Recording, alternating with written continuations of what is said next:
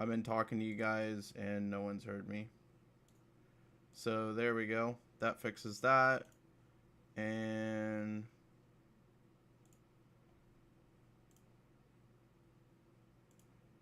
that should fix that. For a lot of individuals. Yep. And I guess I better double check the... Yep. Good thing I did. Or else I would have gone blurry. Alright, now we're good to go. Freaking hell. Individuals. Overflowing picture book. And I know in get it first wants to see. Let's see. We're gonna skip. Okay, so I'm interested to see if this is really hard. This was easy. I mean, this one's just like the whole thing was easy. Okay, I get easy, but oh my god, I fucked up already. Oh my god. Oh man! I already know I fucked up though. It's fine. I already know I fucked up. It's no big deal. It's no skin off my back. Okay. Relax. Okay. I misclicked. It was an input error. Misclicked. See, I recognize my fuck up, so it doesn't count. Easy. First try. All right. Now normal. Woo. Okay. All right, Bucko. This seems a little bit complicated. Ah, shit.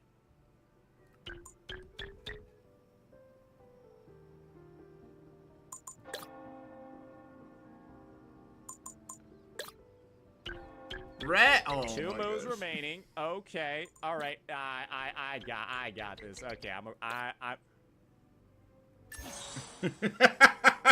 Shit. Oh, what? Wait. Corner over here. A mass. Probably. All right. Simply still from this one for the first time, without a doubt. This one is baby shit. I reset probably, I think, twice for the entire thing. A freaking dragon. King Sharoon. This is the one that we're gonna get so for the first time, without a doubt. This one is baby shit. I mean, the odds of me getting a unit that I don't have is like baby shit. 20%. Maybe. Easy. Easy. Okay, first or second try for all of them. Absolutely effortless. Stars and what did moon, you get? Get out of here, Wait, Bucko. why are just you got more kicked angry? out, loser. Sunday in Riccioli. Let's do it. Let's do this one. All right. I mean, this one just inherently seems not that bad. Right? Like, that's just it. That looked like a butt plug. Next one, normal. That looked like a butt plug. All right, so first things first. I mean, this one, it's got to be yellow over here, right? Maybe I should take some time to actually analyze these first before making a move, because that's definitely not the right one. All right, what happens if I do who were red? you hoping to get?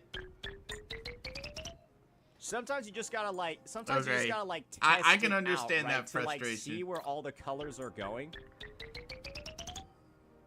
Wait, I was supposed to turn them all red. Make sure you read the directions as. I might have just done that. All right, dude, he's already hit. He's already hit probably twice as many resets as I've done for the entire thing. To turn them all red. Hey, Sharoon's pretty awesome, but yeah, it kind of sucks. I did get more galaxy coins, okay. and hey, read the who first, made the right call not grabbing that Zeo? I was in my mind. When I saw that, I was like, oh yeah, I know exactly what I'm gonna use that selector for.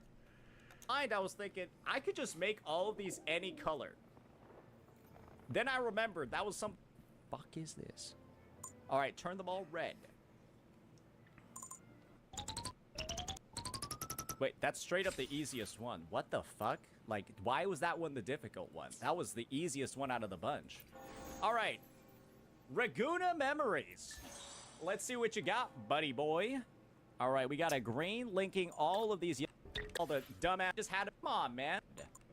Said like I. Is spread is. It gets blocked Reset off. counter. Yeah. Okay, we're gonna skip again and see how many times it takes him to reset. Dude, he's had to reset 4 times.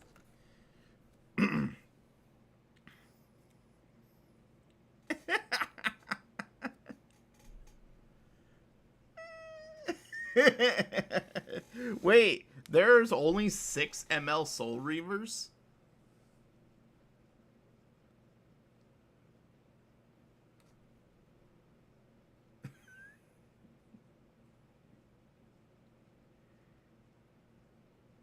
Gosh, I thought there'd be more than that. There's like, what, 6 ML Soul Weavers and like 50 ML Knights? Alright, liar. Oh, great, this one. Drip. A bug. Wait, I gotta reset. That's a bug. That's not supposed to pop up that early. A bug? Wait, didn't we do this one? Oh, no. We didn't? Oh, no, this is the one that we're stuck on. Okay. Alright, so, we're just gonna deal with that bug real fast. A and bug? Make sure that configuration don't pop up no more. Yeah, no, this one's supposed to be 5 moves for sure. No, this one's supposed to be 5 moves. The move that I'm doing. What if I do green at the start? Dude, he's so dumb. And then I do a little bit of that. Wait, this is. I had to move on to the next. Anyways, I'm a genius, so let's go ahead and move on to the next puzzle. In really calls into question tension. Like you can clearly, right? All right. Well, then you go red. Then you go yellow. That one's way too. That one was a joke. I did. It's even misclick. I was just testing out the feature. Oh, misclick! I love it when he says that. 30 seconds. All boom. Wait. All right, how many resets did he have in total? Ah, man, this one needs to. But again, that one is. Yo, I'm not gonna lie. This is almost illegal. It's so easy. He's right. It's that one right there. Yeah, there you go. Now blue. All right, this is probably stupid, but like. Yeah, there we go. No. Okay, yeah, there we go. Oh, it's just that easy, I guess. That's fun little. And that's game mode. It looks like all of the overflow and picture book is done, and that's just what it looks like when a professional does it. And picture. It took him like how many resets? 5. Where was his last reset counter? Oh, boom. By the way. Because I knew I misclicked. Doesn't count. I even misclick. 13. That's like triple the amount of times that I had to reset.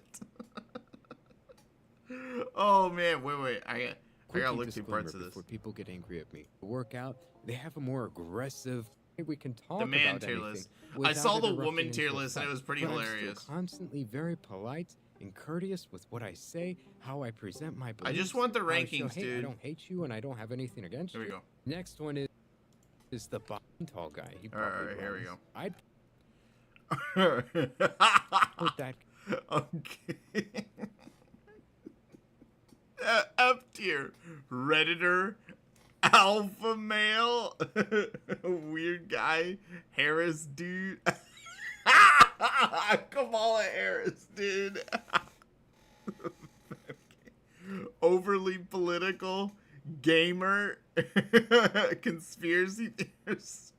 Masculine gay. Musician. That guy. Trumper. Redneck. Nerd. Bald guy, outdoor guy, runner, 4chaner, biker, stoner, military guy, chill guy, artist, traditional, charmer, and gym bro. Unfortunately, I'm this one down here. I love that Redditor and Alpha Male are here. All right. Enough goofing around. Let's take a look at Wuthering Waves. I don't want the trailer. And these keep appearing. Oh, man.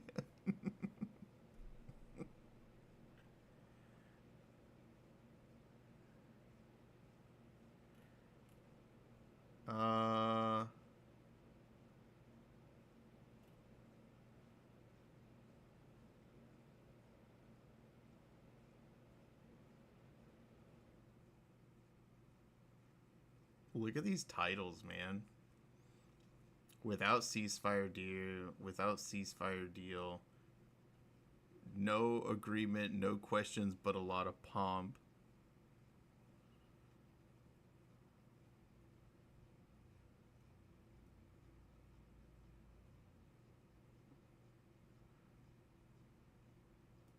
I want to look at this again. Yeah, I don't care. Oh gosh, I have to watch this later.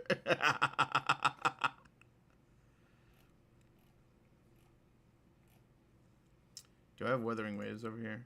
Nope. Okay, I guess I need to click on this, subscribe. Live. Alright, we'll look at that in a second. There's no need for fear, though I presume instinct isn't so easily governed. This is my mission. Dude, this animation is just so good. Deliverance. Oh, what's your opinion on him being free?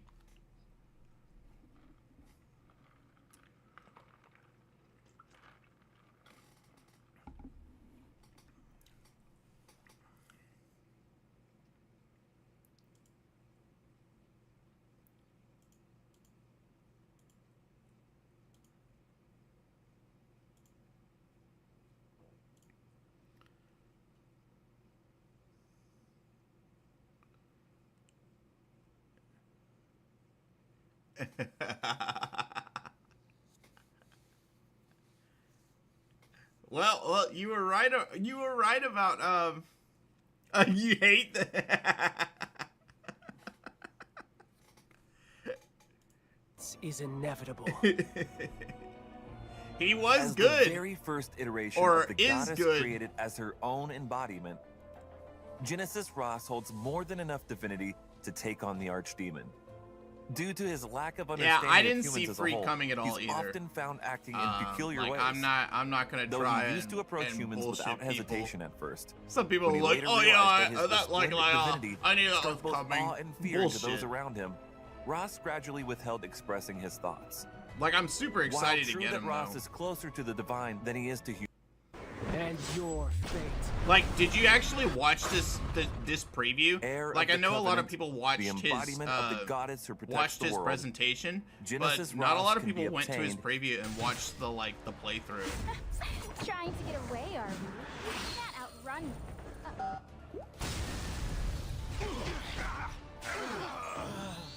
I shall offer you a present. Yeah, watch this preview. Your freedom is only but an illusion. Oh, it's just like a dream. Did you Altogether. know his entire kit, Is it time? or did I skip past that part and you didn't know? I will judge your sins.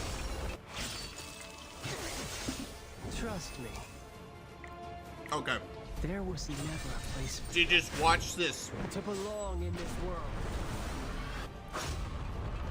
He does 15,000 damage, A new tale. 15k damage to freaking Illinois. I'll do my best.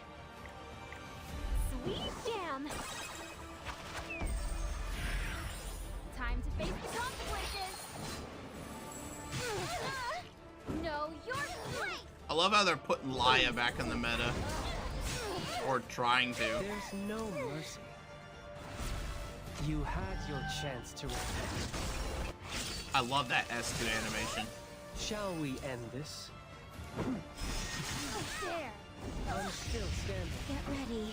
Dude, Seal, I think that's what I'm most excited about, is that I'll have an on-demand Seal that isn't ML Mercedes. There. I mean, I still want ML Luna, but Trust me. watch this damage right here. Perish.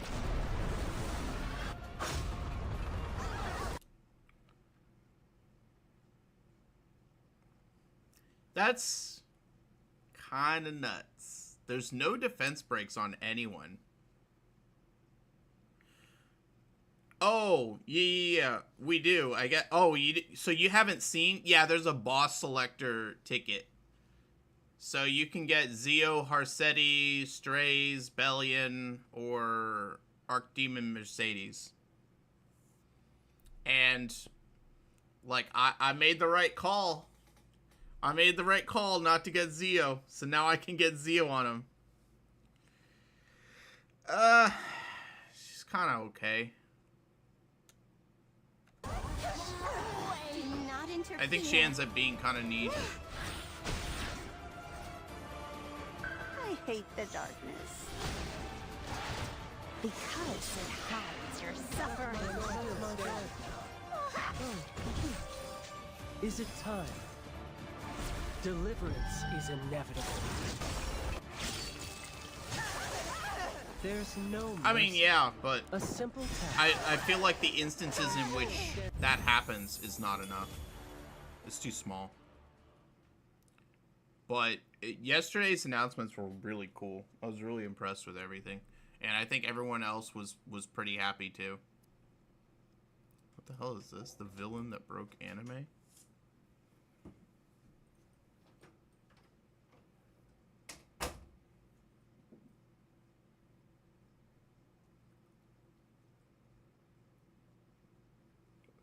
The dog just... Oh, I didn't see anything after... Like, I went to sleep watching it. I always have to have something playing when I go to sleep. And, like, on these E7 days, I go to sleep watching it. But I didn't pay attention to...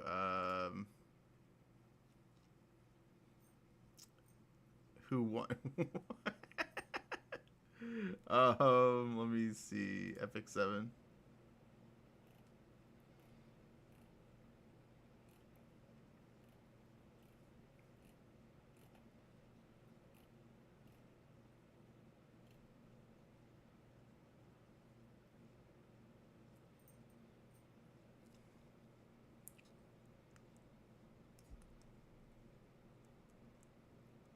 No way.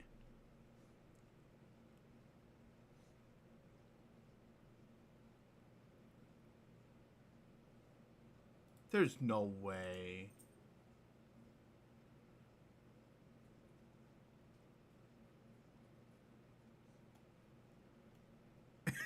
Don't worry, the guy said it's only his alt for funsies.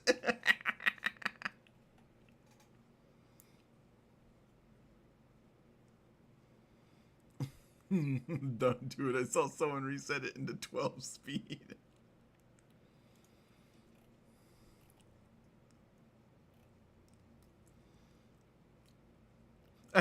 This is the one that I wanted to show you.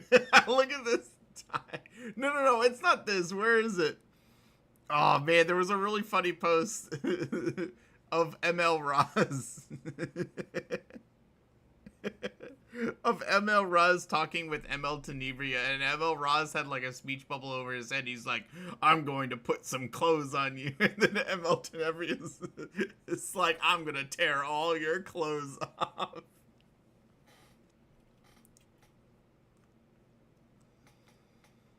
I really, like, this looks so good. I really want this.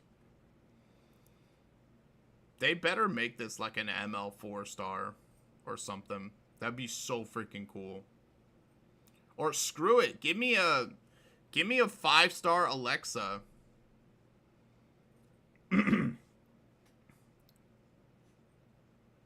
Actually, yeah, give me a freaking 5-star Alexa. That'd be so cool.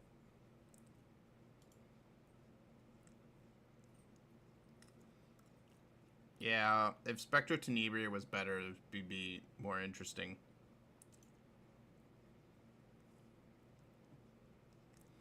Oh, I'm already pulling for ML Mercedes. I told you that. Yeah, here it is. The duel of the century.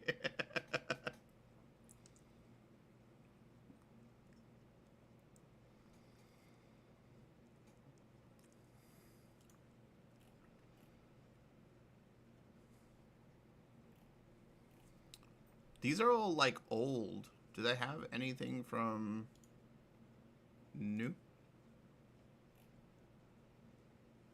Oh, I do need... Let me do this before I forget.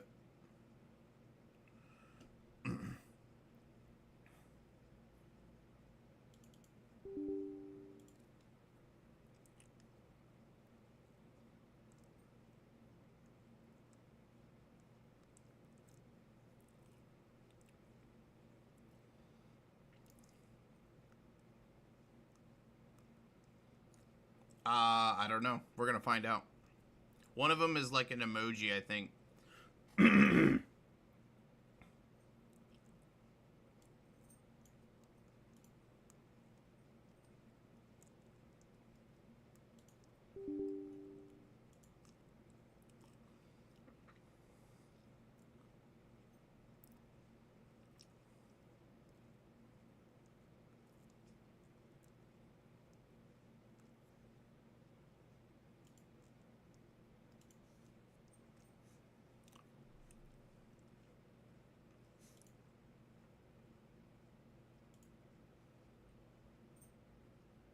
Now that I know that I can do the coupons in, now that I know that I can do the coupons on, in, like, the client, the PC client, I'm never using the website ever again.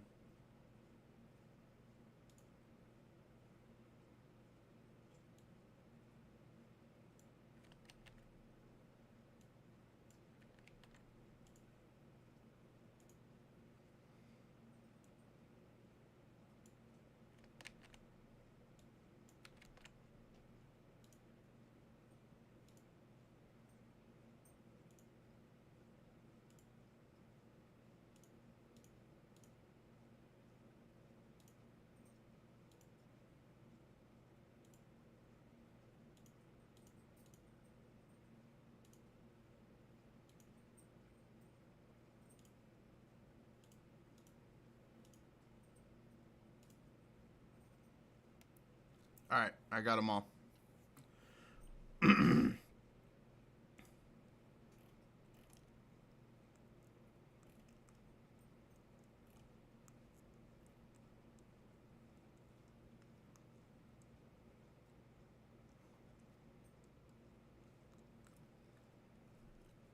Oh, hey, this is actually kind of cool.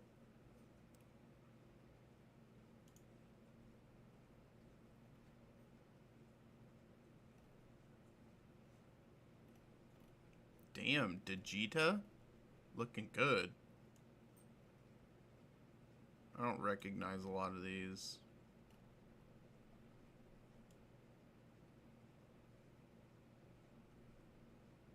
Pecorine. That's kind of old. Arknights. MASH got an upgrade.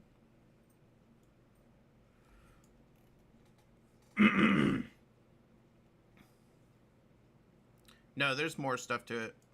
Let me log in and see what I got.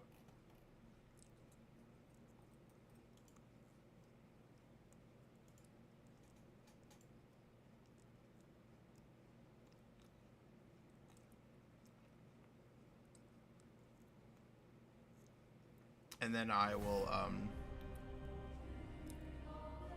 react to the Wuthering Waves broadcast.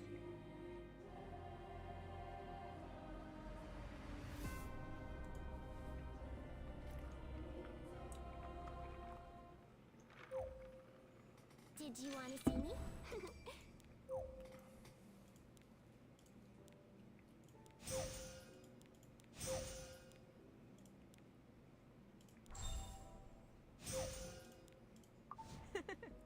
These waves are... Of course. Okay. Let's see here. Stardust. Soar into the night sky. Okay, so one of them was 500k and 3 leaves. A roaming heart forever wandering. One of them was an altar rune boost, and money, and the Here comes the grand charms.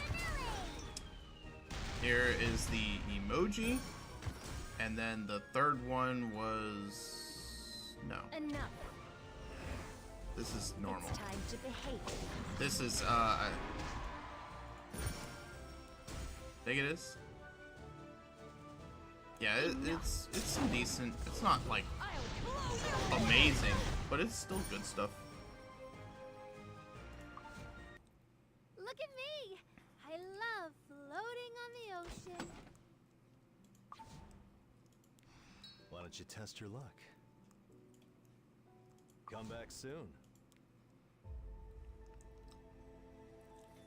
And did you see ML Mercedes animation? How could you make me wait this long?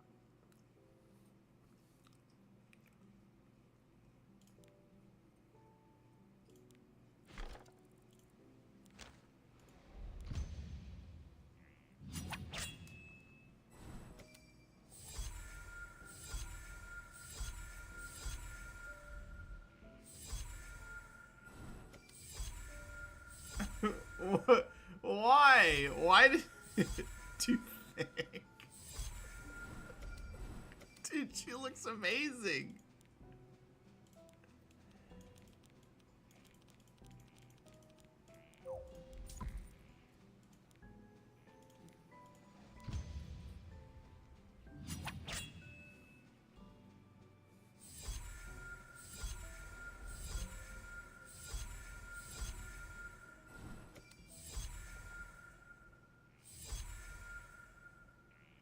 I mean,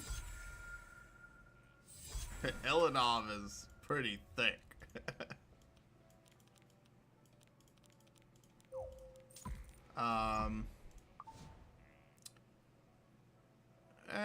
The animation isn't as good as it's not as good as Raz, and it's kind of hidden. It's in the middle of this. Okay, so here's her animation. I shall bestow a benediction almighty. Unworthy soul. Let your death burden this land. That's it.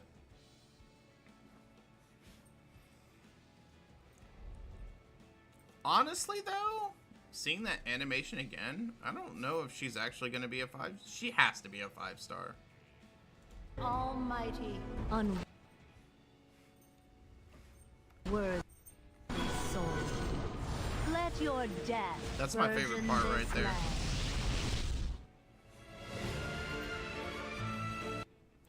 Anyways. Yeah, it's nothing special. It's nothing to write home about. I was just wondering if you'd seen it. I think Raz's animation looks a whole lot better.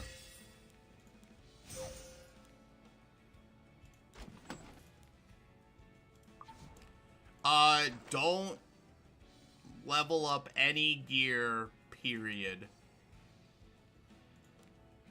From now until...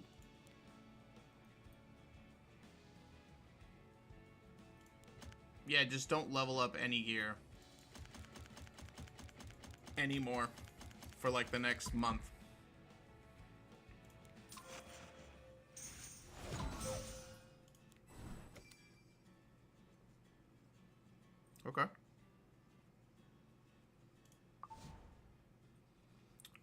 No, it's because of the acquisition of the new sets. I'm guessing, from what I'm understanding, you've only gotten portions of what happened in the reveal.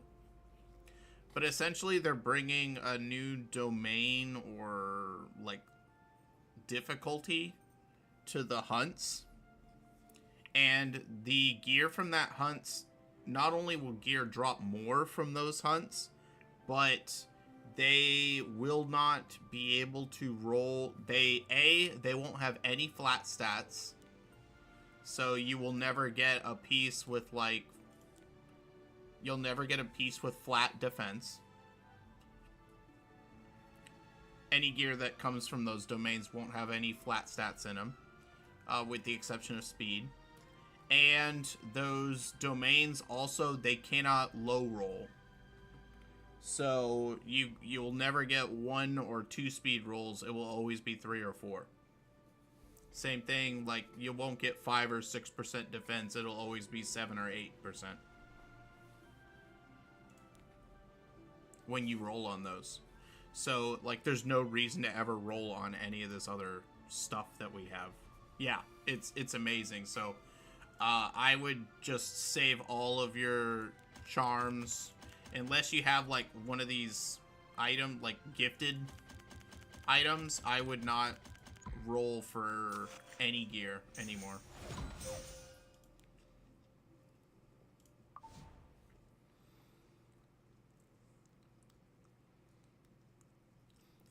There's actually a day in which I need to, like, spend time and just work on cleaning up all my gear and getting rid of it. We're also going to be getting 200 more equipment slots, so we'll be able to have up to 900.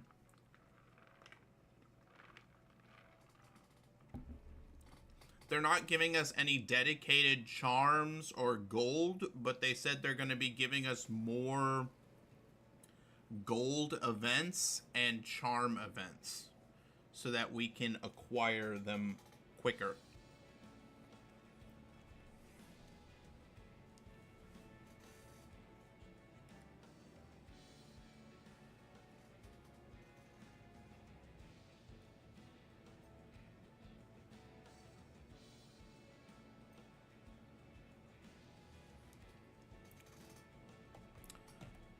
Anything else I missed from that? Yes, we do get the selector, the boss selector ML. I think somewhere we get another random ML ticket.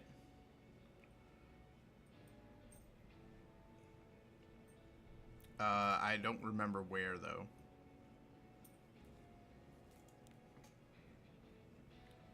God, this piece rolled so crap.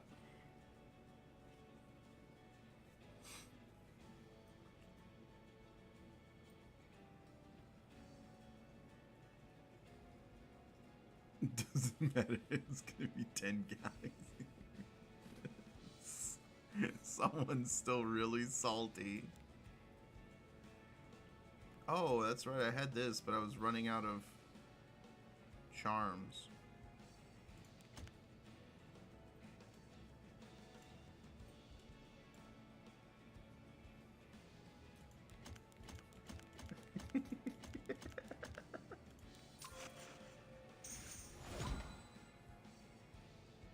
Sucks. This will probably be wasted. I'm holding out hope for a +4 speed.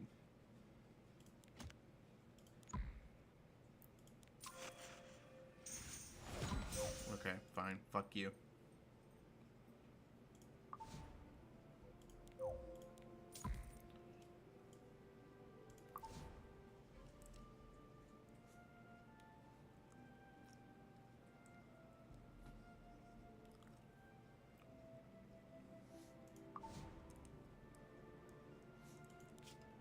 Let's see, did we win that guild war? That was a close one.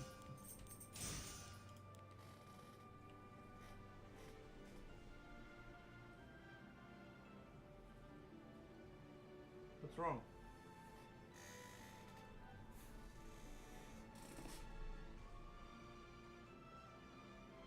You better not get on my nightstand.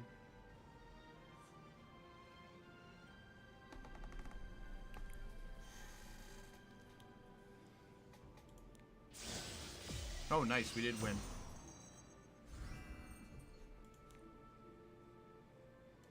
How much did we win by? Okay.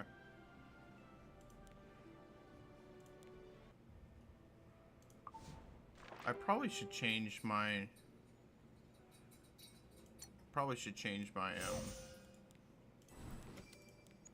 Oh, shit. I went too quickly. I should change my Guild Wars defense team.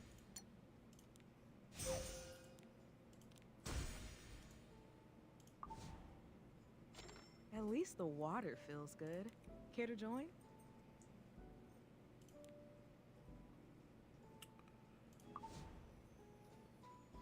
What's this? They've You've also got a rebellious really... eyes. Do I? I do have one, yeah. Why? Is there something I should be getting? I actually don't know what to use this on. I never know what to use these on. Is there any I don't have? Garbage, garbage, garbage.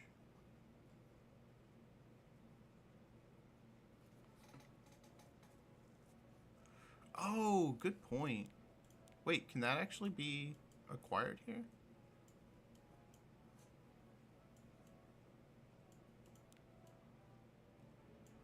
Ah, shit. Okay, what does it look like? This one. Yeah. Good point. Get myself another holy sack. As for this, I need to figure out what to... what do I want, basically, dupes in?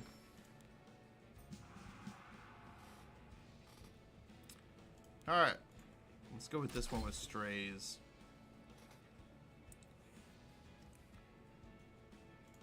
This one's a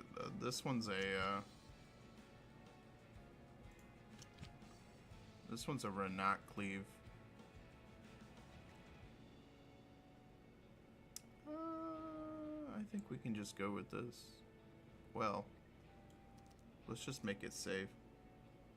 No, I haven't done anything yet. I'm not sure where I want to put it. I have things to do. Come on, impress me. I probably won't bother with it until I...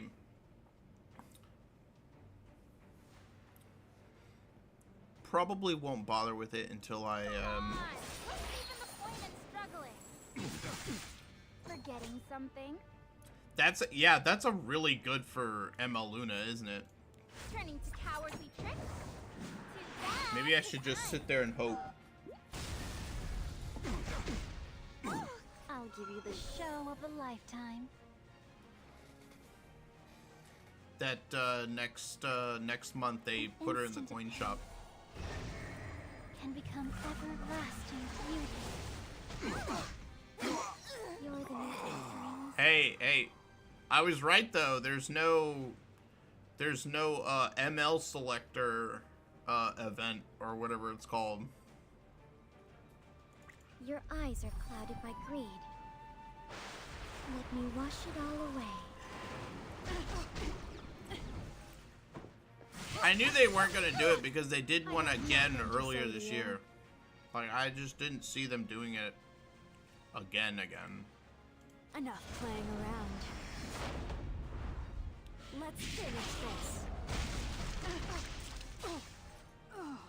If you're happy, then that's enough for me.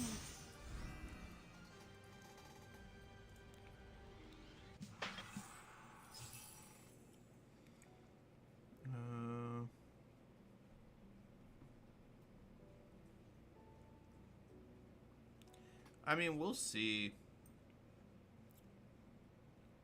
I mean, to me, it does make sense that they held off.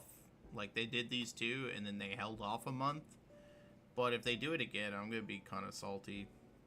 Dude, no joke. After you left, I got stuck on a match here for like 15, 16 losses, and I was getting really tilted trying to beat it. It was Arunka, Ilanov, Harsetti, was the last one.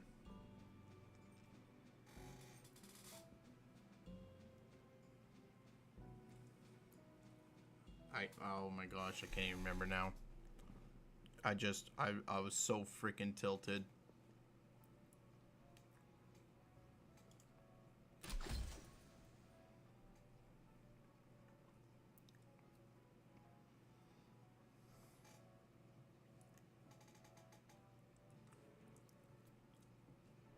The train was 2 hours late.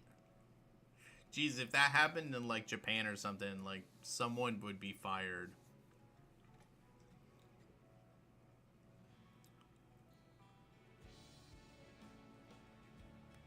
Oh, it was Fallen Cecilia, ML Ilinov, Harsetti, and Arunka, and I just could not kill the freaking ML Arunka. I was so pissed. I was extremely tilted. This is the team that finally beat it.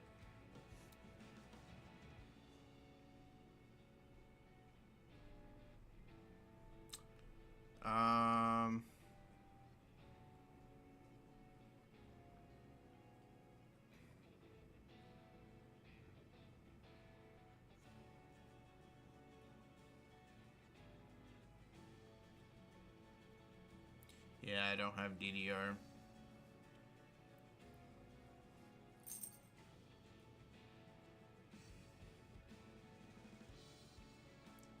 I honestly don't know what to do with this, so.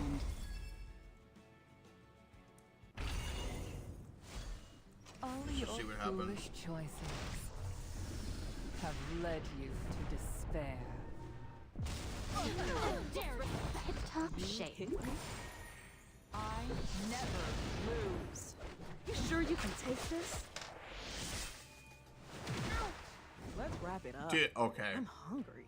Like, it was such a busted Arunka. When my Hua-Young did damage to that Arunka, it did like maybe like 25%.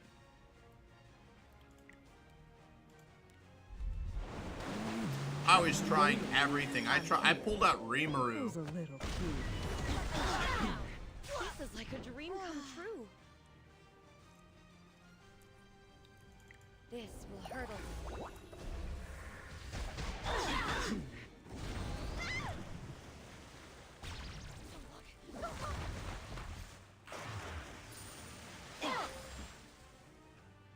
Oh! The spiritual energy here.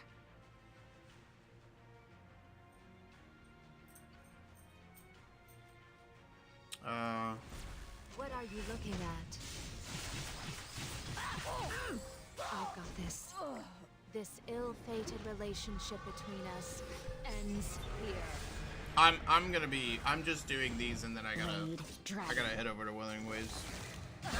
Yeah, I should have. Ready for your punishment? A present for you. Die.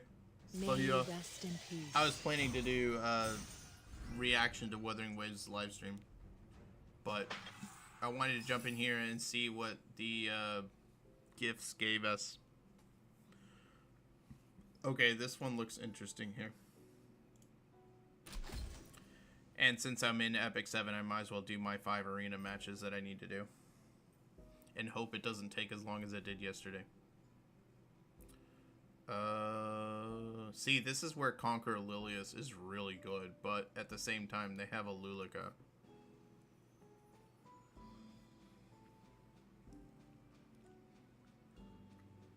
I think this one can actually just be defeated like this. What would you like to order? How incompetent. A swipe button. Tremble with fear. Give him hell. Stay focused. You dare stop me? Whoa, whoa, whoa, whoa. That's not supposed to happen.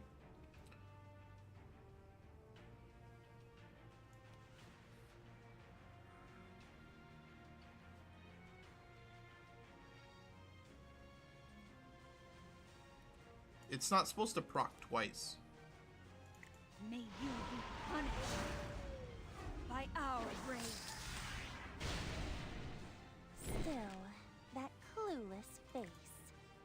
Since you came this way, I'll show you the other side of this world. Okay. Behold! Oh no, you couldn't cleanse. Hey you, watch out! I tried to warn you. You're in trouble now. Go see for yourself. Lies at the bottom of this house. I didn't think they'd follow us all the way here. Okay, gotta use the burn. Get away from my I silence. swear. Now we can do the pulp. Rain down sword of flowers. Hopefully, it's different Okay. this time. Shall we? By the order of the sword. How annoying. Let the guard down. Did my hand If you wish Now to you're die. all alone. go now? I thought, yeah, didn't they add that at the beginning of the month? It's already too late. There's a lot of PvE in Epic 7 that I need to like start paying attention to and working on. Get to looting. Hurry! I'll probably start after the update where they change everything. That's exactly why I'm still alive.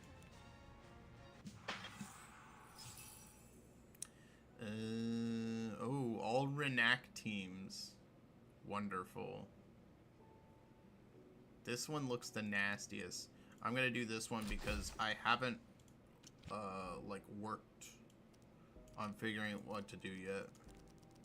My crow is down here at like 170, isn't it? Oh, further down. Yeah. Let me, since he's now a part of the good boys team, let me do that. Okay,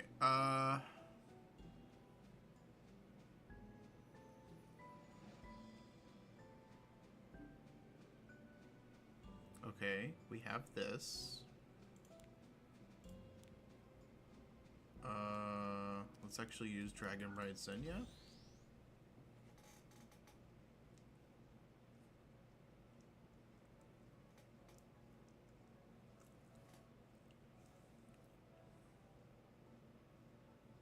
What else should I do?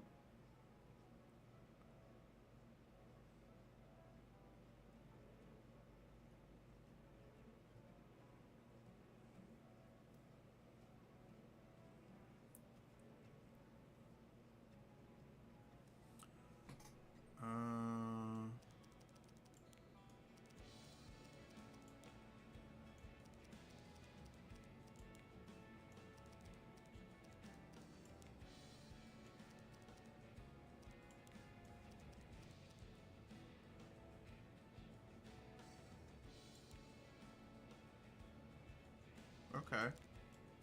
Let's see, where is she? 200.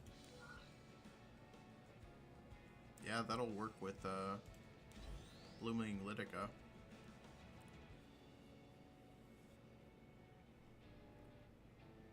And then let's bring in someone that I built up just for yesterday to try and beat that stupid match. How dare you interrupt my work? I could take you in my sleep. Trying to get away, are you? You can't outrun me.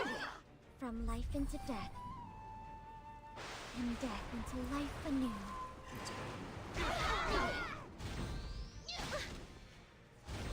For all the shattered names, I Ning Ning. nourish me with your flesh. Hide all you want. I still hear you breathing. You couldn't beat me in a million Oh years. man, for a second there I thought Crow wasn't gonna be able to go. Oh no! I guess I have to do this to clear all this. You think you can just ruin my masterpiece? I'll cut you into pieces! I'm ready!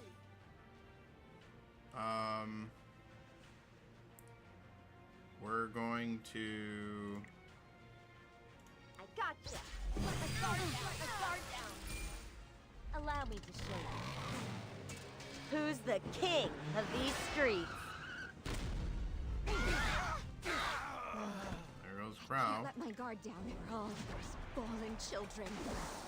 I rise up to face you. There. Let my guard down. That all?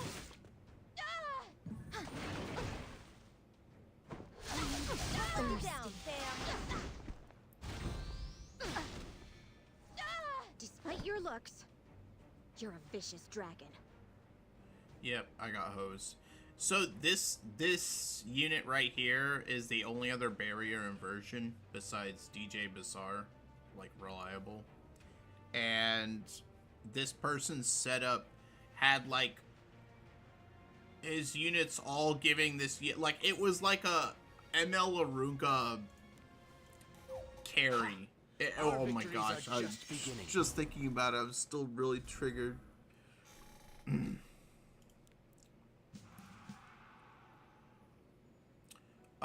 Let's just try and outspeed it. Let's see if I can.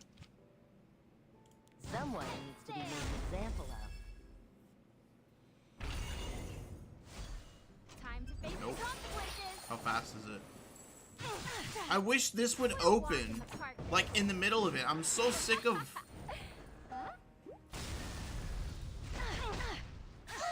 Nature is governed by... Yeah, I get really irritated when I can't open up the frickin'... As long as I'm alive, I haven't been defeated.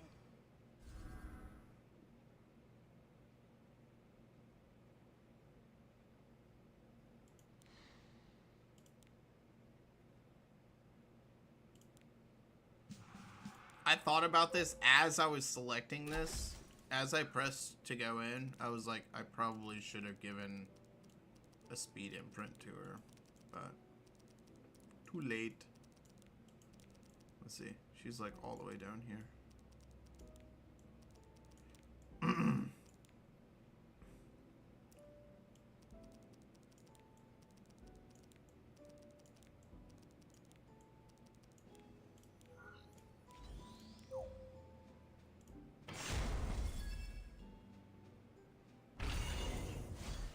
You're trembling. If it's in the stove client, let me see. Not okay. Just making sure I wasn't sharing anything I shouldn't. You click on your name up here and you go to coupon.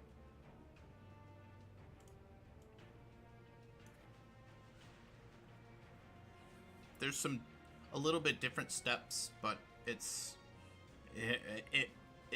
quicker and functions faster. The fun ends here. You have to select your You're right. Good sailors get rewarded. It's time to bloom. okay. You dare stop me? Wow, I got screwed. Are you kidding me? I got screwed by a fucking counterattack? Let's try this again. That was bullshit.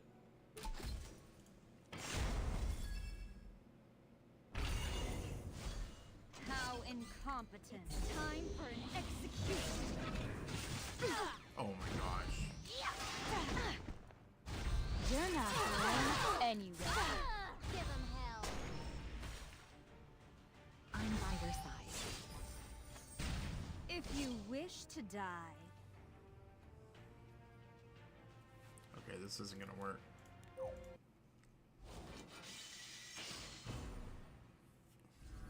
This team setup sucks.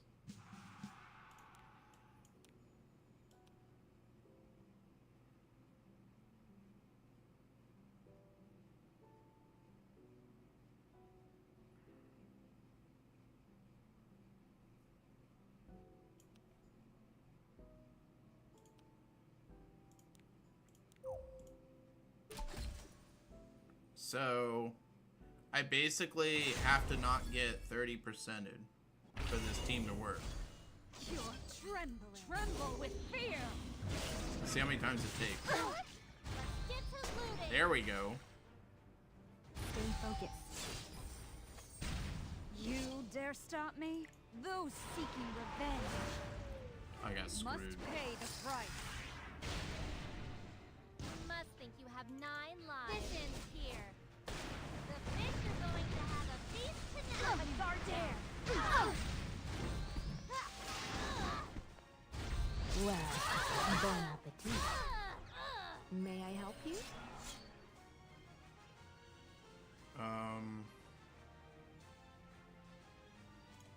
I think we can do this. Let's subdue them all at once. It's way too hot, humid, and noisy here. I never did like the sea. Dare. Yeah, The eyes lucky have clouded by counterattack. greed. Bullshit. Let me wash it all away. How incompetent.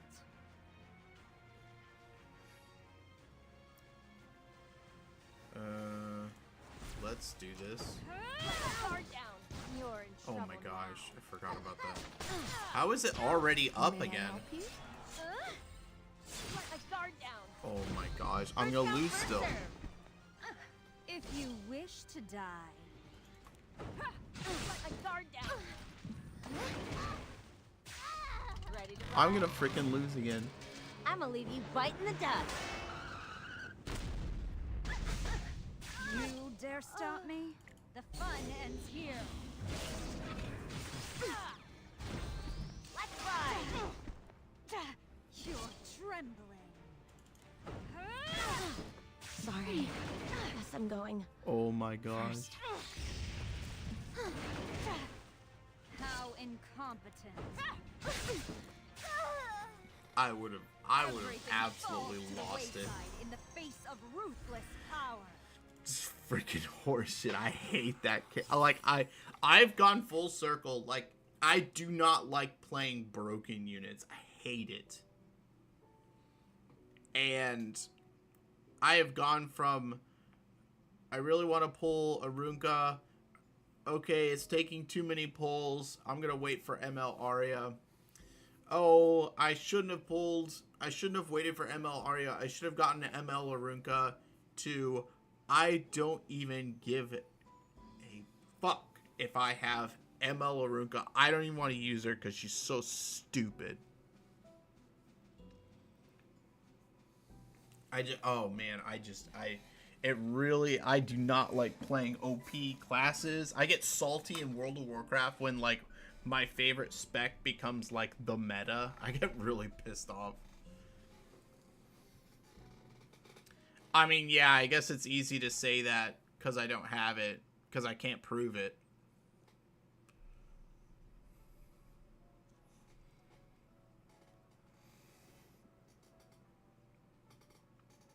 But if I could prove it, yeah. I don't like it. I find more joy in finding different ways to deal with it, but this unit is such bullshit.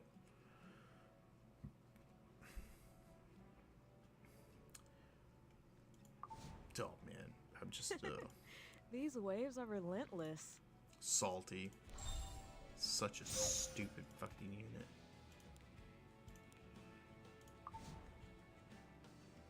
Alright. Let's get to it.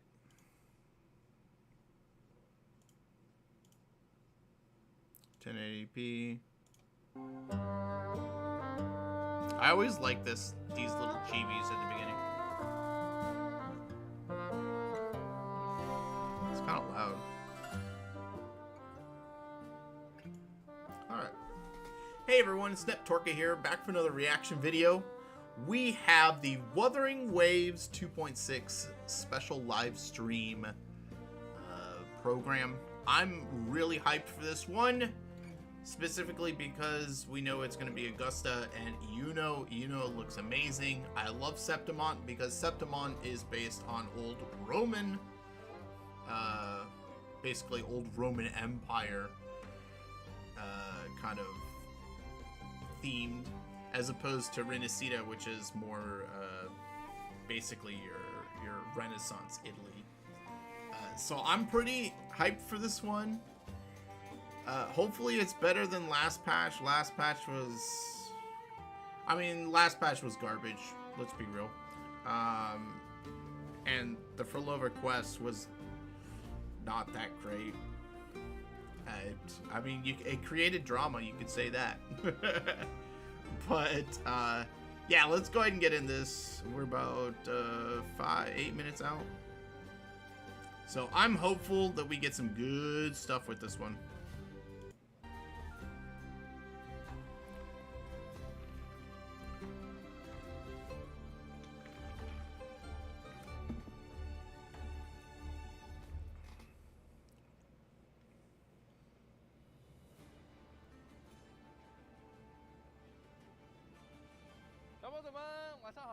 Good evening, Rovers. Welcome to the Wuthering Waves. Wow, that was really quick.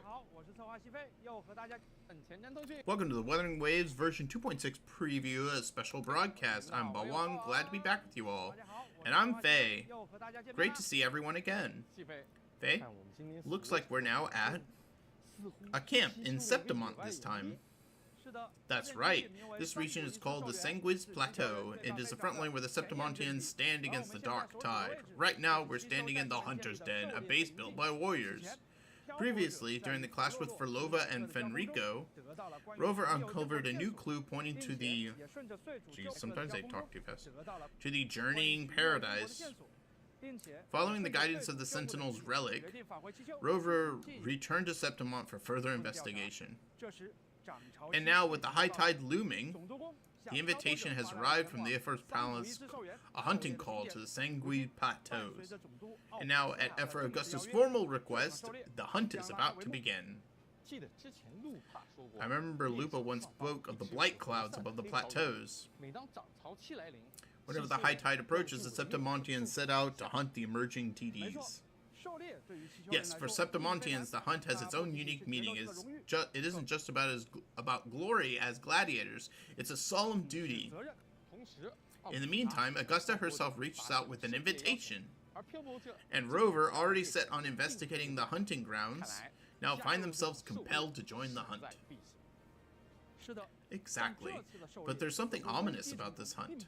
It won't be easy. Priestess Yuno mentioned a prophecy about the hunt. It says no matter how well you plan the hunt, it always falls short of expectations.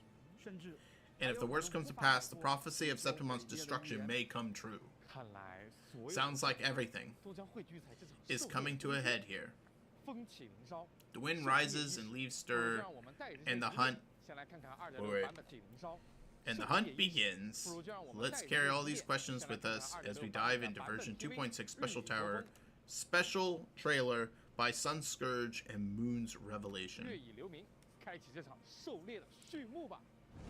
One thing is bothering me about the storylines in Rinascita is excluding, I would say, 2.2 and back. When they introduced Septimont, they decided to have two storylines going at the same time, and it drives me nuts. You have, like, you had Septimont, and then you go back and you do finishing up some stuff in Rinascita, and then you go back over to Septimont. I mean, now we're back in Septimont. I wish they had just, you know, finished Raguna. Sorry. I wish they'd finished Raguna and then moved to Septimont as a whole instead of going back and forth between these two. I think that was a mistake, and maybe it was a production thing. Like maybe Furlova and Fenrico weren't ready in time, so they moved stuff around. I don't know. We'll see. That throne's actually pretty cool. Take courage, my friend. Okay, that's cool.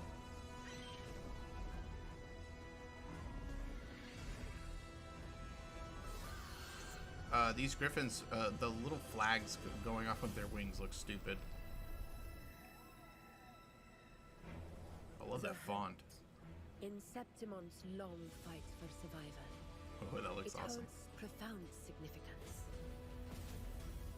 Okay. That looks cool. Ooh, that looks really cool. Before this, it was here that we met our final battles.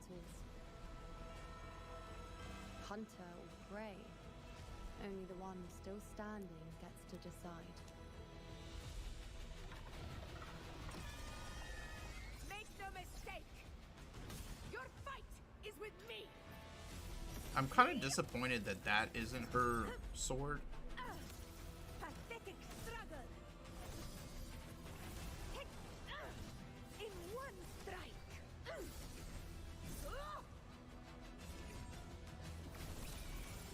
Rulers rule! Winners win! Rulers rule, winners win. It ends now! All the sun touches is ours to fight for. That's cool. Come, feast your eyes. Dude, she's my absolute must-have. She's my most wanted unit since, I think, Jinsei. Praise me.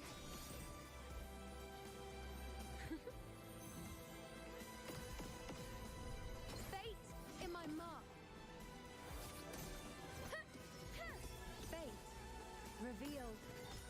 I've said this before, but I feel like I am the moon that never falls, here to rewrite the ending. The priestesses foresaw disasters that would befall the land. I feel like Also, they here record would rise up to face their it. recordings The for their noble void that is your fate. trailers are done on The citizens of Septimont like not the only greatest need to be computers. loyal to Septimont, not her Augusta. Ooh, that looked awesome. I've seen things others can't begin to imagine. So why at the moment I should have seen the clearest, did I close my eyes? Come, take up your blades for Septimont, for This the looks cool. name of heroes eternal. That looks so cool. And I love both characters that are coming. Oh man, I just hope I'm able to get both of them. 看完 PV 之后更好奇了，这场狩猎等待着我们的究竟会是什 They 么？ talk too fast for me to read 听 everything. 说玉女看到命运在漂泊者身上时，一片不可知的空白。 Or I should say they don't know how to 漂泊者 space the 就是这 subtitles 场 out. 狩猎破局的关键。或许这也是总督邀请我们参与狩猎的真正原因。 Okay. 故事具体的来龙去脉，就请漂泊者们在 Yeah, 2.6 版本的 I'm 潮汐任 I'm 务里 pumped for 接一 this 脚吧。 quest.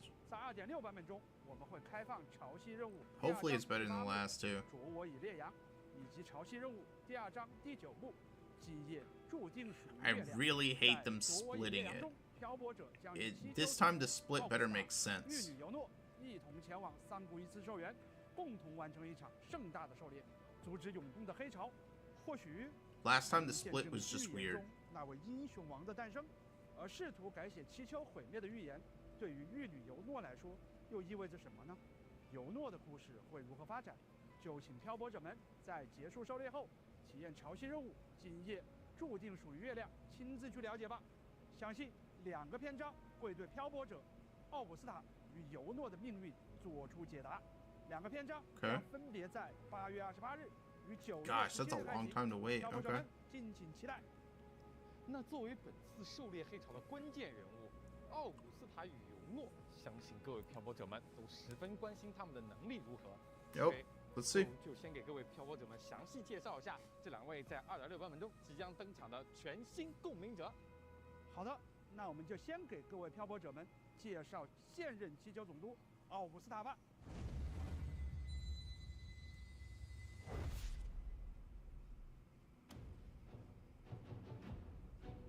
I hate that's my only part of her design I don't like. I don't like that headpiece.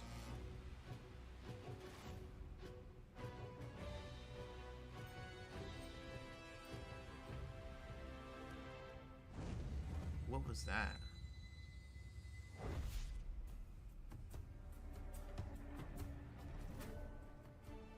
不愧是七丘的现任总督，气势威严。哎，西飞，这里就是总督宫吧？很磅礴气派呢。是的，总督宫位于卡比托山城区的最高处，平日里，奥古斯塔会在这里处理七丘事务，与七丘的要员们进行商谈。 Okay. 而漂泊者 It looks really 2.6版 cool. 本中首要来到这里与奥古斯塔会面。奥古斯塔是一位5星导电属性的 I 领 still 者， think it's weird that 使用 she's 的 an 武器 electro 是长刃。 resonator. 作为七丘的传奇总督，决斗士出身的奥古斯塔是七丘崇尚力量的体 I 现。 kind of wish there was 作为 more 夺目耀眼的 purple 七丘 in her 太阳， animations. 他周身仿佛流淌着金色的 Like 光芒， a bigger 炽烈而 blend of 纯粹。 purple 他崇 versus 尚着力量最直接的 like the 锋芒。 orange fire. 不过其实啊，奥古斯塔本人的共鸣能力并不算出色，他如今的实力更多来自于长年累月的训练与战斗。这些经历让他拥有了丰富的战斗经验和强大的身体素质。这些 Oh jeez. I hope they edit this some. It's like there's unnecessary space in between her hips and the cloth. Like it should drape down. I hope that they work on that.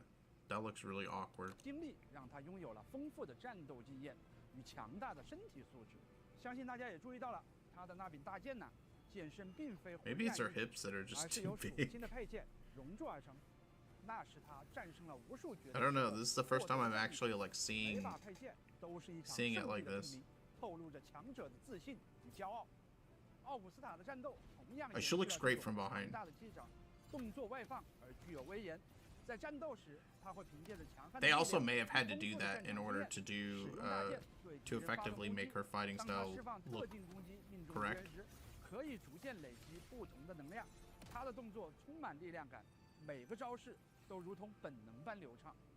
当获取足够的能量后，兽王鹫就会来到场上，在空中盘旋，等待着他的号令。当奥古斯塔释放强化共鸣技能时，便能召唤兽王鹫对敌人进行 That's 迅 cool. 猛突进。此时释放特定技能，奥古斯塔便会腾空而起， It 展翅 feels 飞腾 good. 对敌人释放额外的派生攻击。当释放共鸣解放时，奥古斯塔会发动横扫斩击，挥舞长刃对敌人进行强力攻击。而当满足特定条件后，奥古斯塔的共鸣解放将会得到强化。此时，他将抽出大剑中心的长刃，对敌人发起连续的迅猛攻势，横扫战场阴霾。 I really wanted to hear more of the sound effects of it, but I just turned up 而 the 当队 volume 友 of their 释放人斗 voices. 技能时，也能为奥古斯塔积攒力量，让他愈战愈勇，更快地解锁强化共鸣解放。这就是七丘总督，实力果然不容小觑啊！ Yeah, dude, she looks so 在 cool. 2.6版本中，全新5星长刃玉免筑雷之拳也将同步上线。好帅的武器，仿佛镶嵌着一颗炽烈的太阳。 I really, 是的， I would have 这把长 would 刃 have 上 preferred 镌 that 刻着 that 象征 weapon 七丘 that she 无上 uses 权柄的纹 normally. 饰，十分契合奥古斯塔作为总督的身份，也象征着他作为曾经决斗场王者的荣光。在长刃中央，璀璨的太阳装饰环中安放着一颗金色的核心。当长刃出鞘时，这枚核心将不再隐藏它的炽热，会迸发出耀眼的辉光。当奥古斯塔挥动它时，电光如同闪耀的日耳环绕在剑身上，即使在白天，它也会 That's cool. 绽放最为耀眼的光芒。这把武器 Yeah, I 给我的 love the 感觉 orange 就和奥 lightning. I 古斯 just 塔 wish there 本人 was 一 a 样 little bit 如 of 同 purple 烈 in 日 there 般 so 闪 that 耀。 it 是 could 的， show 站 that 在 she's an 奥古斯塔 electro. 面前的敌人，也将无比清 It 晰地 really 意识到， bothers me when 他 they 们正 have 在面 like 对的是 a 被 Hydra 七丘 unit that's 所 like 承认 red 的至 as 强 an 之人。 example. 那么，介绍完奥古斯塔，接下来我们来给大家介绍另一位全新共鸣者——四方殿玉女尤诺。 Like the same thing is gonna happen here. She's wind.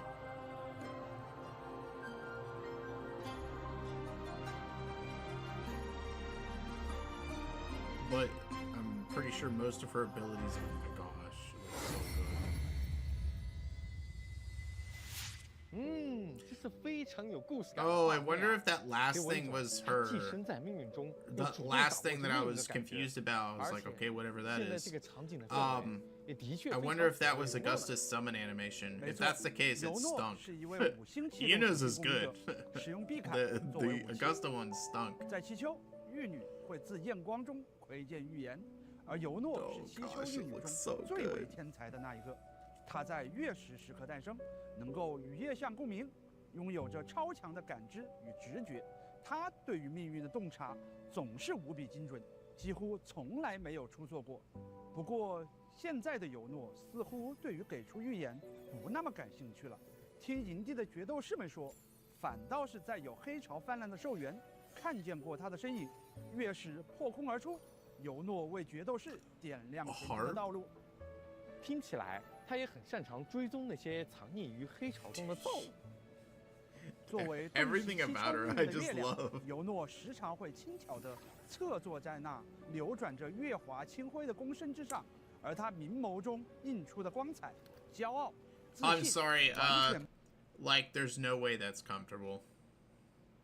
Like if you've ever sat, like tried to lean up against something that's like really, like thin like that, like it's not comfortable, man. 不输给夜色中的月光。不过嘛，虽说身份是极受崇敬的七鸠玉女之一，但尤诺却和其他庄重规矩的玉女们很不一样。她不在意世俗的规训，总是坦率又自由地表达着自己。相信这一点，大家也能从尤诺的发型和衣着打扮上看得出来。没错，看得出来，她是一个自信又俏皮的少女，相当有个性呐。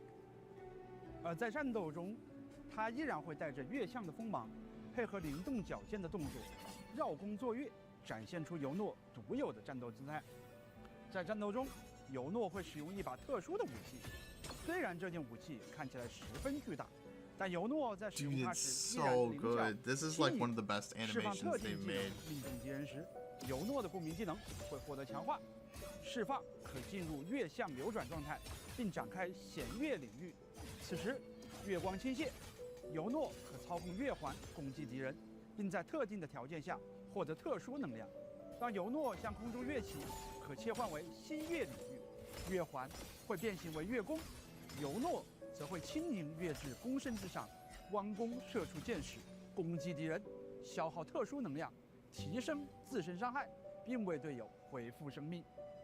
同时，尤诺还可漂浮于空中。Oh my gosh, that's awesome! 找到最合适的作战位置。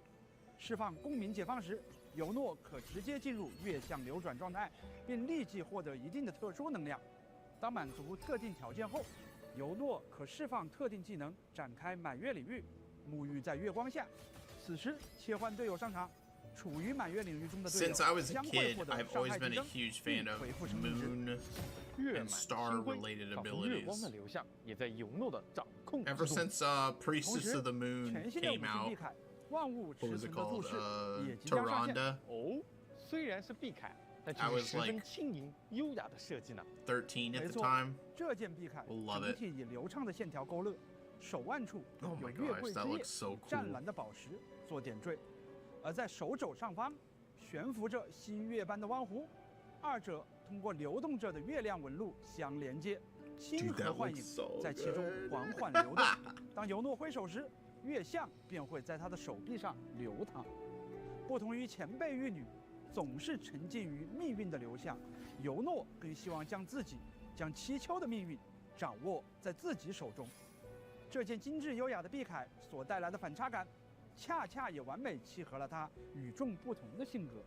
看来，万物持存的注释，既是武器的称谓，也是对尤诺主动掌握命运的精神注解。是的， Okay. 非常期待看到这件武器在尤诺手中绽放光彩，也希望漂泊者们喜欢。好，以上就是对2.6版本全新共鸣者254塔和 All 尤 right, 诺的介绍。 cool. 接下来 I'm 给大家 I'm 送上 hyped for 本 both 次 of 前 them. 通讯的第一 I've 个兑换 wanted 码 to pull for 漂泊 both 者 of them 们 ever 记得 since I 在兑 saw 换 them. 码有效期内，在游戏内设置界面进行兑换哦。 Burning Sun. Okay.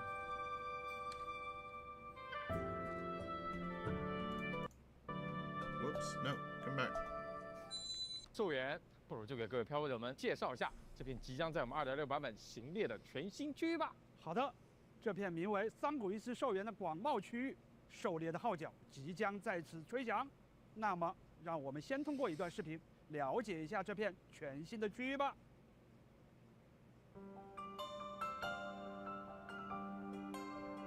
No way. The war horn is an echo? That's so cool. Look at it moving up there.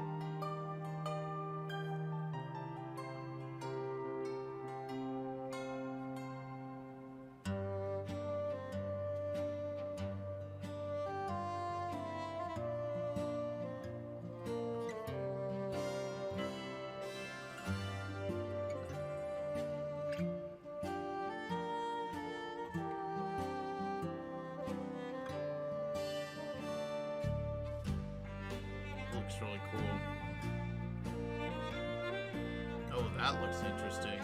Look at the rock formations. That's actually really cool. I've never seen something like that in a game. That's really cool.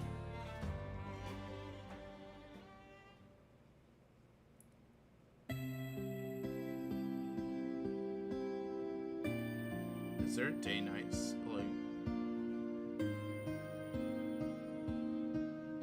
has there been a day-night cycle in the game? I don't know. This music's kind of mid though. I don't know where they got it or if it's the background music of the region, but it's kind of mid. This looks really cool, but I'm afraid of it being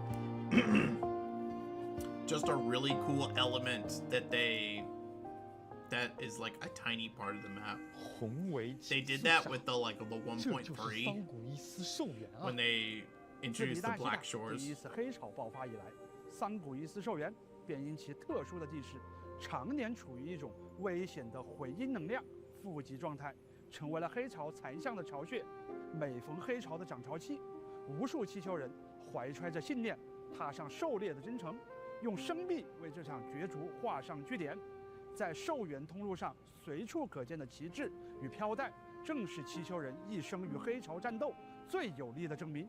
而在兽园的下层区域，有曾经遭遇黑潮侵袭的小镇一屿镇，在经历了某次黑潮的冲击后，这里变成了断壁残垣的无人踏足之地。同时，在桑古伊斯兽园还有残垣的无人。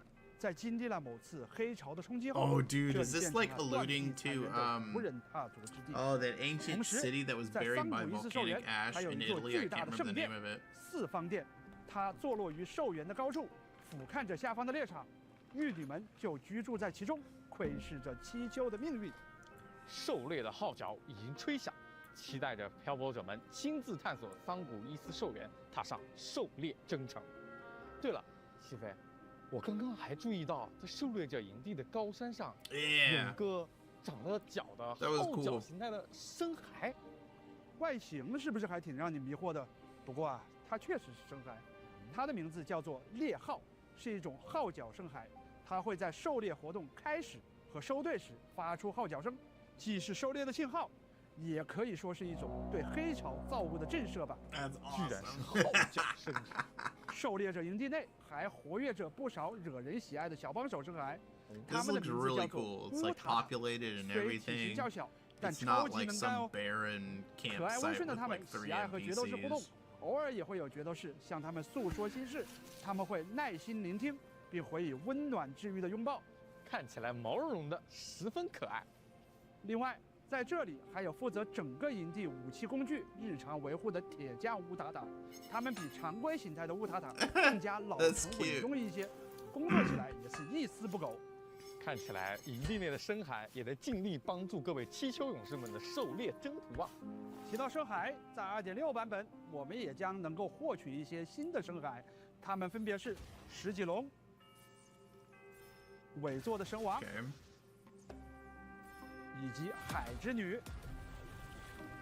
哦，海之女，相信大家都很熟悉了。是的，在 2.6 版本更新后，海之女将进入讨伐强敌列表，漂泊者们可进行重复挑战。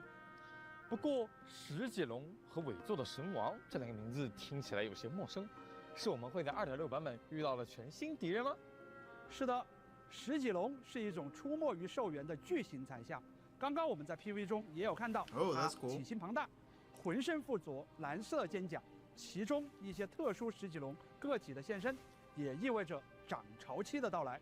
不过，尾座的神王是个神秘的个体，他会在黑潮中隐匿自身的行踪，伴随着漂泊者们对兽园深入的探索，或许会遭遇到这个特殊的敌人。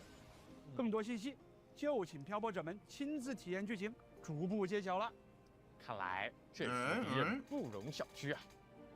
另外，在这个版本中，我们一些熟悉的老深海也将获得自己的梦魇形态，包括梦魇咕咕河豚、梦魇啾啾河豚、梦魇青羽鹿、梦魇紫雨露、梦魇巡回猎手以及梦魇惊蛰猎手。I 这 wish 么多 they 梦 wouldn't 魇深 spend 海， so much 是会有什 time 么新的 on 深海和鸣效果吗？是的 with the regular ，2.6版本 echoes. 将推出2种全新的深海和鸣效果，它们分别是Oh, 溶豆珠风 big 之冠与 surprise! 世界同调之 New 力。 echo 和 set. 2.5版本推出的失序彼岸之梦一样，这2种和鸣效果都是3件深海触发套装效果。在2.6版本更新后，漂泊者们可以前往全新的梦魇聚落、兽食地和潮痕岩滩，分别获取2个新的深海套装内的 Cos 1以及 Cos 3的深海。此外，漂泊者们十分熟悉的深海角鳄也将获得意象形态。完成2.6的版本任务“朽剑之梦”后，即可获取全新意象深海意象角鳄。好的，介绍了这么多， I 现在为 don't 大家 care 带来 about 本次前沿 Phantom. 通讯的第2个兑换码， I 请各位 just 朋友 don't 者 care 们 about 及时兑换领取。现在让我们稍事休息，一会儿回来给各位漂泊者们带来新版本活动及优化相关情报。感兴趣的漂泊者们，请不要走开哦。 Moonlight. Okay. 嗨，漂泊者们好，我是你们的老朋友策划阿凯。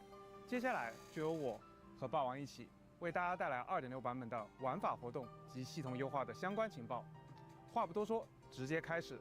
首先为大家带来的是角色和武器活动换取的相关情报了。在2.6版本更新后， Okay. 全新5星共鸣者奥古斯塔的活动换取不坠悬免将会率先开启。漂泊者们可以从中换取威风飒爽的七修总督奥古斯塔，他也将成为大家狩猎途中的助力。此外，5星共鸣者克莱塔的活动换取 Carlotta's 另一种 back. 喧嚣，以及5星共鸣者守爱人的活动换取直至海水 Holy 也 crap 将同步开启。同时，全新5星长刃御免助雷之拳、5星配枪死于5，以及5星音感仪心绪协响的活动换取也将同期开启。 Oh my god. 在以上换取活动结束后，全新5星共鸣者尤诺的活动换取鳗鱼银缺石轴将会开启。漂泊者们可以从中换取皎洁灵动的七球玉女尤诺，让她加入你的队伍，用月相伴你见证这场狩猎征程，以及5星共鸣者下空的活动换 Chakotay, I mean, a lot 取 of 诗 people 与 need 月的 Chakotay. 交响也将同步开启。 They skipped 漂泊者 there. 们可以从中换取5星共鸣者下空，同时5星碧凯万物持存的注释以及5星配枪林间的咏叹调的活动换取也将同期开启。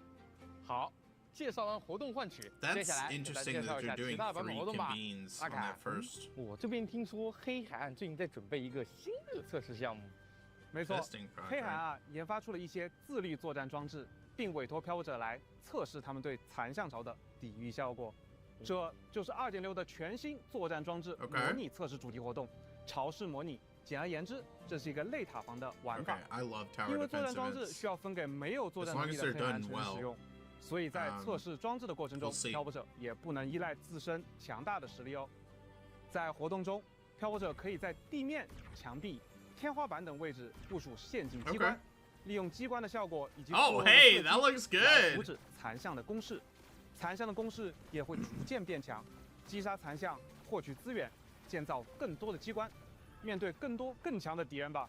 在扼守要地模式中，漂泊者将挑战固定关卡。 Okay, 通过关卡 huge 可以解锁 W. 更 This 多 looks 作战 awesome. 装置，以及能够为战斗带来增益的守望协议。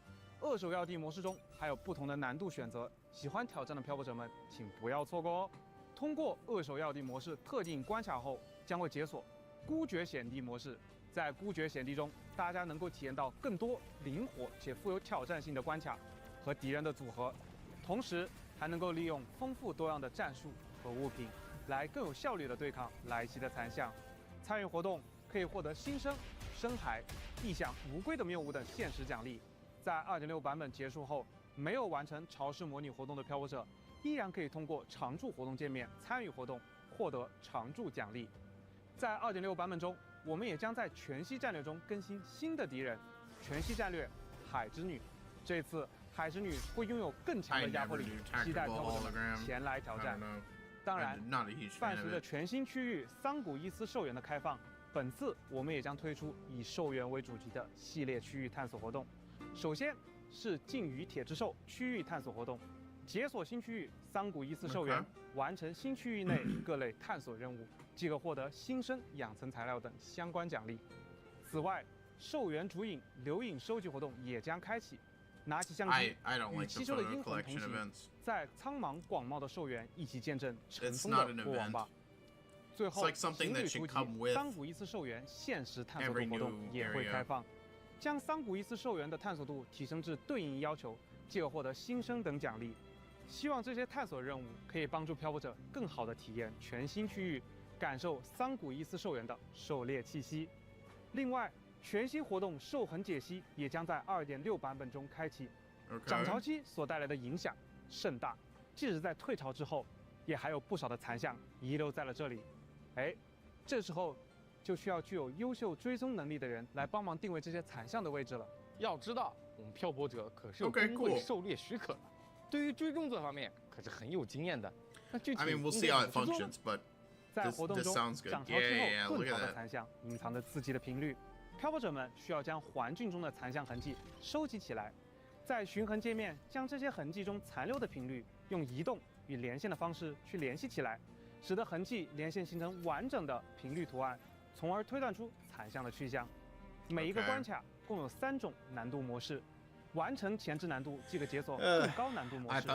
伴随着难度的攀升，痕迹拼图将更加复杂。参与活动可以获得新生、养成材料等奖励。接下来，休闲活动第2索拉终极版也即将在2.6版本中开启。这次也是由第2索拉官方诚意巨献，但是，当然还是出现了一些小小的意外。有人通过漏洞入侵了第2索拉的服务器，篡改了正常的游戏数据，导致场景出现了一些异常。怎么个异常法？说来听听。比如，当荆州城出现了3个良心商人。怎么感觉又诡异又好笑的？想不到这个人还蛮有创意的。那需要漂泊者做些什么呢？抓坏人吗？我已经准备好了。这些异常现象分布在不同的场景中，漂泊者需要在这些场景中锁定这些异常表现，即可协助修改异常。漂泊者还可以根据自己的喜好，将异常回归正轨，或者修改为更加疯狂的状态。是修复异常。 It's only cool if like they say go look in Jinzhou 当然， City 完成场景任务即可获得新生、养 But 成 if 材 they 料 like 等奖励。 narrow it down to like 2.6版本中 this 还 tiny 会 little 开放一 area, 个特别的活 it 动 sucks. 月华解谜，我们可以和尤诺一同远眺星空，解读月相。活动期间，每日登录游戏可以获取1枚海中月，消耗海中月便可揭晓一次月相的奥秘，获取包含新生在内的对应奖励。同时，还可以获得一份在当日探索中生效的增益效果。需要注意的是，若当日多次解谜月相，旧效果将会被新的月相增益效果覆盖。累计解谜7种月相可获得奖励，限定头像贤望慧硕。这枚活动专属的头像将作为漂泊者探寻月相秘密的永恒印记。来和尤诺一起收集属于你的夜相祝福吧。另外，物流与先行公约再度携手，带来踏潮探力黎纳西塔限时探索委托任务。参与活动并于物流车主上传探里札记，即可获得新生、幻身涡纹等奖励。7日签到活动行兽赠礼也会在2.6版本中准时与大家见面。登录游戏即可获得签到奖励。此外，值此狩猎启程之际，活动索拉里斯回归邀约将会开启，漂泊者可参与活动，向昔日同伴发出邀请，完成对应的活跃任务即可获得新生、贝币等奖励。好的，除了新的版本活动和玩法，我们这次也同样带来了日常游玩体验方面的优化。好的，这部分就由我来给各位漂泊者们介绍吧。首先，在2.6版本图鉴系统万物图鉴里新增了一个全新的分类——百战断行，也就是武器图鉴。漂泊者可以在这里集中查看游戏中所有武器及武器投影的信息。在后续版本，我们还将新增深海图鉴，收录更多索拉里斯世界的知识与有趣信息。请各位漂泊者们敬请期待。然后是关于操作简化的相关优化。2.6版本新增了游戏内大部分界面的奖励一键领取功能，比如索拉指南、数据屋等级以及绝大部分的玩法。Probably doesn't apply to me anymore. 漂泊者只需在奖励领取界面点击任意一个领取按钮，即可直接领取当前页面所有可领取的奖励，告别以往需要逐个手动点击的繁琐操作啦。确实有效简化了操作，并提升了效率呢。这次还将带来 PC 端图形性能的技术更新。首先，在 2.6 版本更新后，将开放更多显卡设备支持开启插针功能，将支持部分 AMD 显卡开启 FSR3，以及部分英特尔显卡开启 XeSS2。同时，我们也优化升级了英伟达显卡插针技术支持至 DLSS4 版本，并根据实际的显卡设备，最多可支持开启4倍插针，进一步提升游戏的运行效率，让硬件性能得到更高效的发挥。希望这部分优化可以让游戏的画面表现与游戏运行流畅度得到更好的提升。具体详细信息，请漂泊者们关注后续的版本说明公告。然后，我们也针对一些快捷操作进行了相关优化。在 2.6 版本更新后 ，PC 端会新增部分快捷键功能，漂泊者们可以在游戏内的部分界面通过按下预设的快捷键，即可进行与鼠标同效的对应操作。比如，在游戏登录后的标题界面，无需使用鼠标点击，按下空格键或回车键即可进入游戏。在获得奖励的界面，按下空格也可以进行关闭的操作。that's nice. 更多快捷键的用法就不在这儿过多介绍了，各位漂泊者们可以在版本更新后自行前往进行体验。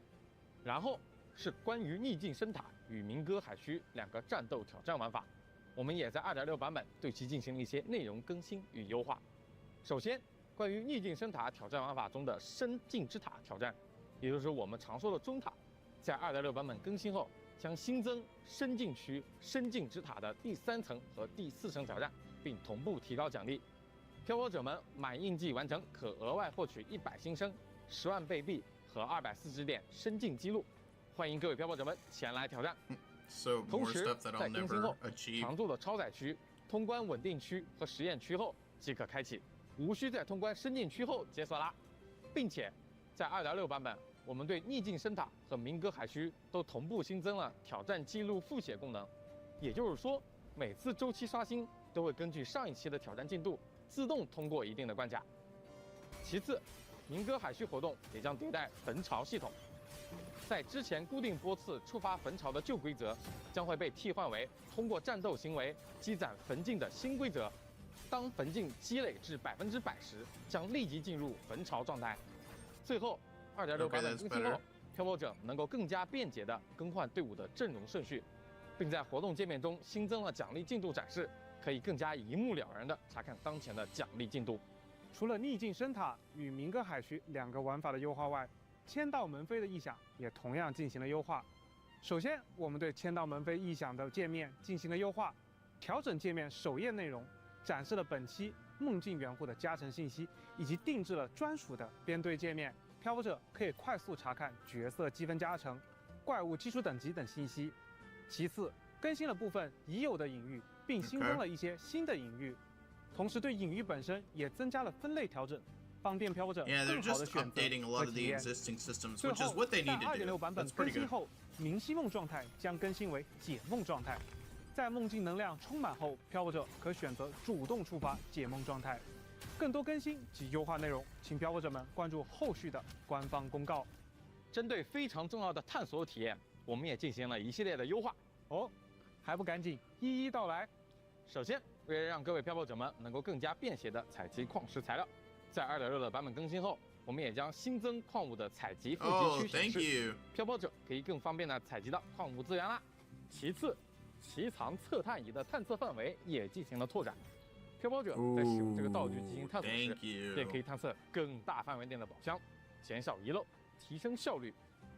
除此之外，我们在 2.6 版本也将对荆州与黑海岸的地区进行探索体验的全面优化。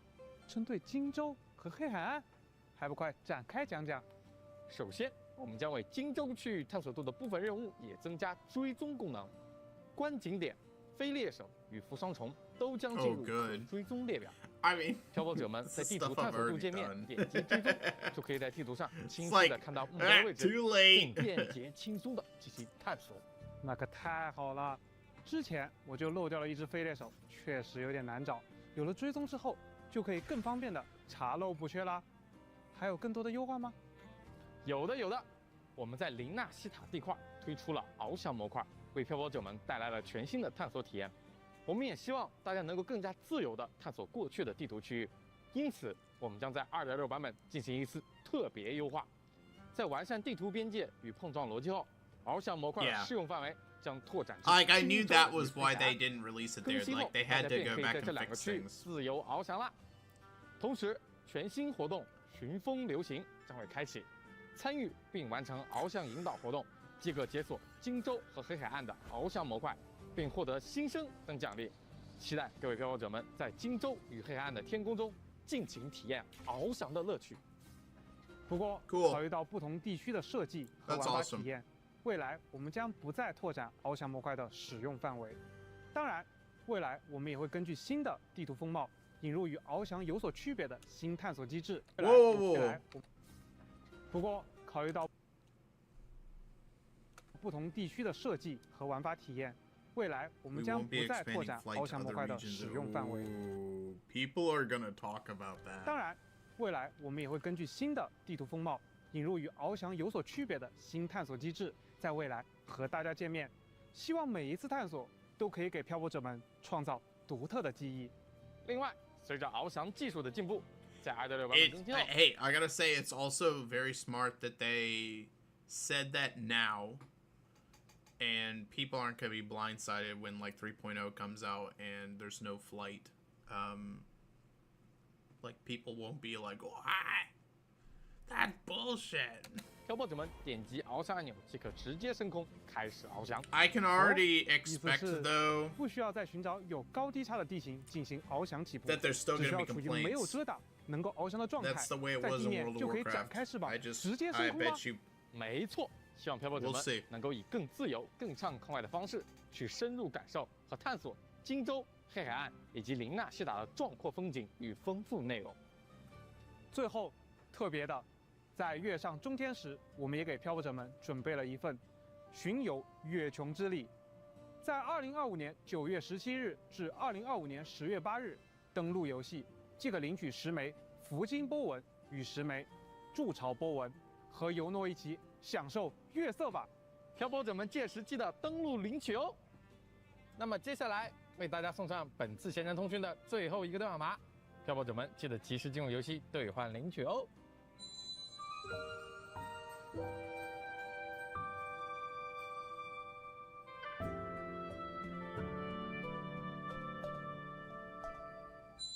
好啦，那么本次闲言通讯的全部内容到这里就介绍完了，感谢各位漂泊者们的观看。转眼间，我们踏足七丘也有一段时间了，对于接下来的故事发展，我和大家一样也非常的期待与好奇呢。可不是嘛，狩猎即将拉开帷幕，无论是与明 This 世 patch 有关的谜 seems 团 a，lot 还是 better 七 than the 丘 last 尚 one. 未确定的未来，都在等着漂泊者们的探索。那么最后，明朝2.6版本日以灼风，月以流明将于8月28日正式开启，让我们一起踏入广阔的寿元，穿越峡谷与密林，直面黑潮的造物，在呼号中见证属于七丘、属于你的史诗。漂泊者们，8月28日不见不散，拜拜。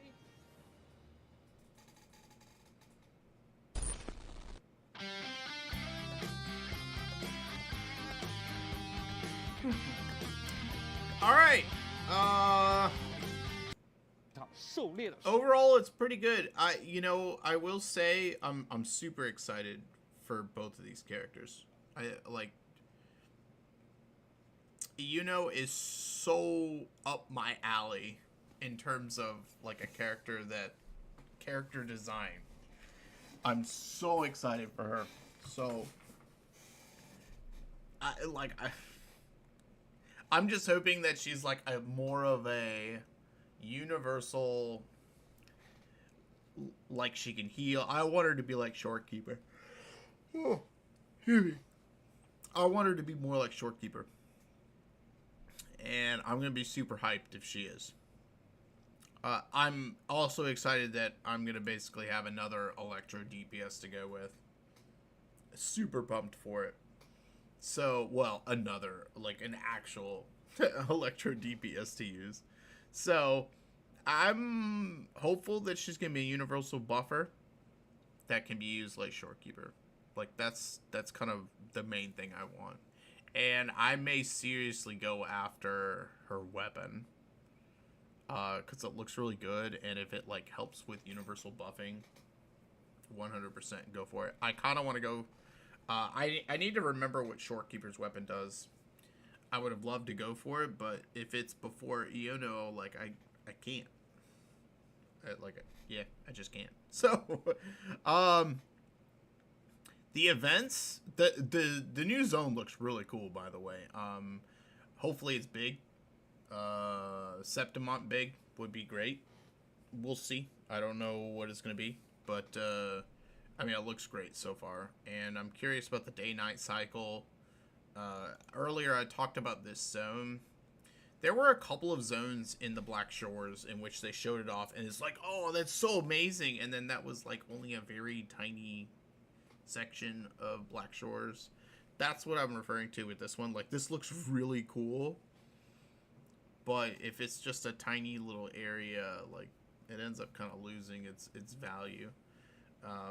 Like, notice how, like, we're zoomed in, we can't see anything beyond this, so I always get a little bit, wow, what's with all this shit up in the sky? Well, the moon is, like, doing it too. Okay, that's creepy. I always get worried when they show zoomed in stuff like this. I much prefer it when they show like this stuff right here that's really zoomed out. We can see everything. I hopefully like there's like it'd be really cool if there was like stuff down here like below the clouds, but I have a feeling that there's not. It's just gonna be if you fall down there, you're dead. We'll see, but I'm pretty hyped for the new zone. This right here is also really cool. The this place that's like meant to like kind of look like the Oracle at Delphi. I probably pronounced that wrong. I can't remember if it's Delphi or Delphoi or whatever. So that's pretty cool, and yeah, I'm excited. I'm disappointed in the new Echo sets. Like, they keep doing that, and they need to stop doing that. We'll see what the sets do. I don't know why they didn't show what the sets actually do. I don't care about different, like, low echoes. No one does. I don't know why they put so much effort into this. I feel like they're catering to a very niche section when they expend so much of their effort on this. And I don't know. It kind of disappoints me. Like, you could have had your art team, instead of doing this, your art team could have been doing like more stuff for us to explore out there in the open world, and like it's not there. So one thing that's good is it seems like our events are really packed, which I'm excited for. This puzzle thing could be as fun as the picture books. I know it's gonna trigger me as soon as I find out, but they're probably gonna open. Like, there's going to be 7, and they're going to open them, like, every other day. And it's going to really piss me off, man. Just open it all on the first day. It pisses me off so much when they open it up, like, day by day. And Kuro isn't the only one that does this. Zenless does the... I mean, all the Hoyo games do this. It just pisses me off. I think Reverse doesn't do the day-by-day thing, but they do the stage, like, event releases, which I guess is okay. That doesn't bother me as much. I just don't like it when an event releases and then the stages are also time gated. That pisses me off. Otherwise, man, it seems like there's a lot of events this one. Like, this looks like an absolute solid patch. You know, much better than the last one. So far, you know, actually for a while now, they've had like hot and cold patches. It's like all your even patches are amazing and all your odd patches are kind of crummy. And we'll see if the trend continues. But, you know, it looks solid. I'm a little worried about the tower. changes. You know, maybe, I mean, I guess I could just get better at the game. We'll see, but I'm gonna need more teams, and I'm also pretty bad at getting my characters up. I need to stop being lazy about that and put it and get to work on it. So yeah, overall, I think this is a solid patch that's coming. I'm excited. I'm really excited for the 2 new characters. I want both of them. Hopefully I have saved up enough for both of them, and hopefully my disastrous pulls in Azure Lane has somewhat evened out my luck after getting so lucky in Honkai Star Rail. So I hope I've drained out my bad luck balance, and I'm back to being even again, and hopefully I'll be able to get what I want out of the resonators for this patch. But that's gonna do it for this reaction. Hope you guys enjoyed it. Hope you guys are as excited as I am for this this 2.6 broadcast, especially, you know, man, she is, after Jinsei, like, her and Jinsei are now like my 1 and 2 most wanted characters. So I'm so hyped for her, and I'm hoping I'm gonna be able to use her everywhere. So anyways, that's gonna do it for me. Hope you guys enjoy this, and I will catch you guys in the next one. Neptorka out. See you guys. Alright guys, let's go play some games. We're done here. Let me open this up just so I can double check and make sure I'm not missing anything today. Azure Lane, there shouldn't be anything new, so don't worry about it. Blue Archive, no, shouldn't be anything. Shouldn't be anything. Nope. Nope. Refresh. The restaurant, don't care. Okay. Developers notes. Is this the first page? Alright, I better go through this. 10 pages. Holy shit, man. Chill. Dear Commanders, I am Hyung-Suk Yu, the Director of Goddess of Victory Nikkei. Earlier this year, we set a goal for ourselves to improve the quality of already released content and experiences. As part of our efforts, in the first half of 2025, we introduced Coordinated Operation 2.0, Solar Array Museum, and solved the loading time and memory issues that had been building up over time, and took the opportunity to look back into the busy days following the game's launch. In the second half of the year, we will keep up with this endeavor. We are determined to carry through the direction we set earlier this year through various convenience upgrades and improvements. These changes are not only temporary enjoyment, but serve as the foundation and enrichment so we can continue making a satisfying game even in the far future. In this developer note, I'll be introducing the improvements to be rolled out in September. Wow. Sorry, guys. All right. Convenience feature improvements coming this September. Today we'll present the main convenience features expected to be released in September, including some features mentioned in the previous developer's note. One tap limit break or core enhancement. Okay. I mean, I'm assuming that's, you know, you click basically one time and it improves the cores all the way.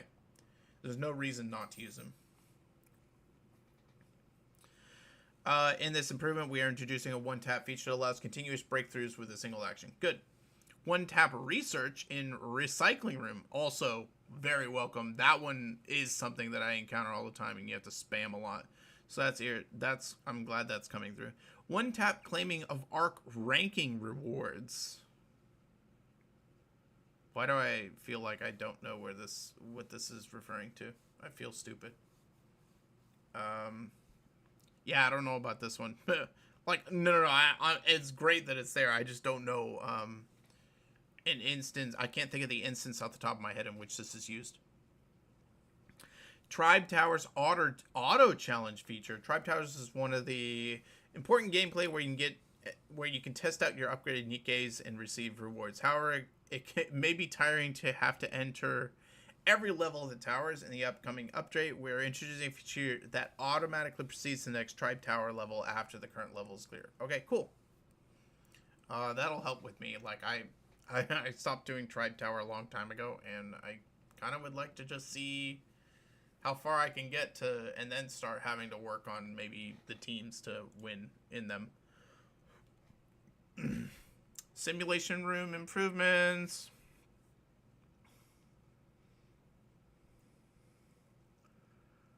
Okay.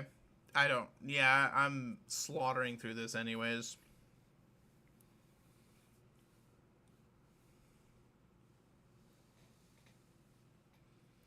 Default site slots will be increased from 5 to 25. Multiple convenience features, including automatic Nikkei allocation feature. Removal of the cooldown time convenience features. Upgrade automatic use of required consumable items. Okay.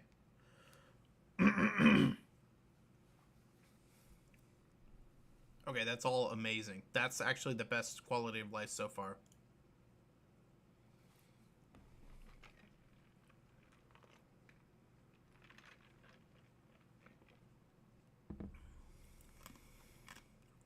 Okay, that's nice.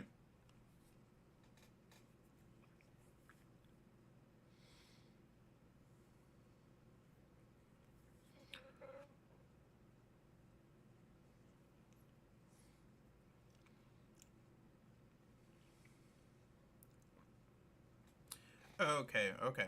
So, I don't know how the new molds are going to be implemented, but it looks like it'll be better.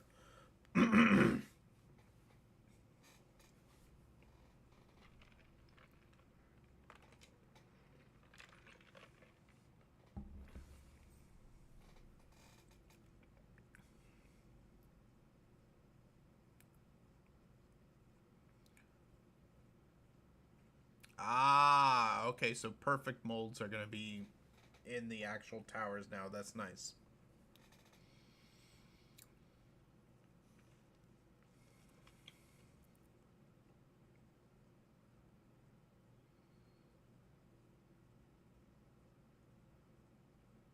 Okay. Glad they added this here so people aren't asking, you know, like, do I get my stuff upgraded?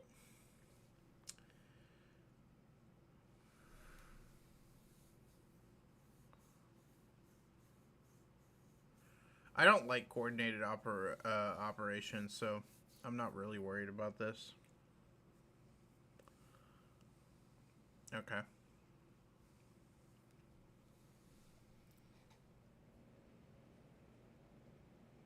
Oh, that's nice. Okay. I accidentally got rid of one of my anniversary cakes. I wish I had kept it, but I kept the second one. So, item walk.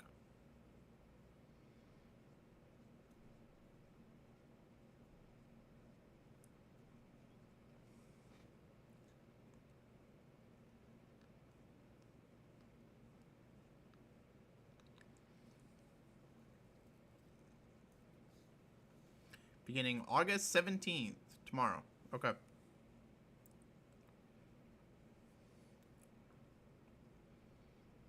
Alright, we'll have to see. Hopefully we get something good.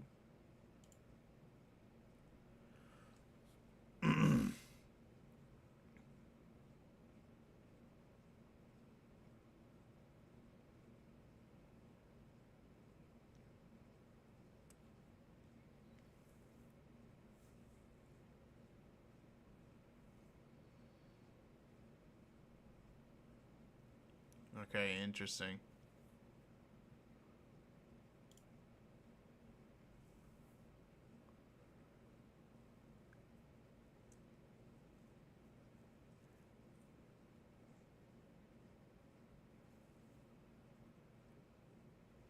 Oh, we're getting another Bunny Girl event.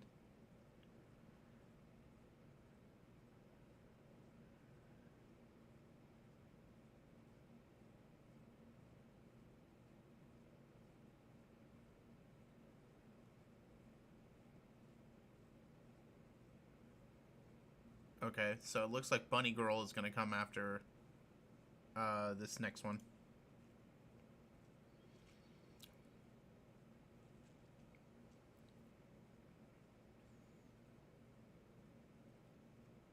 Okay.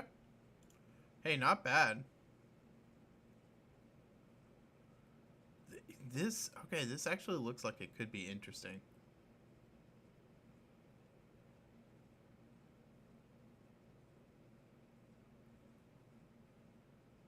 Okay.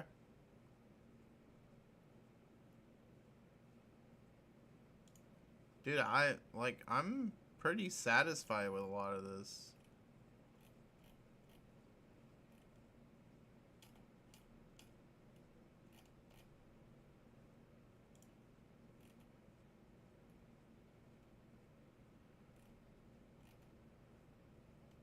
It's happening!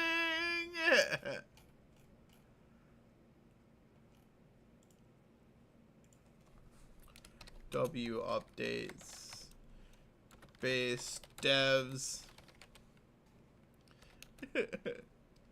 W.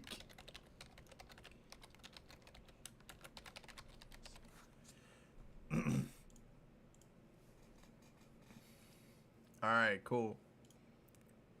That's good. Nothing here. Yep. Nothing.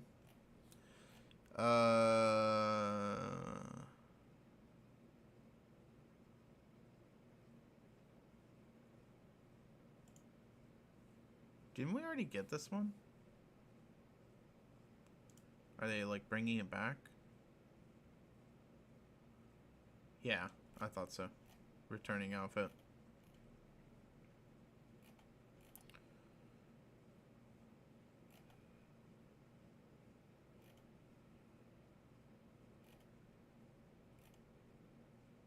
Okay.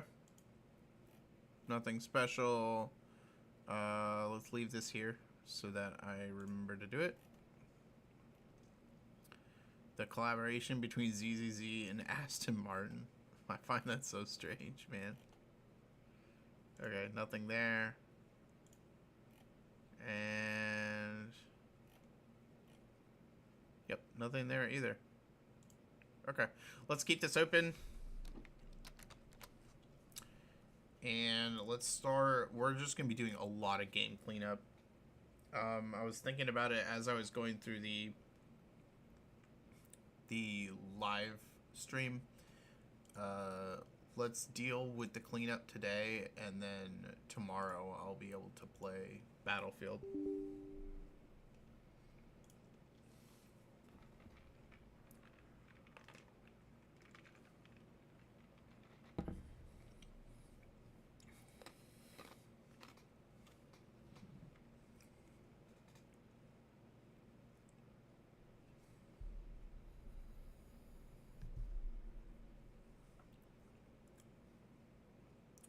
I'm gonna have a pretty rocky week coming up because people are gonna be working on our house, and I think they're gonna finish most of it in a week. But there may even be a day in which my room is kind of gonna be indisposed and I have to be out of it. We'll see.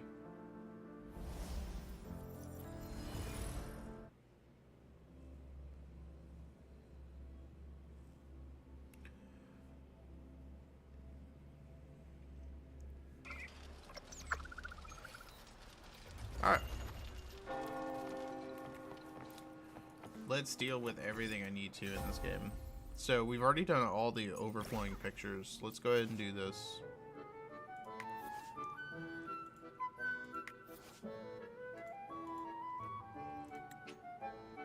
I already don't want to.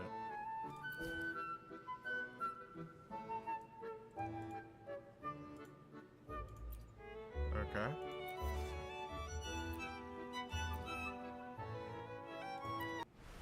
The prelude has sounded.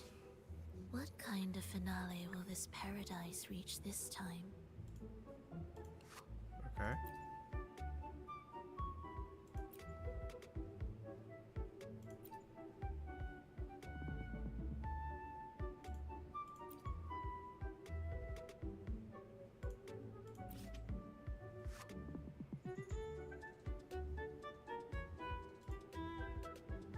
Okay.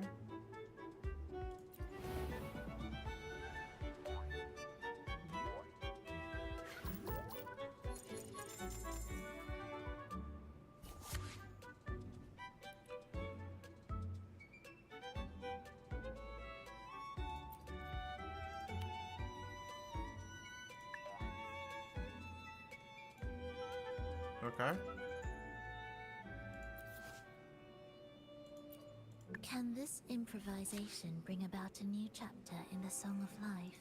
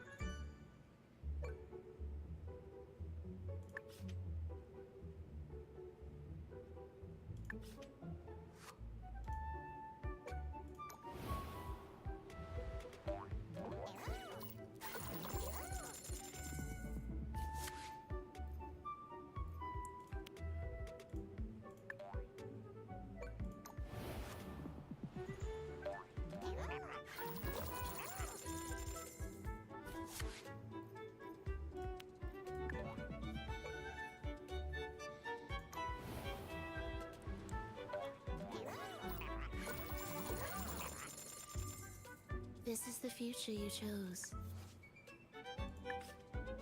Okay.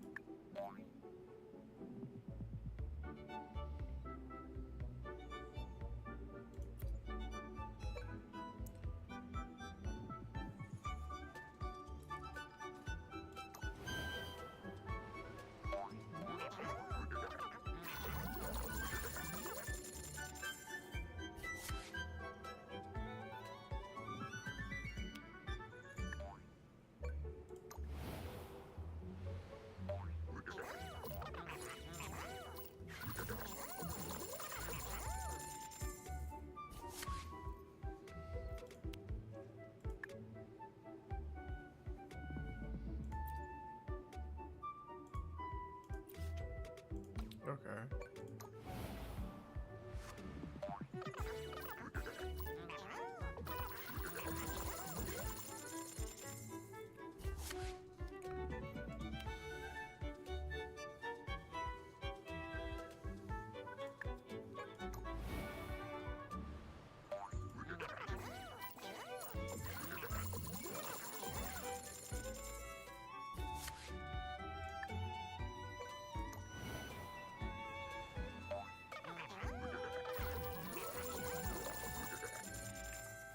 The illusion of paradise will fade.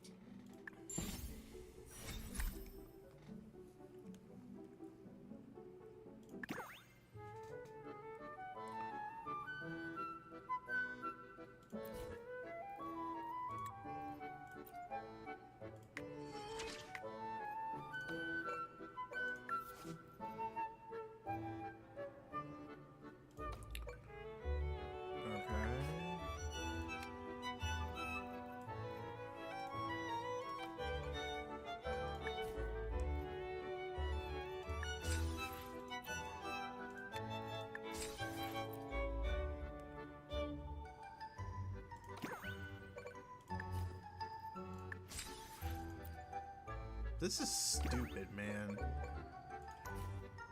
I don't know. Maybe I'm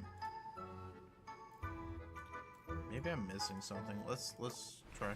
A great performance needs not two conductors. I will yield for now and allow you to command.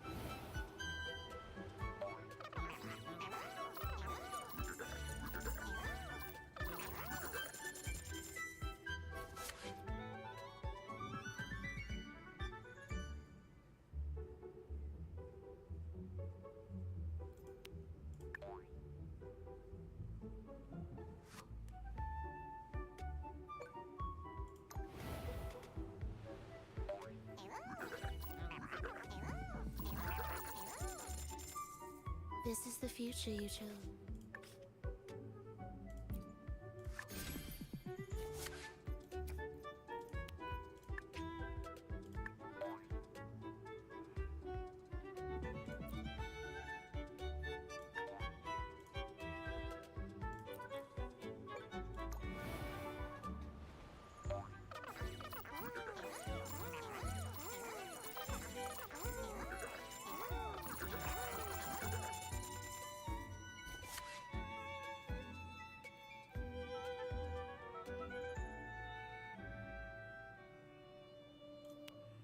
Yeah,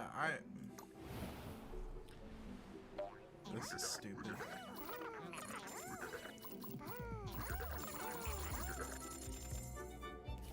Let's listen to,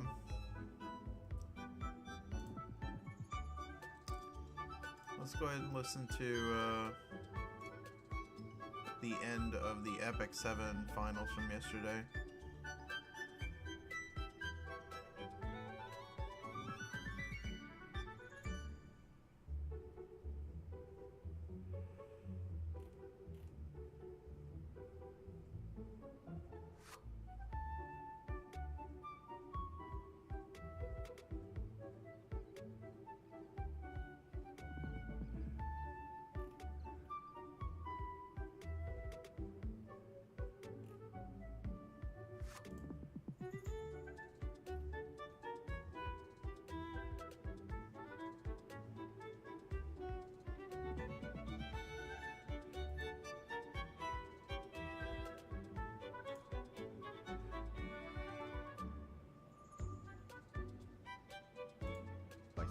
이게 제일 중요하거든요.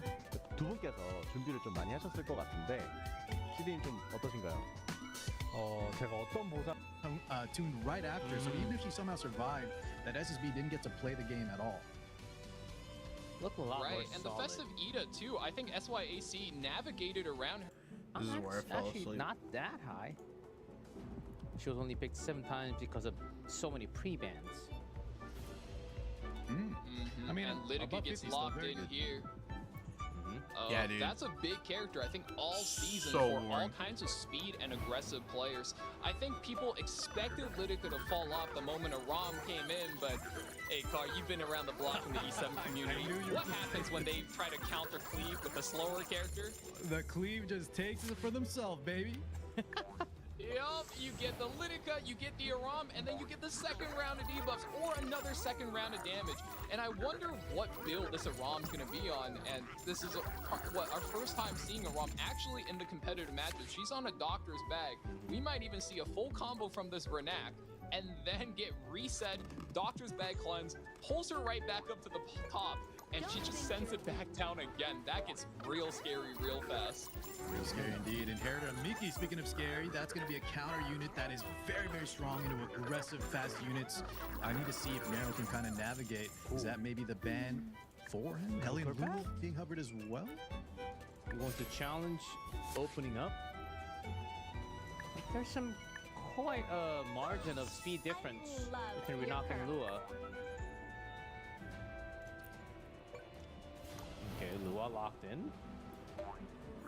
Hellion Lua is very strong whenever there's a lot of AoEs going on, and Lytica's S2 sure is one of them. So if you're built fast enough, and as long as maybe he's got some effect resistance, doesn't eat the restrict, eats that S2, gets the push-up, steals the turn, and as is with any cleave, if you get your turn stolen, you might just be in a pickle. Shall we test fate? Here's Mort.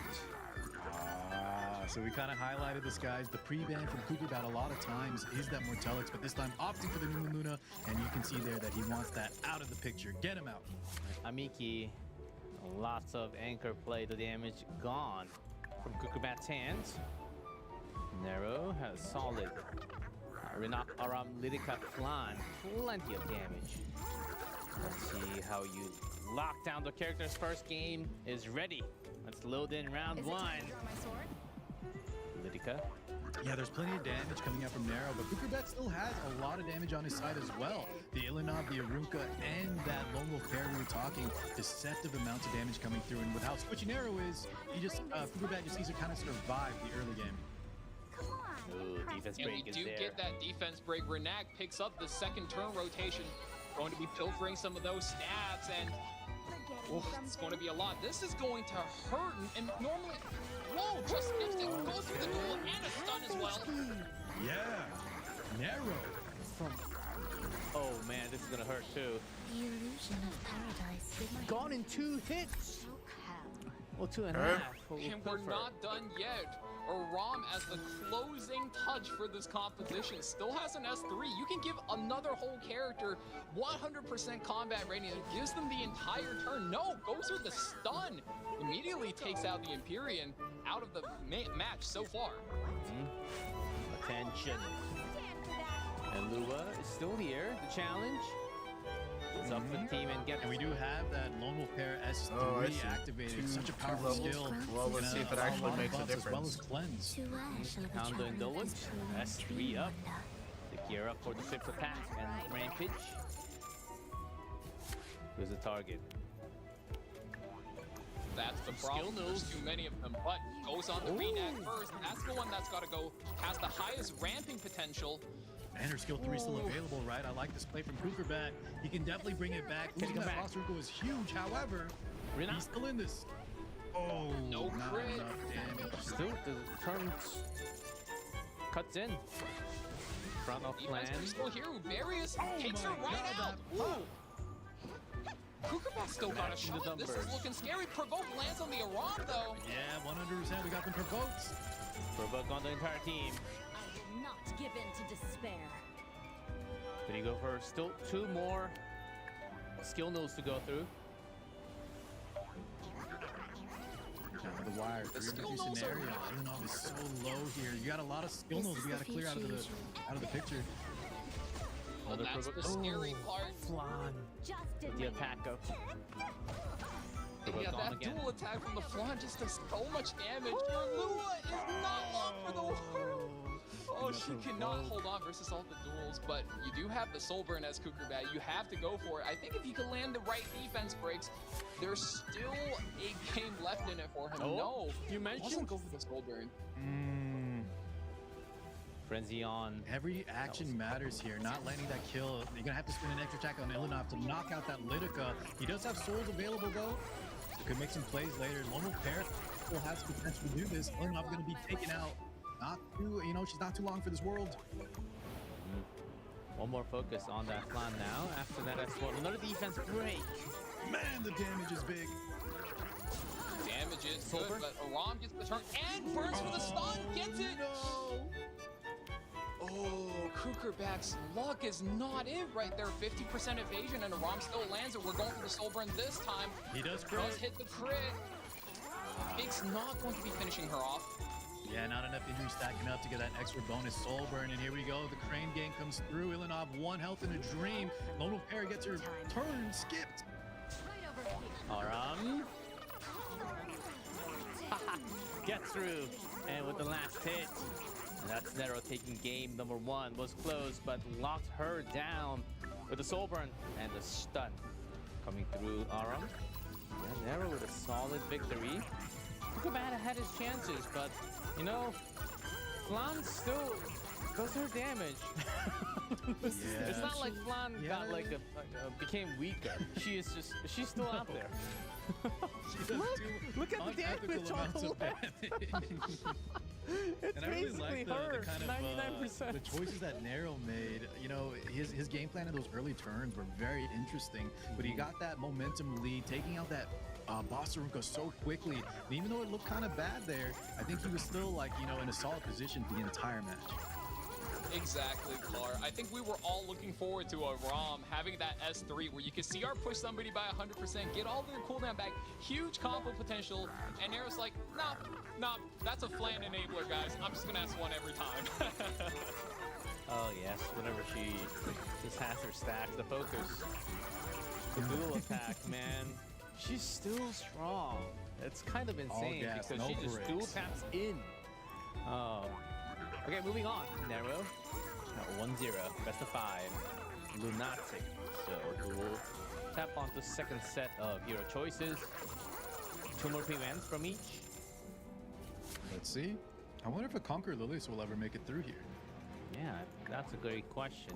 Was twice prevent another prevent on the not left on this one. with blue Payro. Right, which Yeah, the blue pair as well. Some good snipes coming through. I from wish I knew Kukubat as which which skins were the Nero's most definitely popular. doing his homeworks as well. Takes out, like you guys said, the Conqueror Lilies. He knows Kukurbat's fast. Yes, he does prefer playing counterattacks, but do not make the mistake of thinking Kukurbat is a slow player. And we're hovering. Really, there she is, the Abyssal Yuffie. That's usually a round 1 character, isn't she? Yeah, is this the first time we're seeing her today? Yeah, this today, was the first first time. not only just the first round pick, but like the highest pick rate, right, G Clef? So it's really surprising to see in game 3. Yeah, highest pick. You know why from that the is, Carl? qualifiers. What is that, Val? Well, the thing about all of the buff units we're hyped to see. Sage Ball, if you get a good soul burn, you can one-shot her. Ida gets flushed out of her stealth. Shyness, bada bing, bada boom, right? Twisted Idol and Kayron, you're guaranteed to activate him. So, and of course, Lionheart's Thermia is going to do her thing. So, Abyssal Yuffie has a bad matchup versus pretty much every single buff character. And on top of that, not so hot into Spirit Eye Celine as well. When she gets that possession of, oh boy, every time you hit, you are forced to attack her, and she will counterattack. Yeah, very well said, man. Jeez, the Spirit Eye Celine, though, she's not even one of these buffed units. That was a previous buff patch, but this character has been on a tear from the early soul burns. We saw a lot of these players really use her to kind of her full potential, and she feels very impressive. Let's see how Kukurbat kind of answers in kind. Well, that was potentially because Spirit Eye Celine was buffed like 40 times in the past 3 years. And EE as well, G-Clef, right? We were talking about the power of these exclusive equipments coming through. She's got it all, man. Oh my God, a red! Going! Kukurbat with one. We're going. What's the bat cooking? There are some You know, we speedy did characters say, out don't there. mistake him for a slow player. He does have that potential to speed up and just rain down a lot of aggression, and that has to keep Nero thinking, you know, all of these good, fast units are out. Am I getting cleaved? And if I get cleaved, am I safe to hit their units? Did his units hit back this time? What's going on? There are What's some on counters. counter? I gotta be a little careful. There's a speedy and a lot of counters. Oh, there's another level? Jeez. So Nero, you're thinking, well, what are you trying to do, Kukurbat? Are you going full in, or is that sort of a joke or a trap card? I vow my life to Right, you. look. Going safe with Arcades? Ah, yeah. Well, locking in the Respect Dragon Bright Senya, at the very least, keeps the Spirit Eye safe. Spirit So Eye can I, Celine is a like, character that's super get rid of- vulnerable to disruption. Like you said, Card, she could go on absolute rampages, but Yeah, if you drop here we go. debuffs, if you go on the turn above her, she could get in trouble. So, you got the Dragon Bright Senya to keep her safe from damage, and the Arcades keeping her safe from debuffs. I like this setup. Now the chat I like is the setup saying too, but he's putting himself in a position. Sorry, go ahead. No, definitely not. So chat was saying this is counter ran with damage. I don't think that's happening. Hey, listen, if anyone would bust that out, it's Kukurbat. But yeah, I'm not sure on that one entirely. However, the Jackal plus Rand combo, we see a lot. You have the Chains of Chiron activating in that back row position. You can have that extra debuffs landing potentially. So let's see what happens. I love when Kukurbat's cooking. He's cooking for that fifth slot. Oh, no. Oh, Wreck and Rowan. Okay, so guys, maybe not a counter Rand, but we did see if it's the same Wreck and Rwana. I saw a little counterattack action come out from this lady. You still got I either sure can. Jacko. I mean, Oh, yes, Frosty.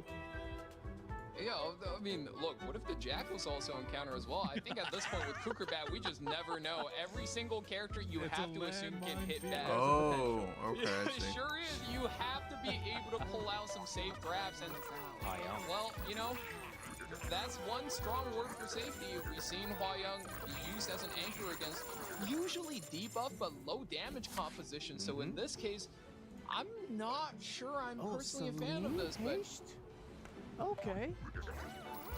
Actually, a lot of gotta those... ban out that haste if you want a Hua Young solo. Otherwise, it gets a little bit scary when he gets his blood aura. All right. When he goes slashing from the moon, can be deadly, but a lot of other ones. Jacko, Wrecker, Moana, Summer Hwayong goes through. Okay, I need to remember to Let's see how this works. Working with imprints placement. to not get something like the Clang Last Bang. second changes, and here we go with the new gates. It's game 2. Nero up 1. Ron.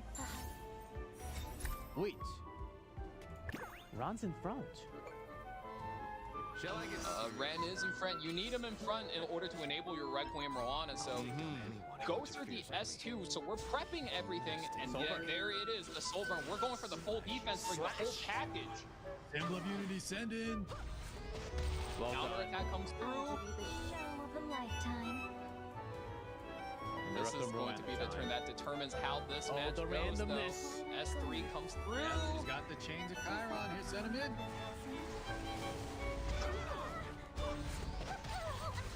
Another Oh my counter. Nero's God, the one getting the counters this time, but Jacko gets the turn. Did get a stun too. Jacko also does damage, guys. Don't forget. Most Put him definitely. in. You're about to see it The right here. driver. Pile driver. Whoa, 52,000. 52,000. Oh my God. What's the target though? Divine Vessel activated. Oh, Yufine kicks into the Yufine. She hangs on. Oh my. Nero, are you Potentially feeling one of the better okay? options there for Kukerbat. Those double counters from the WuWa was looking not good, but now Kukerbat in a great position. The Jacko. Wow. 3 hits, 3 kills. Left immediately in the solo. Goodness. How many times can she counter? Not that much anymore. Had 2 lucky ones in the beginning. There's one more. No, one more. We're getting a bit of a caster curse here. So heal back. Gets the kill. Now doesn't have skill 3. Look at that damage alone on the skill 1, enough to take out the red. But Jacko counter. Another counter. My Kukerbat getting a taste of his own medicine. Nero feeling okay? Such a drag. Oh, that's not good. Nero has Single souls. target damage. We've seen this damage. An unburned version already does a lot. I think this one sends the Yufine home. It's completed, Nero. Oh my Takes game number God. 2. Bystander Wyong. 1v4 moment. I knew that was gonna happen. Man, what a Uno reverse card in more ways than one. It's a little poetic that Kukerbat of all people got countered to death. His lead, the initiative was looking so good, man. The Rowana with the chains, the Jacko was just popping off like crazy, but you know, you live by the counters, you die by the counters for sure. Here's a question that Scratching I his head a personally little bit, have. thinking, oh man, I should have gone turn 2 there. Oh, look at that WuWa. And, you know, we were clowning on her a little bit earlier. She couldn't close out the match. She was supposed to win versus low burst damage teams, but here it takes out all 4. Once you roll one good counter, you heal back up from that Sigurd sight. Oh boy, you are in trouble if you don't close her out somehow, and that's a classic solo. Car, I have a question though. Could Jacko go on Hwyong a little earlier so Kukerbat could have taken her out? I believe she went into the Senya, right? So I think the order that Kukerbat had to kind of pick, I think that was actually the right game plan. He looked really good. I feel like, you know, as long as she didn't pop off with all those counters, Kukerbat was kind of in the driver's seat. So I don't think his game plan was the error. It's just, you know, he's a counter guy. You got to expect that sometimes. Yeah. I just had a question because Hwyong can always have that pop-off moment with that many counters, but certainly Nero's got some counter RNG that time. Let's see if Kukerbat can come back because that is a 2-0, almost going towards a match point for Nero if he wins this one. Mort. Man, and G-Club Valky, we were kind of talking that we want to see more than just 3 games at least. Come on, guys. Nero is up 2-0. Kukerbat, bring it back. Show us some more gameplay, please. I want to see Aram getting taken. Oh goodness, and we are back to the round 1 characters, both Payra and Aram escaping free bans, and Nero shown how clean he is on this character. His decision making today was really in good form, and Empyrean and Ilanav as well. Guys, is it just me or is Nero pivoting like an expert today? I think I know what he was working on these last 2 weeks. Yeah, man, he is looking so impressive. Like a lot of times you can tell when in the interviews, right? If they're just talking to talk, but Nero is backing it up, man. The confidence from this guy is out of this world. So what does Kukerbat need right now to bring this back? Down 0-2, lots of heroes banned, and Your plan B didn't work in game number 2. I feel like plan A didn't work, plan B didn't work, Mort's out of the picture, Rick and Ruana's out of the picture. I know sometimes he relies on things like maybe Navy Captain Landy rolling the dice. Oh my god, a fire Lidica comes out from Kukerbat. I'm not sure I'm a big fan of this Lidica pick. He obviously, you know, made the move as a takeaway from Nero, but guys, remember, Aram came out almost as a direct answer to characters like the Lidica as well as Harsetti, but you're picking your third pick, Ban Protect, into the Aram. That almost telegraphs you either have to ban her or your third pick character is going to be losing a lot of their utility that you picked them for. Friends is quite fun, actually. Ooh. Joe Bassar. And there it is. DJ Bassar comes out. There is no way we are landing any debuffs. Kukerbat's almost running out of room to put together combos. Oh man, after hearing you guys, looking a little slightly downhill for Kukerbat unless he comes back big with the last 2 picks. Nero. Dribbling this Ban pick in his way. Yeah, see, down to the wire. Seaside Bellona. I like, so we didn't see a super success earlier with Seaside Bellona from Face Pump, but I do like this pick into the Fire Lidica, and especially with that Aram, we were kind of talking about the interaction there. Seaside Bellona, if she can dodge that early restrict, if it's on that EE, she's like a really, really nice counter in this lineup. I'm with you. Always a counter to that SSB. Ooh, okay, and I like this combo Kukerbat threw in. Lidica is always going to activate Aram, and when Aram uses her S2 to give her team the vigor as well as the speed buff, that will activate the green Celine every single time. So with the Lidica on third pick Ban Protect, you have to ban that, and Solitaria comes in as the hard counter to SSB. That's a pinch right there. The green Celine looking real tough, real scary when you pick Seaside Bellona on the 4, and then that Solitaria. You know you're stuck between a rock and a hard place if you're Narrow here. Exactly. I really like this grab for Kukerbat. This is him in peak form. Let's see it. Almost telegraphing you're gonna ban last. Last Rider crowd to finish off for Nero. Celine or Solitaria has to ban 1. What's your answer, Nero? Solitaria is the answer. Banned out, and also Last Rider crowd. That Celine looking real scary though. It is going to be. Finally going through. Here's game 1. Nero is on a match point. Lidica goes first. And Aram passive. Kukerbat knows the game plan. And S2, we're activating. And we didn't miss on the Seaside Bellona. Damage. The warming up. I get that 50-50. No highest attack EE. Yeah, not too bad. Missed. Rebuttal coming in. Defense breaks on deck. Oh my god. Scary. 3 tap. I gave you Tap to go for it. Seaside Bellona. Too late to say sorry. See the finishing damage. Holy cow! Wow! Through all that.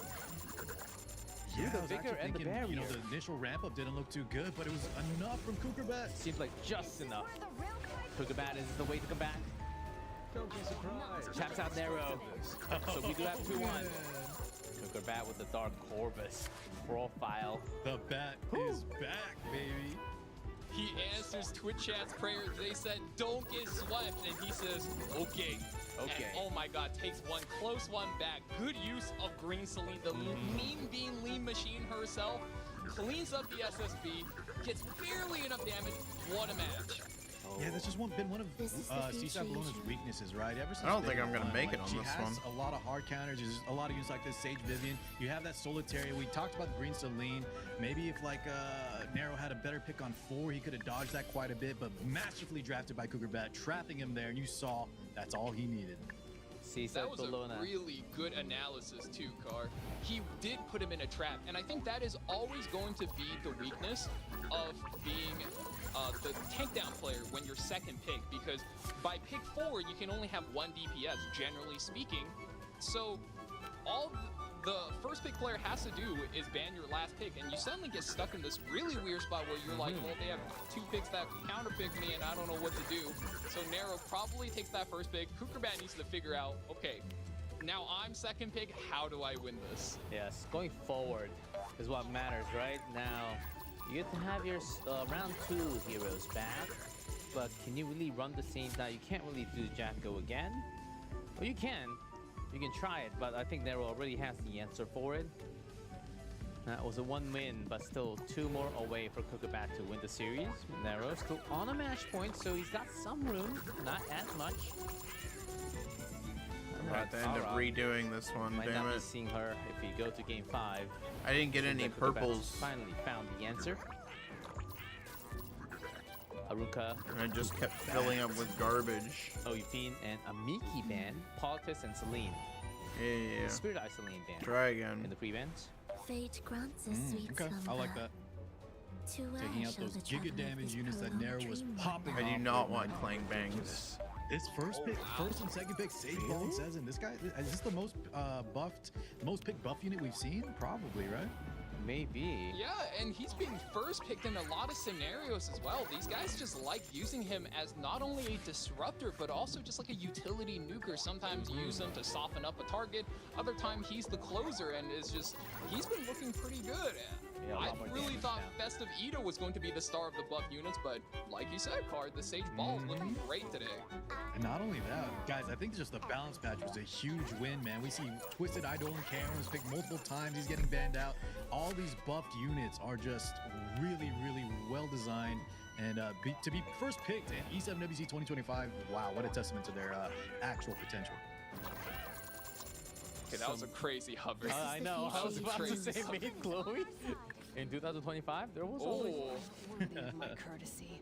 All right. I would almost call the Ruel a little bit crazy as well, but good pick into the Sage Ball. But now that Aram is off the board, Hellion Lua does come in, and Cougarback has to think, okay, this is a character where she's going to take your turn 1 immunity, land that whole round of hard crowd control.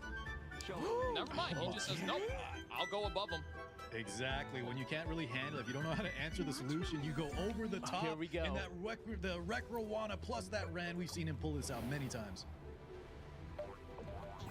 And ain't no way Nero's going to steal that Jacko away. Yeah, probably not.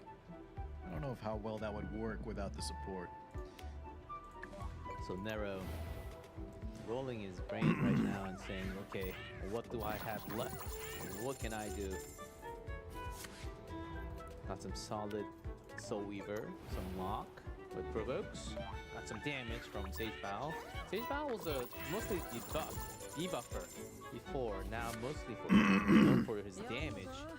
Edward God, Edward in the house! The Full Metal Alchemist, ladies Against the and gentlemen. debuffs! The equivalent exchange! Wow. Don't call him short. I wonder what kind of build this is going to be. Looking at the setup here, I think it's better he would prefer a injury build for this Ed, and you got the Lion there as well. Lionheart, there's no way that gets through. Lionheart gets banned out instantly. There is no shot he's making it through. You can't. You will get one tap with her new buff. This is the future That was you a chose. good timing though, against all the counter potentials. But here we go, game 4. Still on a match point for Nero.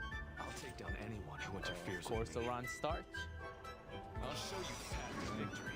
Well, let's see how much Edward Elric always is going to give do my in all. this game. Haven't seen him for a while. We had one Mustang. I don't know if I've ever seen Ran and Ruel in the same team, to be honest. That's how you know the players are really pivoting around the block. Go for the soul burn anyway. We don't care.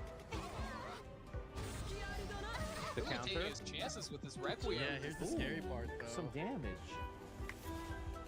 Ooh, and that's always the weakness with Ed, right? Like, you could land completely nothing, or it could be a super impactful debuff, but here the ultimate's gonna come through, misses on 2. Be big. Not the best. Over Soul burn. activated. 3 sleeps. Yeah, and you get that extra turn, the bonus sleep damage.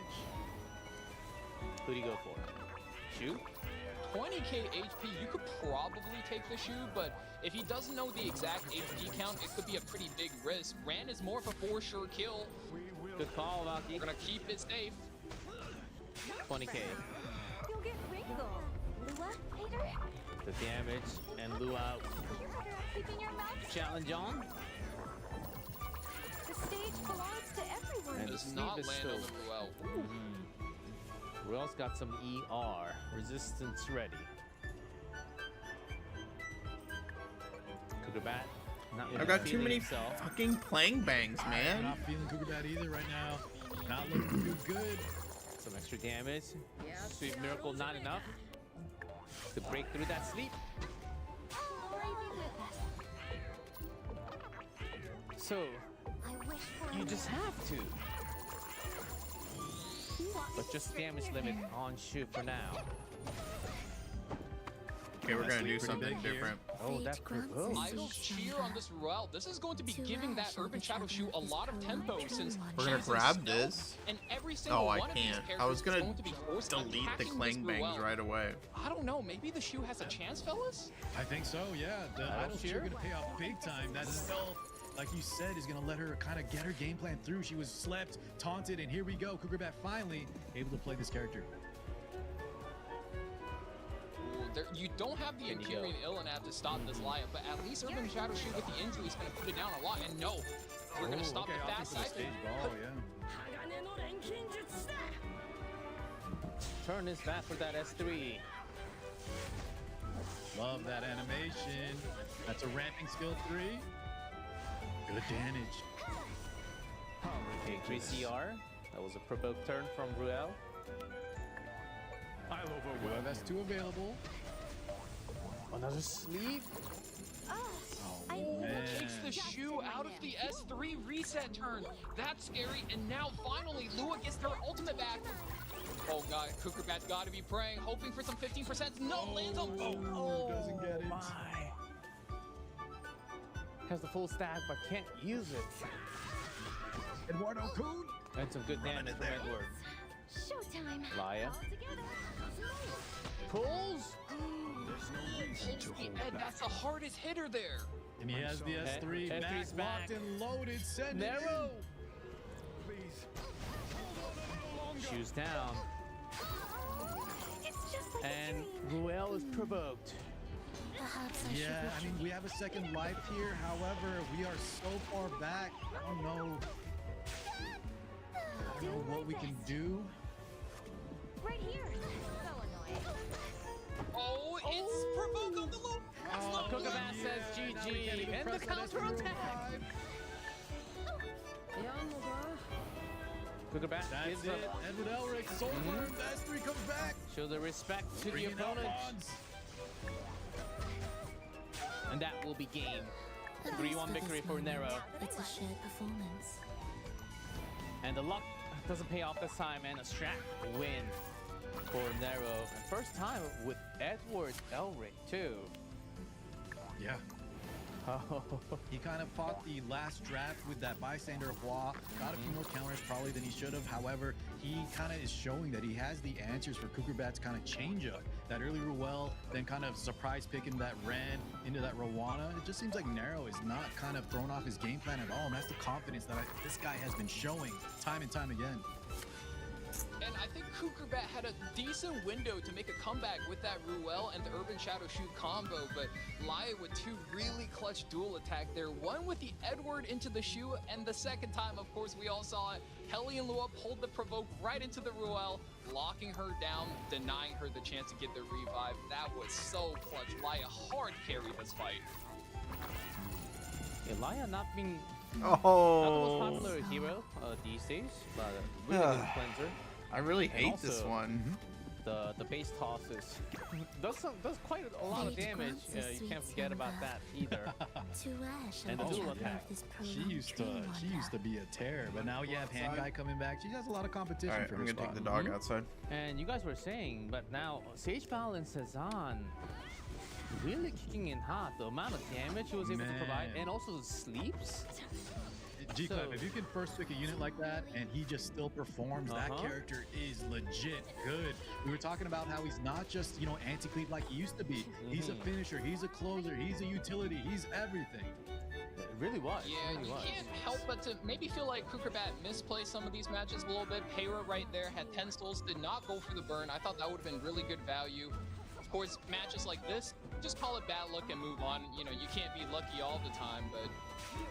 Ooh, and there's another one down the line we can go over. This one's painful to watch. Yeah, the counters, the 3 in a row was just too much. There's nothing you can do there. Follow me. More from you? We saw the damage output earlier in here with the soul burn. She's sure to put the 8 Yufine away. Whether it was a Elbrus or Holy Sack didn't matter much. This was a really tough set for Cucurbat as well. And for this game, you have to question, was the Rand S3 necessary? Because you already had Requiem Moana going. He was already going to reset everyone, and if you activated the Ed, Requiem Moana lost her tempo, you might get put in this position.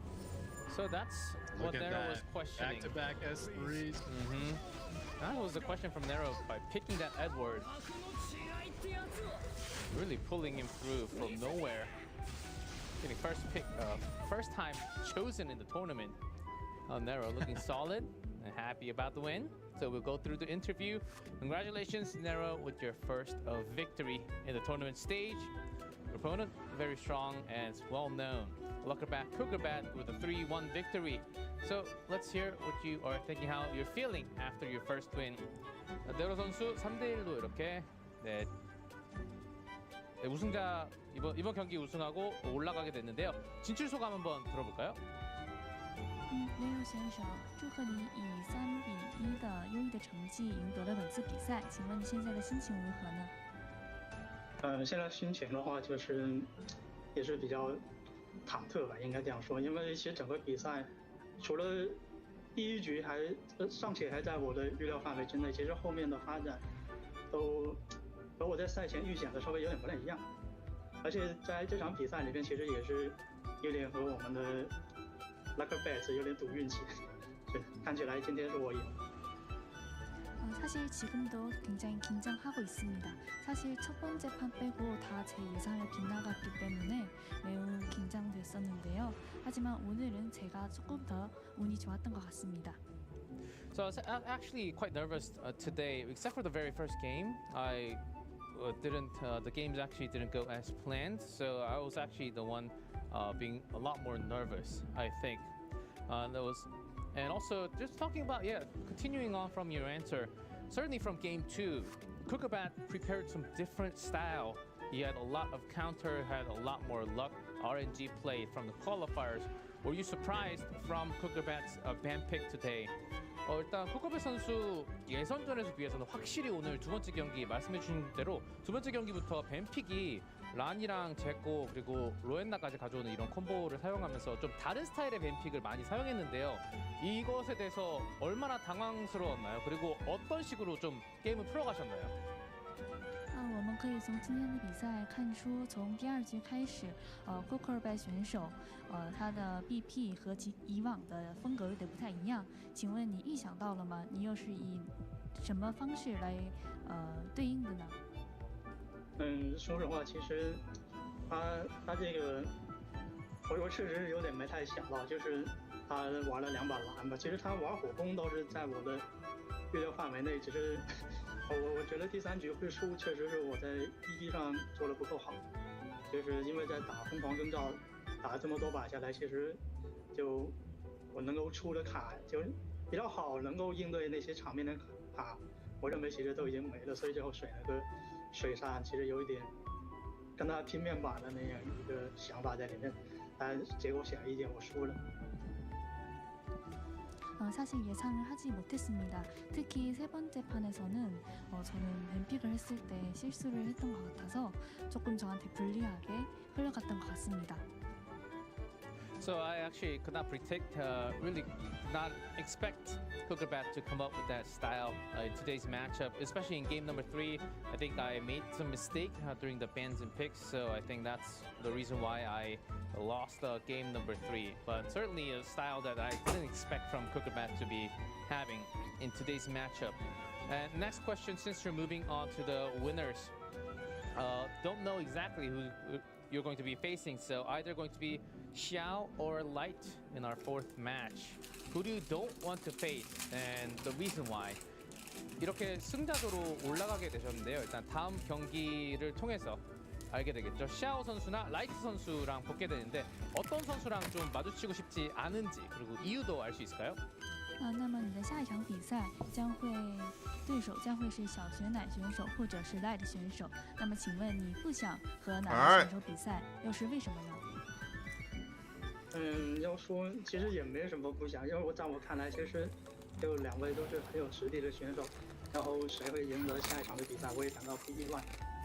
同时，他们两个的打法风格也是相对立的那一种，所以其实不管谁赢了，我都得做好相对应的准备吧。 사실 누구랑 붙어도 딱히 상관없을 것 같습니다. 왜냐하면 둘 다 워낙 실력이 뛰어나기 때문입니다. 그리고 두 선수의 스타일이 굉장히 다르기 때문에 저는 이에 맞서서 대응을 할 것입니다. So I don't think it matters really too much. It's depending on who will come up in the winners matches because they're both indeed really good players, but they do have quite different styles. So depending on who I go up against, I will have to prepare for that specific style. This is the guy who beat Hosma Ray, and I would say out of all potential players to upset Korean Jesus himself, he's my favorite. So make sure you guys view this with an objective lens. I know I won't.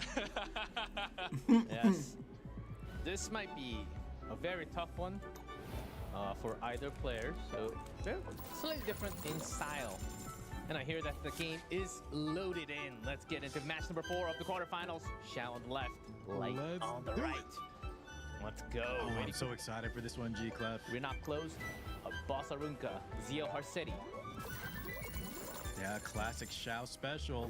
See that from KJ2, Harsetti, Zio. You want to take that first turn aggression and not have any answers for it. Exactly. Feeling good about the speed. Xiao, first pick with Lone Wolf Pera. Newman Luna picked up Light quick. The So Yufin, the safety pick.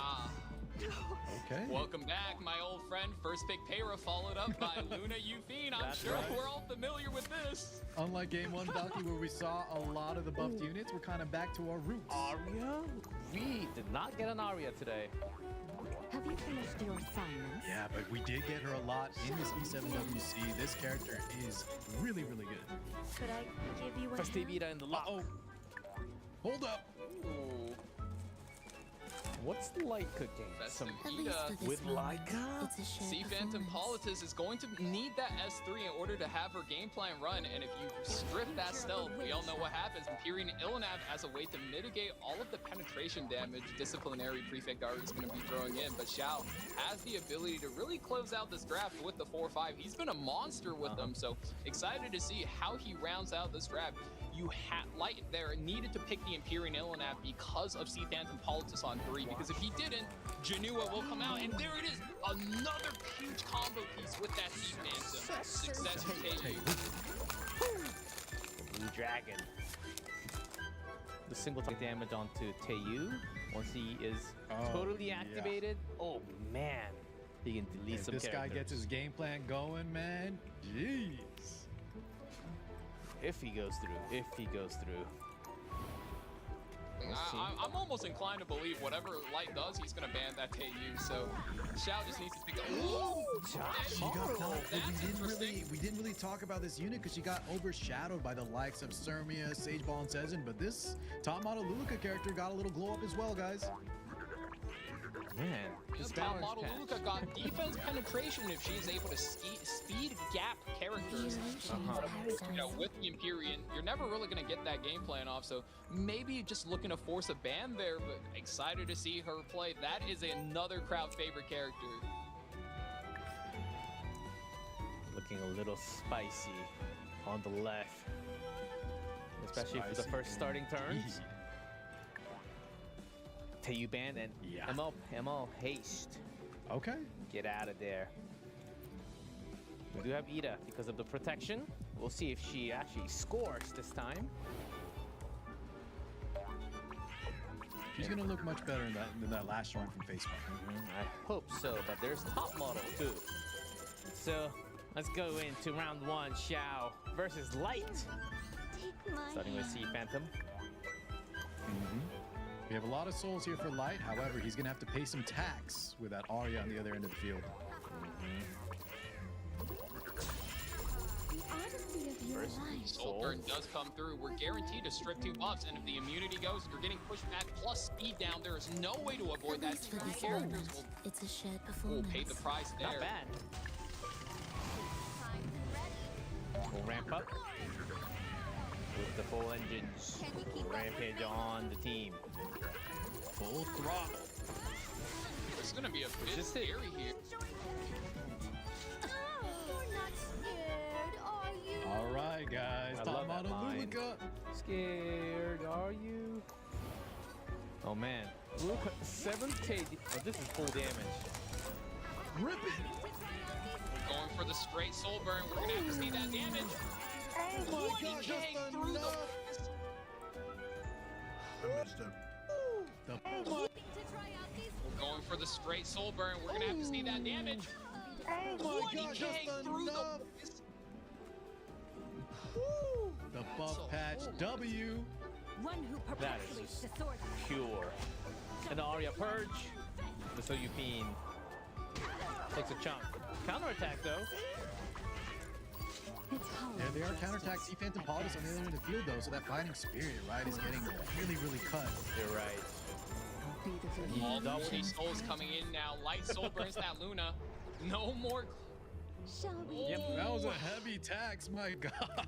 Man. I mean, you're paying the terrorists right now, but the dual attack comes in. Another counter attack. Oh, Even hold on, without now it, she's almost full. Yeah, this Euphine is awake. Without the barriers, yes.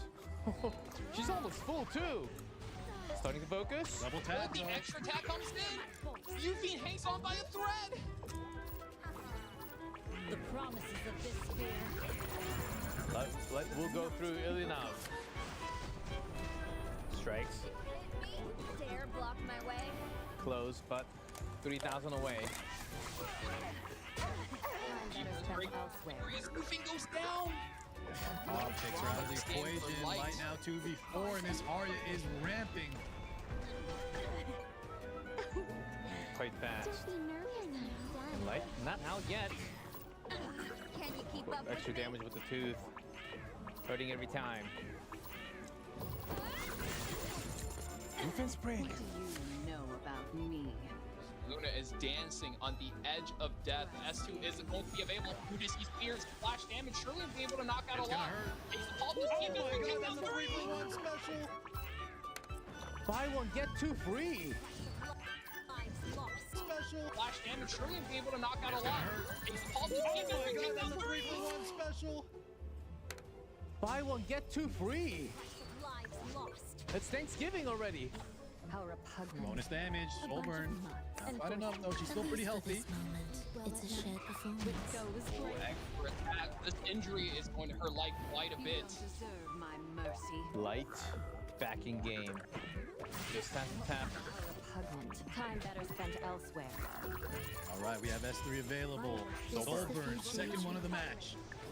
A forced eviction is due. Boy, can this Luna hang on? Now I kind of need. Gets blown away. Not quite enough. Hangs on by 30%, and now she's finally working on this Arya. We're chipping down this HP.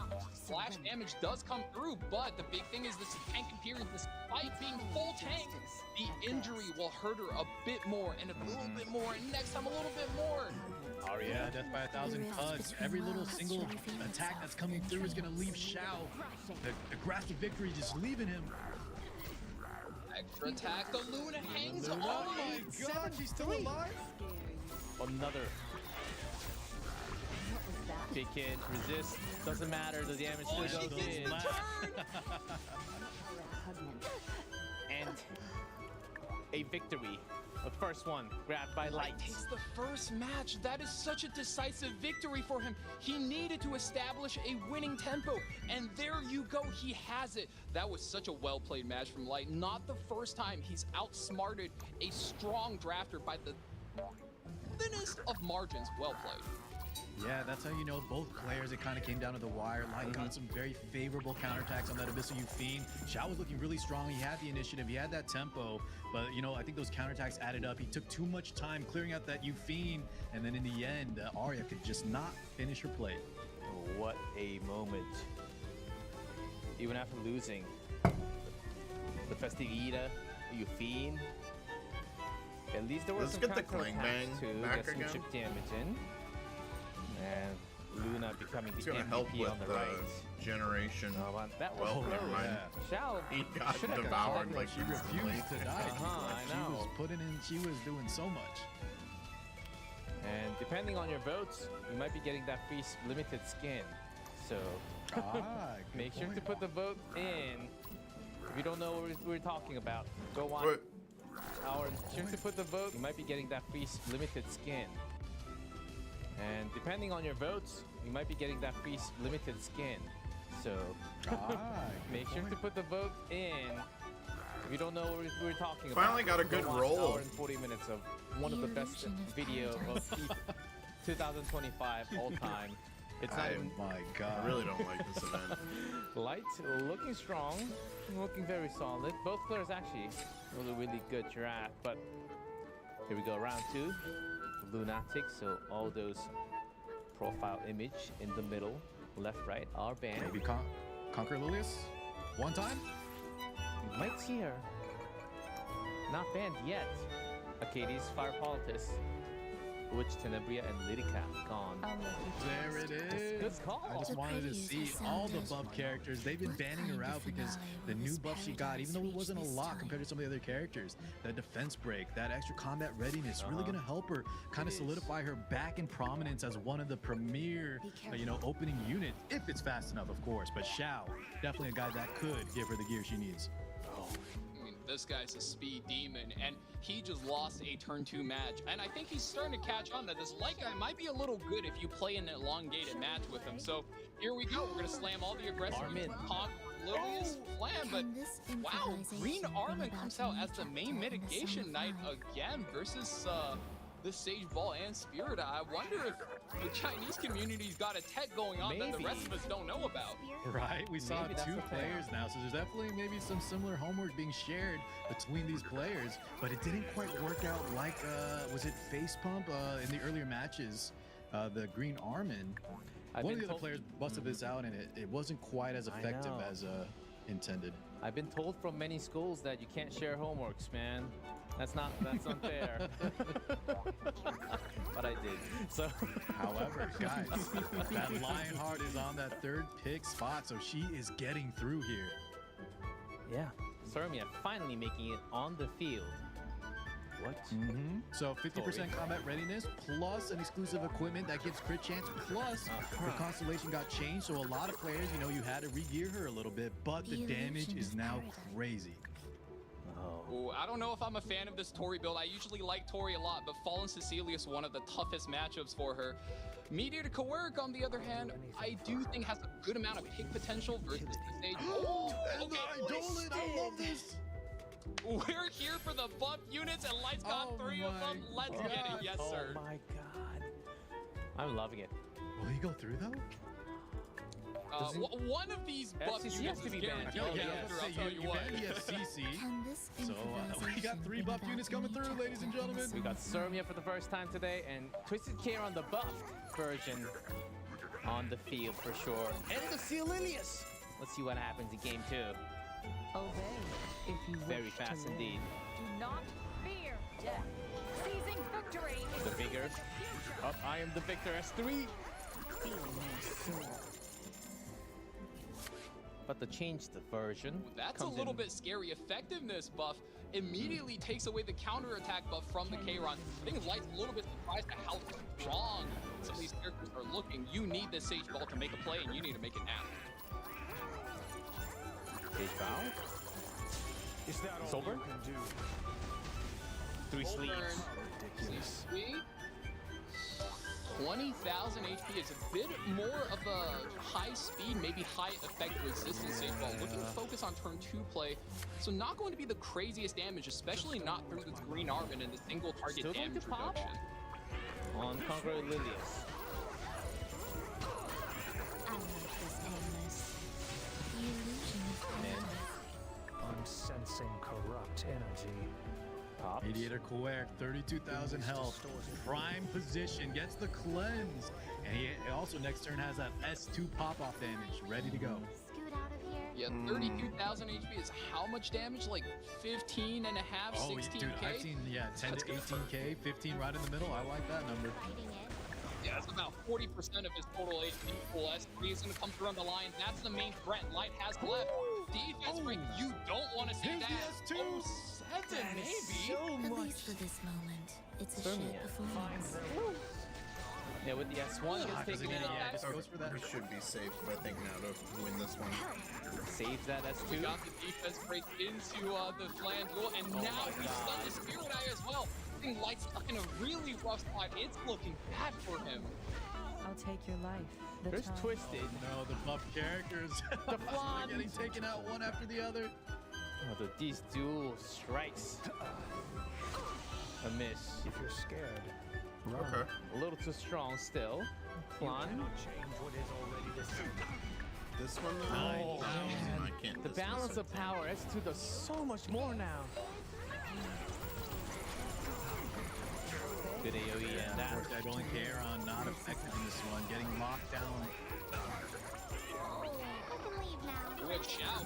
Evens out the series. The clean victory in game 2.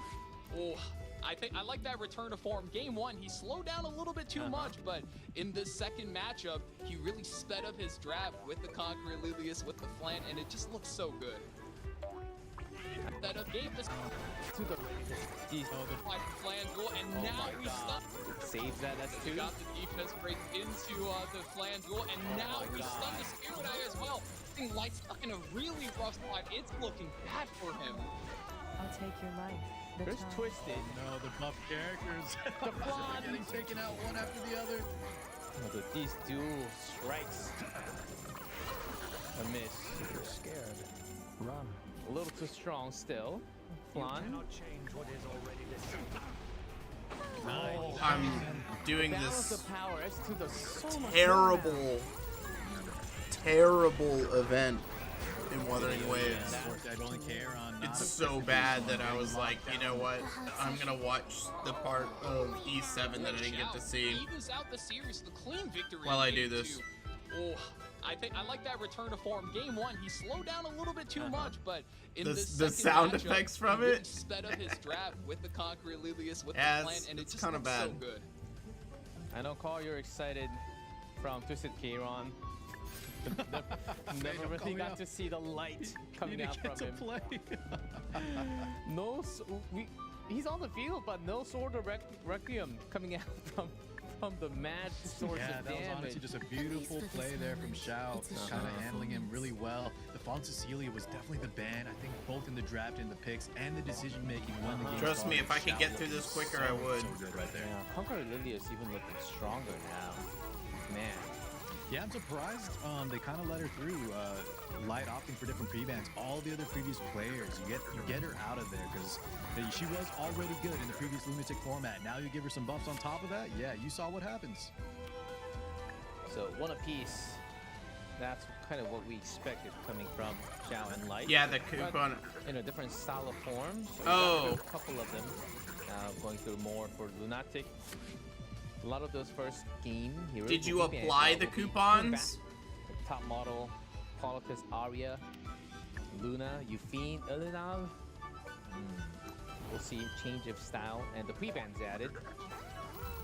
You have to apply the Game coupons. loaded There's like in. an extra step. Certainly, a lot of the players are happy and prepared with the balance change. Luna, Festive Ida, even in the pre-ban now.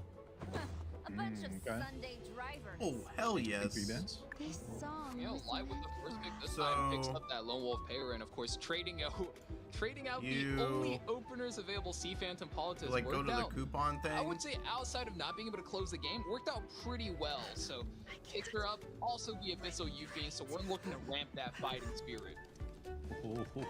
And then the Gas coupons time? should appear like Little down round here, action. okay? Talent. Yeah, the coupons will appear right here, and you click on it, and it says, "Would you like to apply this coupon?" Cecilia for 3, And you so, choose we don't eat the DJ. where to apply it. Light might take it himself.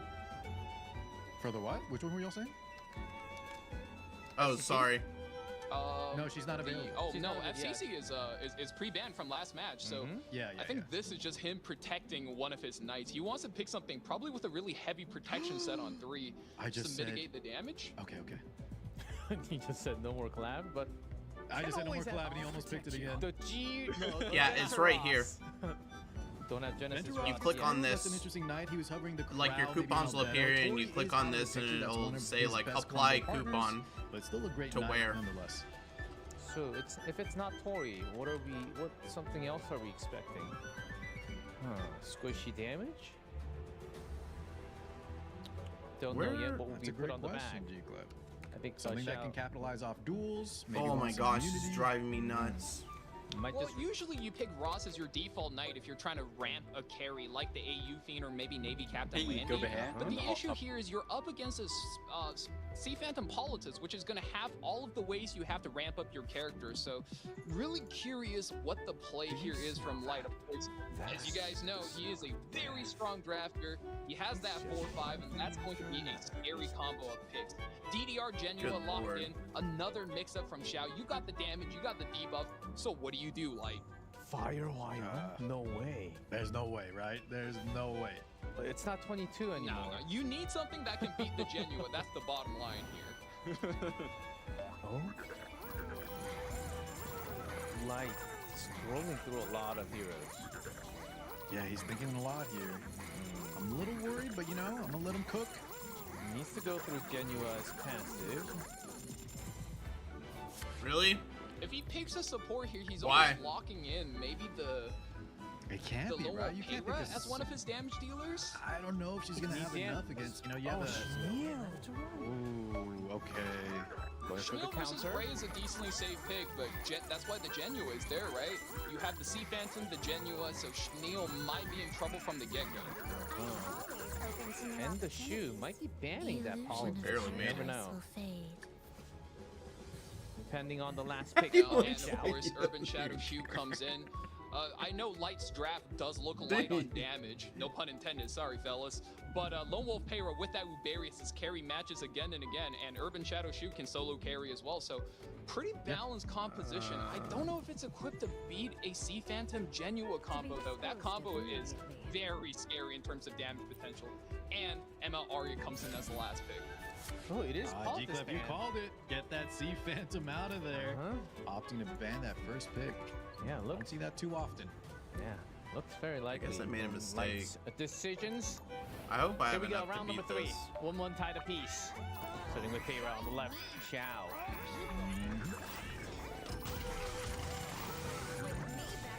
Immediately ranking it up. 180. No, I'm screwed. Oh, excuse me, on the right from Light. What'll happen? DJB. I'll show you how it's done. Ooh, and that'll get Oh, some damage. I can two carries in the back.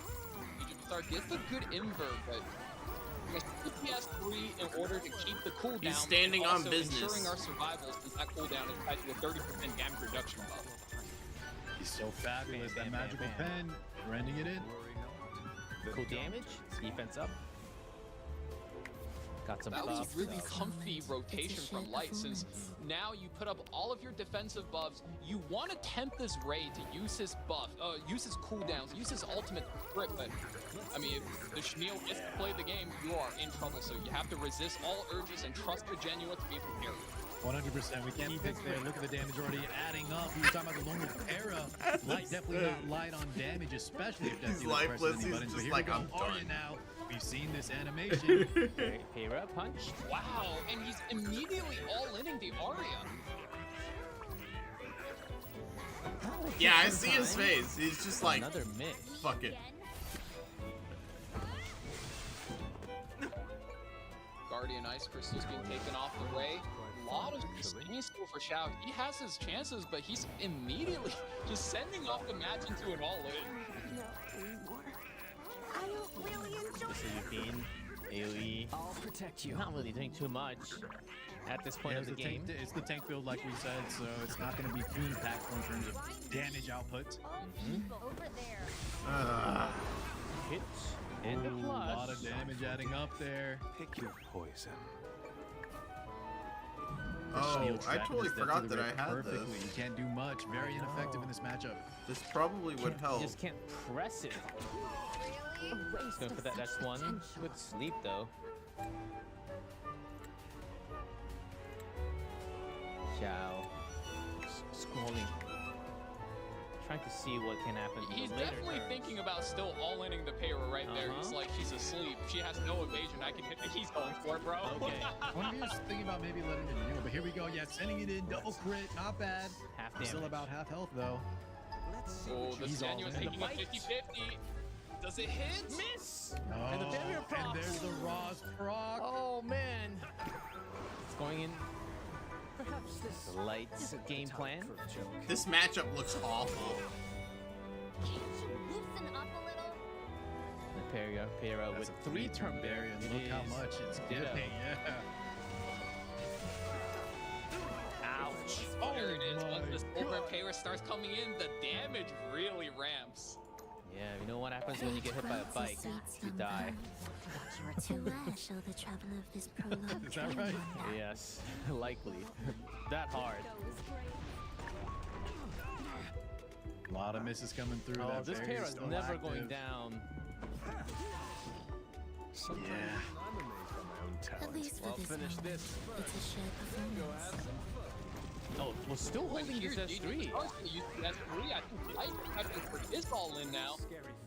Neil still no cooldown ready available. We're just gonna very lightly love tap that Euthine. Frenzy 3. This Payra is indeed a solid warrior. I think the main thing is Light is just so good at getting the most out of his character. He did it as a cleaver and now as a tank down player. He's really getting, as I say that, we're gonna burn one turn of our big barrier. He comes and if he start controlling up loses our this team, moving all into our DJZ, this championship, and he'll now come back going next year in known back as down. Dark. Light has done his calculations. Who do you try to kill first? Or get the passive out? Okay, tooth into Arya. Yeah, you notice he's been focusing his Arya, always keeping his. Oh, hold on. Little pause came Hold through. on. Hold it just a little bit. Just a little bit, because we need to call an ambulance. After the bike hit, insurance time. Yeah, we're gonna trade. Here's my insurance card. You can call up my lawyer, Schneal. He'll write you a very nicely worded letter and tell you to keep the doctor away. Yes. Let's see what happened there. man. So yeah, if you ever see a person getting hit by a bike, make sure to call for help. not from games. These are okay, frequency, in real yeah. life. So Yeah. I think there's a slight issue with the connection. So wait, hold on. Let me. So far, Light's been handling this okay. The Payra seemed very safe. The barrier already procced from the Adventurer Ross, and a lot less damage on the left side. So is there a way of?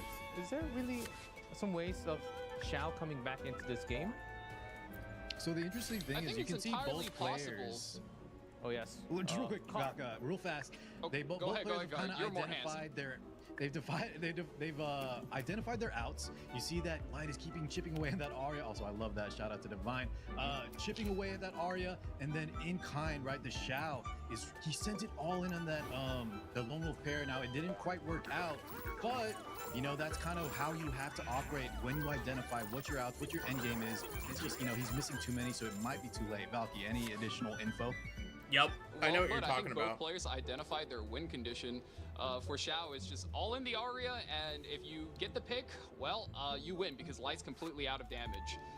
And I think for Light's end, he needs to, and I think Light needs to very carefully manage how he triggers that Genua, because once you get that Genua pop off, not only is he able to just hit one unit super hard, his ability to hit something, heal himself, and then do that AoE additional damage is so devastating. It's like we don't need to see, man. Why, like, You're Light's not doing being so anything careful interesting and just, anyways. tiptoeing around stuff.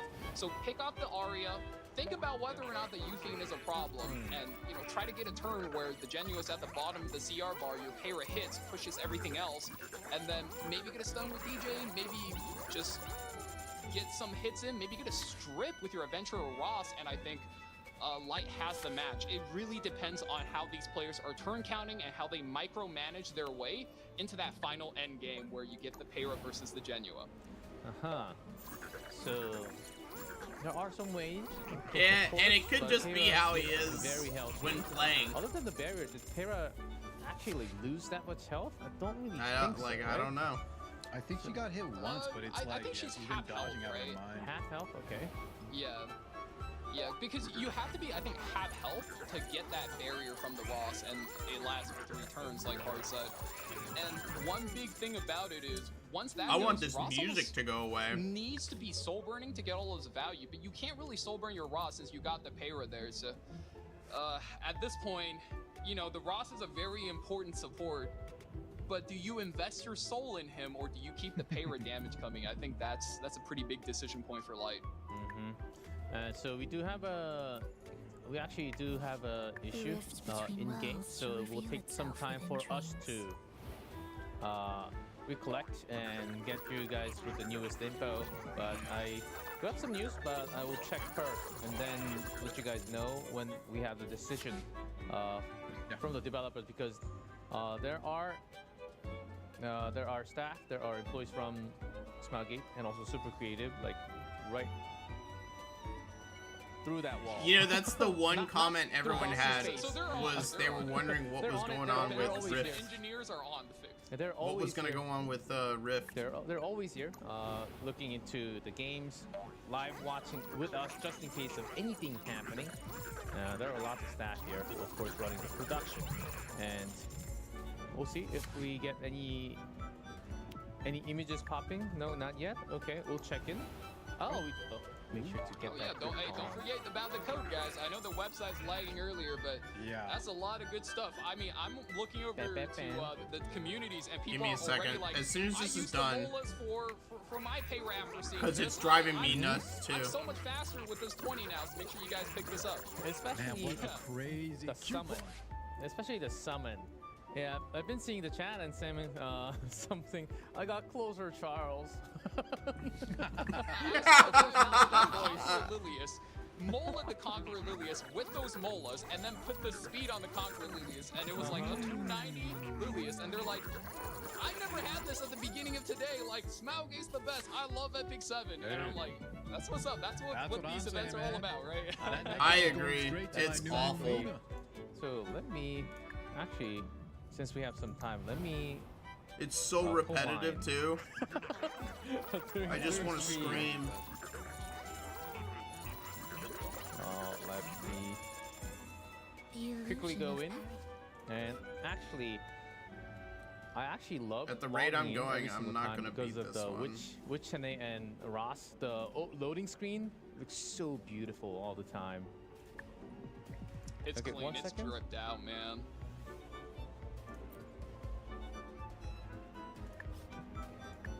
You're just What'd you end up blocking getting, my way. So, I got a Conqueror Lilius as well, Mhm. so I might make a second one. So guys, we have I do have an update, and Okay. it is from the rulebook. You cannot you can only use any hero and artifact until Aram, and anything else that was introduced in game during September cannot be used. And on DJB, Light was using an artifact that was released not too long ago. So it was an artifact, an illegal artifact was used in game, so Light will lose game 3, and DJB will not be allowed to pick from Light from this game on. So that will be an automatic loss because you used an artifact that cannot be used in today's match. Which artifact is And it? so Light will lose one game. And we will continue with a 2-1 score though. So that was checked from the rulebook. I also have the rulebook. It's the new Guardian Ice Crystal, right? The magic wand? The magic wand, yes. Dude, Is the come artifact. on. And Ooh. What a heartbreaker too, because that was Light's game to lose. He was looking in prime position. Dude, come on. That's not fair. It was really coming through for him. It is That's in the gotta rulebook. be a What rough it one. is. Oh, the Can this cure-all magic. decentralization bring about a new chapter Okay, there's in the Sun's pause. life?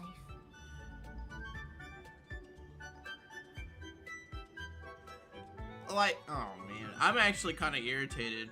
Like, that's not fair. The like, correct me if I'm wrong.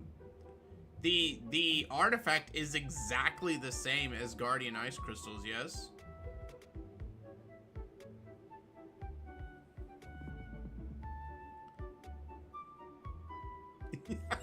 Have that face. That pisses me off. It's not fair. One. Oh man, that's a. Yeah, you hate to see that. It's in the rulebook 4.3-2. Heroes and artifacts newly introduced into the game from August 11th to the August 24th will remain unavailable for the tournament stages. So that was the rule. And Light had to drop the game because of that reason. And Light's DJB, I think, will be the only DJB locked, not allowed. Because during the match, you cannot change the artifact in between best of 5, but we will continue with the 2-1 score, with Xiao winning the round 3 because of that issue. But we will continue. Xiao on a match point now because of that rule. So we will see what happens, and Ken actually that would hit trigger you me mentally in a way, but it is what it is. It is.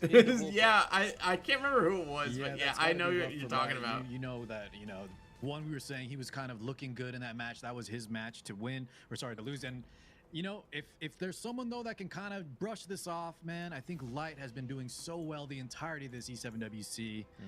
And speaking of, actually, he actually had a great run in the qualifiers with a unit like Pirate Captain Plan. And let's see. Yeah, Light's a trooper, and he's definitely someone that's good at playing through being dealt a rough hand. And despite it being a copy of Guardian Ice Crystal, an artifact that's already in the game, rules are rules, and you gotta follow that. Light here does get the first pick, and hey, first pick Laya. We're identifying the strong characters. Dude, Val, don't even give me that bullshit. Rules are rule. No. I'm sorry, not in this case. Has been doing so good today. That's garbage. So less of a protection for Tori. But let's see how it goes for Light. Haven't seen that combo go through yet today. Can Light bounce back after somewhat of a hard hit in the head? But I'm still on vacation. Afternoon Soap Flan, still holding a very good win rate, by the way. Albedo, he was hovering over this earlier. I vow to Yeah, be your and now that Roz is out of the equation, he wants that Knight. Get that mitigation on the lock. Xiao, though, opting for a similar fashion, gets that Dragon Bride Senya. Protect that Tori. Roz is out of the equation, so Dragon Bride, not a bad answer. Waiting for me to let my Blind Ice guard Army? down, huh? Ooh, and that is one of the things I was really scared about, because I was an Afternoon So Flan player, and Lionheart Hermia looks so scary. Thankfully, Light does have this Albedo, keeping the ship steady, has been able to reduce so much critical hit damage, and there she is. DM finally gets brought in, anti-critical hit, able to stop so many characters, but more importantly, anti-penetration. So we're looking to stop not only the Dragon Bright Senya, but the Lionheart Hermia and the Ball as well. This DN's looking scary. Yeah, almost maybe a must ban, depending on how Light navigates the rest of his picks here on 5. Both collapse? No, it is Blood Moon Haste. But, oh well. Very defensive with Ooh, and Flan. Light's going for more of a classic tank down style, where you're just stacking up on these bulky characters with big ultimates, able to end games without a DPS character. So Flan almost doesn't even matter as a damage source here. Xiao just needs to find ways to get I have rid no of these clue who debuffs, won this clear one, but things, I with hope that Dealer Light Ray wins already now. pre-banned out, I think that's going to be a tough time. Like, that Solid really Area, triggers however, me. does look very well, good for that job though. All right. Solly against... really good against Flan and more. On the other side, do we ban that DN? I feel like that's correct. Yeah, you get that DN out of there. Now we're threatening a lot of damage on the side of Xiao. We're talking about the anti-pen. No, don't However, spoil now me. that DN's out of here, this could be you're right. A lot of damage getting through. Light does have a second option with Haste, if he can get the passive and the revive with the Blood Moon Haste. But here we go, game number 4. Xiao on the match point. Laya starting. I really hate it when Sage we Valve. enter a match and there's Didn't get like the cut for 3%. 50 million buffs that appear on people. Ooh, and this starts the match immediately a little awkward. You don't want to use your S2 while all of your characters have their cooldowns, but yeah. the US1, well, that's a dual attack, and Lionheart still. certainly will wake up.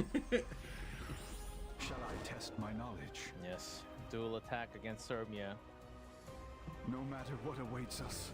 Siege Bow. Oh, wow. Early pop on I'm still S3. getting used to this. The S3 rip. Counter Decent damage. Counterattack though. Do a strip. Lands a strip. And the Serbia proc. Oh no. So Gonna many. get the healing, but yeah, Serbia is activated. Runs through with the skin.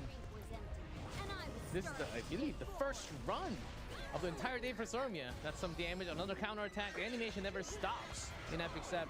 Yeah. Play the animation indeed. Damage getting mitigated big time. I love However, the skin. it's adding up. We're already doing better than last time. Good chunk. Taken out. After the Soak Flan, who do you go for? Potential D break. Or some extra damage. You don't realize? Okay, that was Poisonous target. Serbia. Just grab this and close. Would you like to be my next meal? Get rid of this. Got his eyes on the prize. We're going for the Flan, and we're lots of attacks coming through, and Big healing from Celestine. It's not over yet. 50% combat readiness, but she's looking low. Albedo from the skies. oh, we're looking to strip that defense buff and land the break. Does land it. Full strip. Oh, what a strip. You got 2 units coming down from the moon, Albedo and the haste. Should be ready, I think. Torrido. You've got this, Got Tori. Cascade. Free soul burn. Cascade's gonna hurt a lot. Let's see the damage. 13k, Ooh. 16. To love you. That wasn't that much. Between just how tanky this light side is and those timely heals from the counter procs and the Celestine, he's still looking pretty healthy despite the damage coming out from Shao. But here we go, soul burn. By your side until death The first do spear us. toss. 9,000. Jams into the haze, barely survives. Should be able to. Oh, Laya sleeps first. But Street Miracled out. Got the sweet. I don't. By the way, They're making it I hear out. thunder outside. I don't know if the power's gonna go. I'm just letting you know. Pretty sweet. All together. Artifact forward. Oh, the stun The comes dual attack on the through. ball. Flans should be able to take away It both could right happen. here with the S1. Oh, let's see the damage. AoE. Oh, just 1, not 2, but still very low HP. Tori's The here. ball hangs on.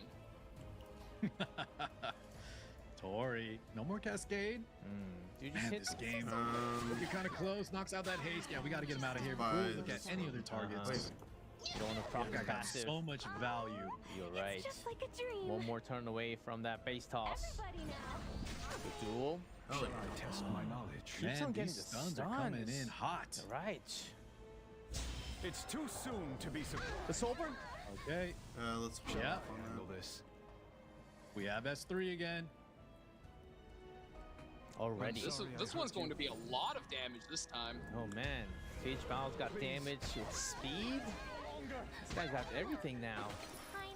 Not bad at all. If that Albedo wasn't there to damage share, that would be a gone unit. We're hanging on to the Laya, but I don't think she's making it through this one. Tori hits the Cascade. We got the Wind Rider additional attack. Goldberg comes through. It's taken out. Albedo misses the turn as well. That's a tough turn for the Flan. Most definitely now. Light could be in trouble here. That Tori with the Wind Rider. And this Senya standing very strong. It sucks that her voice is so annoying that I just don't even want to bother. Tori with the S3, buffs. get a lot of buffs. Oh my god. Oh, that will be it. Light says GG, and that is Shao taking the victory Dude. of Testify with a 3-1 score. That pisses me off. Now we'll be going up against Nero in the I winner's wonder. match. Like I'm. But unfortunately, He hasn't moved probably at not all. The lower bracket for his second chance. The only life left. So we do have the 4 winners of the day, but what a moment. Never really had game 5, but still, the GG's all around. Yeah. maybe there was a game 5 potential, but with that, the artifact, unfortunate scenario that happened. But you know what? Light's lost a second chance here in the losers bracket, so no players are eliminated. Would have liked to see a little bit Call it what it is. More than a 3-1, 3-0, but hey, all players are still in. Yeah, rules are rules. I mean, the real loser here is the audience. The audience missed out on a game 5, so it is what it is. But still, I think this was a very well-played match. We really got to see the draft, and a lot of these characters trade hits and, win conditions being thrown back and forth and tempo swinging front and back. And, I was just happy to be here for that. Yeah, between all the matches we've seen today, between Xiao and Light, I would say there's the most back and forth in terms of like equal drafting, decision-making in, the actual play-by-play. I think Light, was still looking great. Hopefully this doesn't get to him too hard, and he can come out of that loser's bracket stronger than ever. Certainly there are chances, and the miracle run from the lower bracket run through can also be made into the grand finals. Everyone, rules are rules, and you're supposed to follow the rules. That's what we go with for all the players in the same shoes. I hate it that they keep treating it like the rule he broke was like such a tight first match. Abyssal Euphenes, Elbrus popped off so many times. She like he's a cheater. And of course, Luna was able to close it out right there with the spear and the S2 splash damage. And look at this, Luna still gets 800 health, refusing to die. What a close match, like Valky was saying, but not enough action economy left for the Arya. Yep, and Sage Bao, I think was one of the biggest surprise, getting picked, like first pick, second pick. Out of all the other this game absolutely sucks in Wuthering Waves. First pick, second pick, but still performing. This patch was so freaking bad. When the opponent first picks, you have a lot of room to counter pick. We saw like Green Army come out, but it just felt like nothing was super effective. He always got a lot of value despite being in that position. No, I don't want to use infinite mode. I want to like go. A real winner, and not like a straight counter against Sage Bao. We've seen Armin, but Armin's. Yeah, you can still have another source of damage like AoE or Surmia to get past that Armin. We saw with the Surmia, we saw with the Sage Vivian, you just follow up with more damage over the top. There is a next year. With a 3-1 finish. Yeah, we'll have the interview and we'll hear from Xiao. Congratulations on winning your best of 5 against Light today. How are you feeling? Let's hear that first. 샤오 선수 이렇게 라이트 상대로 3대1 스코어로 다음 라운드에 진출하게 됐는데 일단 승리 소감 한번 들어보겠습니다. If this guy says anything like, "Oh, I was gonna win anyways," like I'm gonna be like actively rooting for this dude to lose. 心情是非常激动的吧，因为本来就是也快要输了，也非常的紧张，能赢得也是很幸运。 매우 기쁩니다. 사실 중간에 질 뻔했지만 이렇게 이기게 될 수 있어서 매우 기쁩니다. Really happy, glad about the match. There was a moment where I could have actually lost, but overall very happy about winning the match, and did have a balanced patch. We were talking about it all over the broadcast. So how did you prepare the last 2 weeks for today's matchup? There was a big balance patch as well. 그리고 오늘 저희 영어 중계에서도 말 많이 했지만 밸런스 패치에 대해서 좀 어떻게 준비를 했는지 2주 동안 오늘 경기에 대한 시간이 있었는데 어떻게 준비했는지 알고 싶습니다. 我们在过去的2周有一个很大的系统的一个整改，请问你在这2周内做出了什么努力？是如何准备今天的比赛的呢？ 首先要非常感谢吴志明选手还有蔡宝选手，晚上我都有跟他们在练习，然后就是更新了之后，所有的环境都不一样了，包括庆典艾达这种角色，从没有人用变得非常强，所以需要更多的练习去适应新的环境。 우선 무츠미 선수와 차이바오 선수에게 감사의 인사를 전하고 싶습니다. 함께 연습을 할 수 있어서 매우 도움이 됐던 것 같고요. 그리고 패치 후에 환경이 많이 바뀌어서 굉장히 새로운 캐릭터들도 많이 시도하게 됐다는 점인데요. 이것 또한 매우 감사합니다. So I do want to have a shout out and give thanks to Mutsumi and Chaibao for practicing with me, for helping out so much to get prepped for the day. And after the patch, a lot of environmental, lots of things changed in game, and especially the new character, and also the change in the older characters. There were a lot. So I do want to say another thanks to all the preparations made for the matchup. So next question is, you're facing against Nero, a very strong opponent who also won with a 3-1 score in the semifinals in the upper bracket. What do you think about your next opponent, Nero? 그리고 이제 다음 상대로 네로 선수, 오늘 3대1로 또 이긴 네로 선수를 만나게 됐는데, 네로 선수에 대한 생각은 어떤가요? 이 선수에 대해서 어떤 생각을 가지고 계신가요? 那么你在下一场比赛中将会和 Nero 选手进行对决，你对 Nero 选手有什么看法呢？或者你是以什么心情会面对他的呢？Nero 选手玩的是跟我是差不多的玩法，都是偏进攻性的。我觉得我跟他比赛的关键应该是谁能拿到先出手的权利，这样就可以更好发挥我们的战术。 I think he's the only one. 저는 네로 선수는 저랑 비슷한 스타일인 것 같습니다. 저희 둘 다 공격적인 스타일인데요. 이런 상황에서는 누가 선턴을 잡느냐가 가장 키포인트가 될 것 같습니다. So I think Nero and Aisha are very similar in style, and also the Vampig is actually somewhat of an aggressive style in game. The luck, I think dude. He's completely built on luck. First pick in game when we go through the band picks, and also in game as well. Okay, thank you so much for the interview, Xiao, and good luck in the upper bracket winners next week. 샤오 선수 인터뷰 정말 감사합니다. No, he was completely luck. Don't try and don't sugarcoat it. 谢谢。好的，谢谢。 Okay, with that we have 4 players. Both global going down players to the lower down. bracket, and the 4 players moving up in the winners. So no 5 games, but still, best of 5 gave a lot more challenging. I wanted face pump to win. Yeah, those matches were tight, and oh boy. No, they weren't. I can't believe we got some good matches after some good updates and good teasers. This was a good night to be an Epic 7 enjoyer. Oh yes, some total showcase, right? And then it was us with the balance patch update. So it was very fresh. Lots of new heroes really being climbed up in the highest tier list of ban picks today, right, Car? Oh yeah, G-Clef. They actually pushed out a lot of the other tried and true. Yeah, I think it was the Japanese matches were crazy good too. The Stage Ball, the Sermia, Twisted Eidolon didn't have the best showcase. However, he was picked a lot and banned a lot.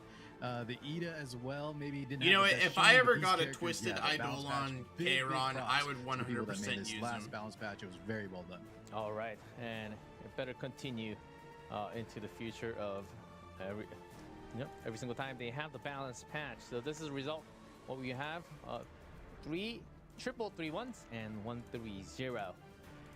But no one's out from the tournament. As you all know it, Gomyangmi versus SYAC is the upper bracket match 5. Nero versus Xiao. Match 6. All best of 5 except for the So grand are these finals, tomorrow? everyone. So make sure to keep that in line. Keep that in mind. Mutsumi versus Facepump on the bottom. Cuckerbat versus Light. So, okay, Cuckerbat versus Light. That sounds fun. Oh man, it's not a good time to be a global fan right now. No. That sounds fun. That sounds fun, everyone. And also, Gomyangmi versus SYAC is also Korea versus Korea from the qualifier. So we got some same server matchups coming up. Should be very exciting. Next week, we don't have a broadcast tomorrow, but we have double the broadcast next week, covering all the lower matches and also upper bracket matches. Okay, cool. After so the next updates, week we get the we have show. Some answers, but still some questions out there, right? So we got to see what these players, the top tier players, what they like to choose, who they think is the best. Some did show off, some didn't as much, but It might be the same for you. It might not be the same for you. So select and choose who you think is the best. And overall, though, a very solid day with lots of great games. So we will continue next week with main match day number 2. Car. Did you hear? Next week they're gonna announce the next expansion pack for I'm WoW. just happy to be here with you boys. These matches are flames. Yeah, short and sweet. My God, the showcase amazing. The games, the buff patch. Had a great time, guys. Always a pleasure. Insane day of the tournament stage continues next week, and keep on spreading the good word that Epic 7 is totally alive. 7th year anniversary is with a big patch, and if you haven't catch the coupons, there were lots of coupons. And so if make they're sure announcing it, I'm to hopeful put all that the coupons it's in, because gonna some of come them out don't at the last end as of this long, year. but I hope you catch Which would all be of pretty them and awesome. don't miss a single bit. But that's it for us. G Clef here, Car6, Valky. Thank you guys for joining. We will see you all back in action with tournament stage day number 2 next week. Thank you everyone for tuning in, and have an epic day. I'm actually really tempted to re-up my subscription for the patch that just came out, because I really do enjoy this I think this expansion, they did such a good job with it.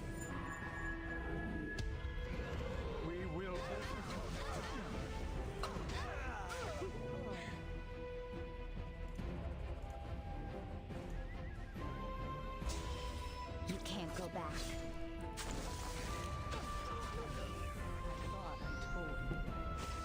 Get my sight!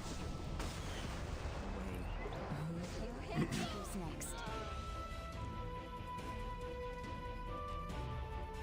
Hopefully, it's different this time.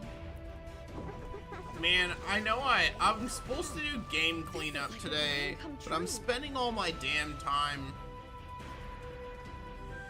dealing with this dumb freaking event. It's garbage. Best resolve. We can secure our victory. Like, ×3 isn't even fast enough to get through all of this. I test my knowledge.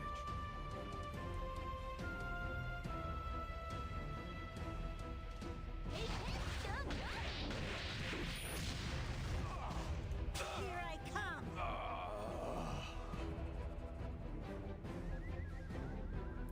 When Epic 7 updates come out, I'm probably gonna spend some time doing like PvE that I've never really cared for much before.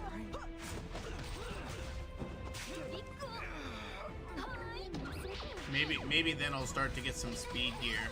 It's like they know that I don't play every aspect of Epic 7, and they're like, we're not giving you speed gear until you play our game properly.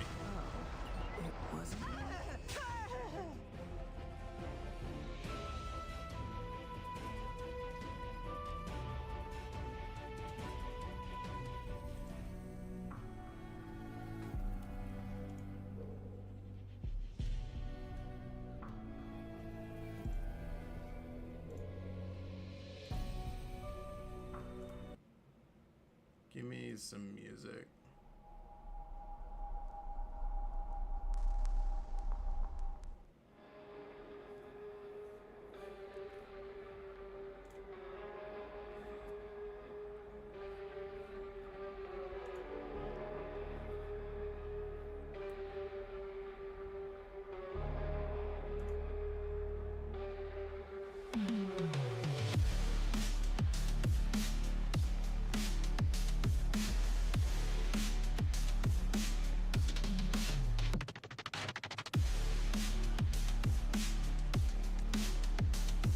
This game mode, oh, there we go. I was about to say this game needs like a ×5 mode. I didn't think they would put one in. It probably needs like a ×10 mode.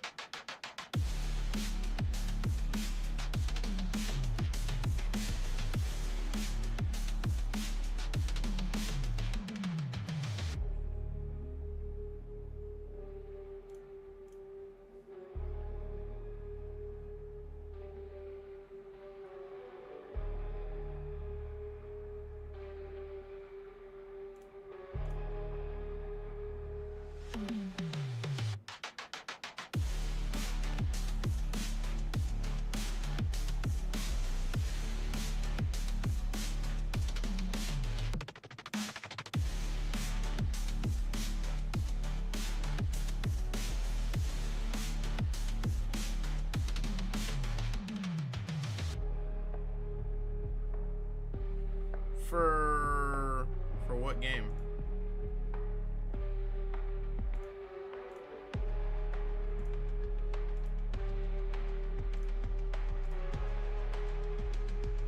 The story was, I didn't find the story that great.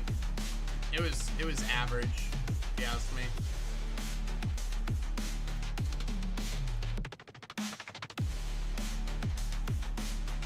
Like, Furlova is a terrorist. I don't care about terrorists. You're not gonna make me sit there and feel sympathy for her. Therefore, your story ends up falling on deaf ears. Oh no, I had it so hard. So I went and killed a bunch of people. Well, I mean, yeah, that's what Saphraxis is. They're going around killing people.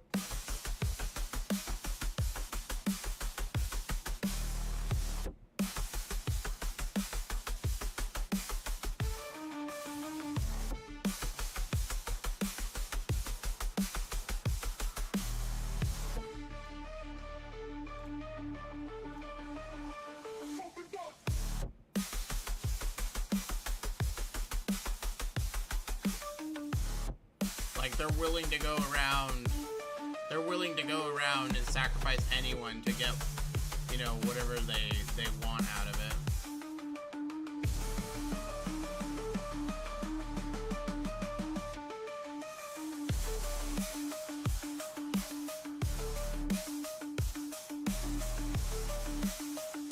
Yeah, man, well, you do whatever you enjoy the most.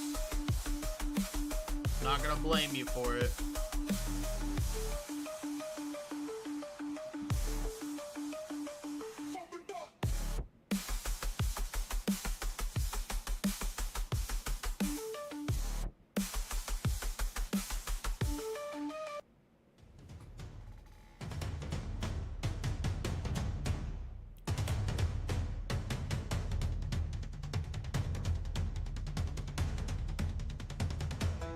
Yeah, I agree. I don't like a lot of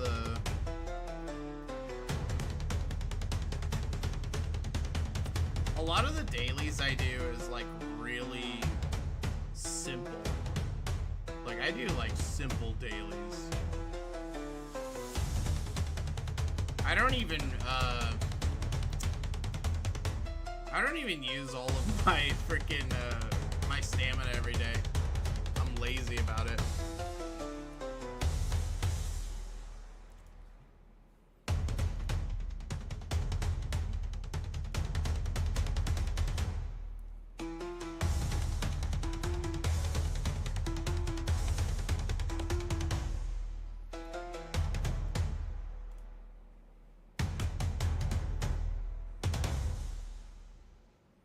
Oh no, I think there's problems with the game. They need to fix these problems.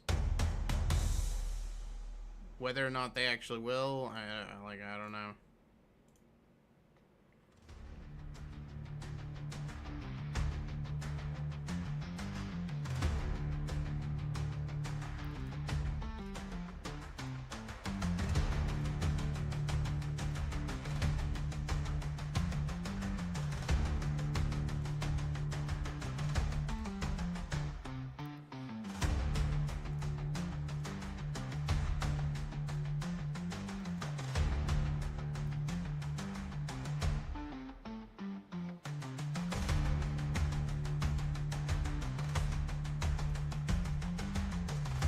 Okay, I like this dream the most, whatever it's called.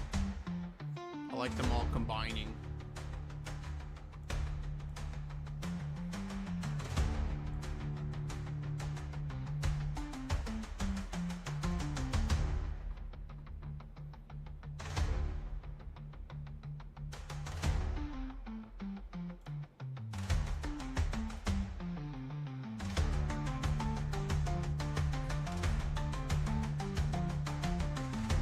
I think I may switch off of Pyrrha to Fire Litica. I just need to see if she properly sets up I need to see if she properly sets up my, my flan.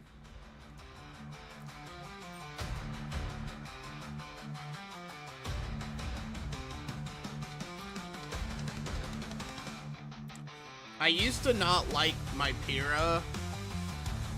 I realized just the other day that I used to not like my Pyrrha not being my fastest unit, but that was only because she had the highest speed in the game, and therefore it was the easiest way to get like the fastest turn. But I don't have to worry about that anymore because of Renak.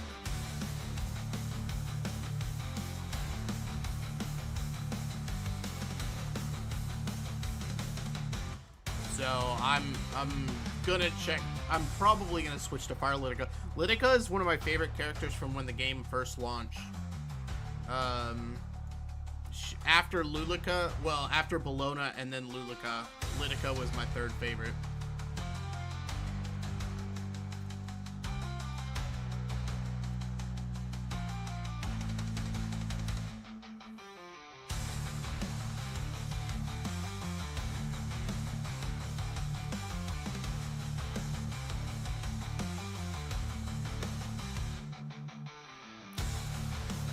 %70 effectiveness. What are you talking about? Oh, your build for Litika.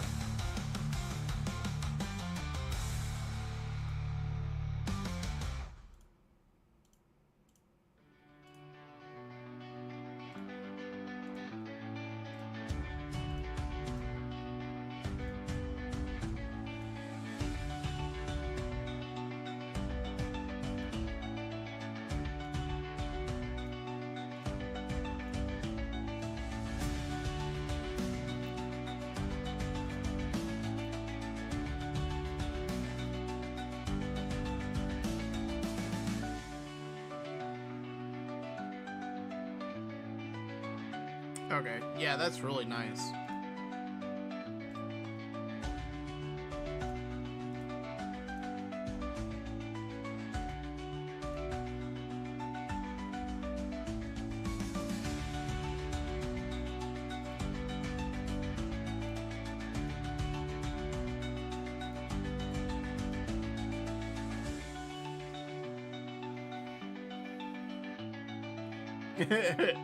Wasn't that the one that, like, barely did anything?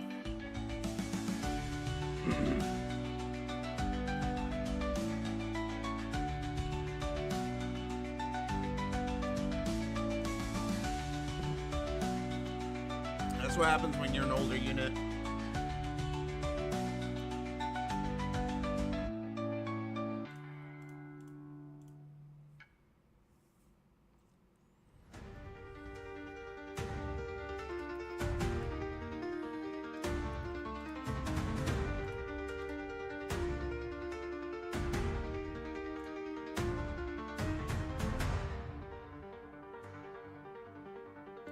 Nice.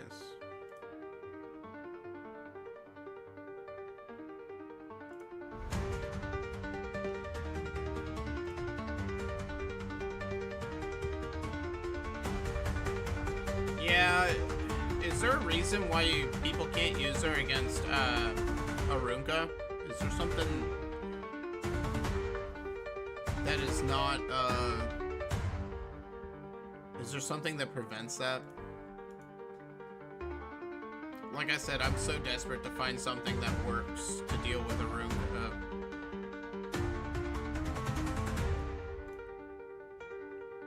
Oh, okay.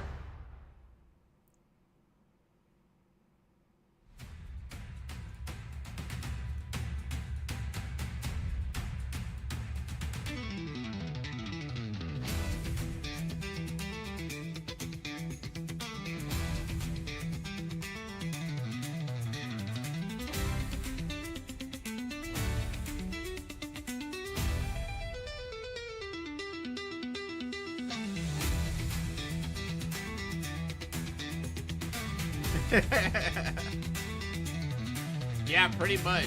I mean, she loses her buff. She's done for. They need to go back and make her buff undispellable. I think that's the only way to continue to let her see usage.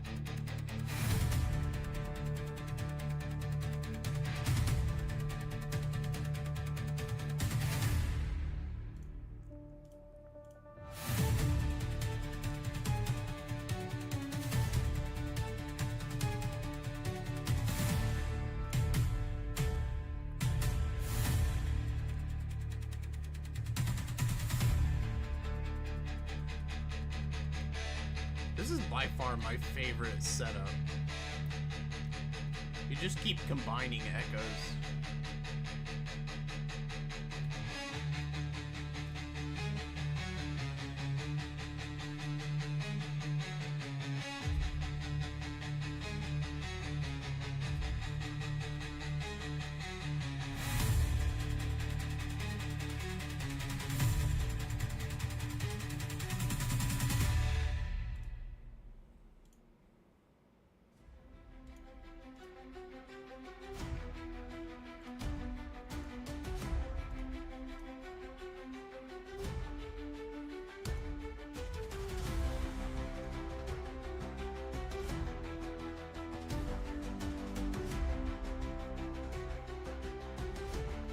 Yeah, I thought we'd see more use from her by now, but we really don't.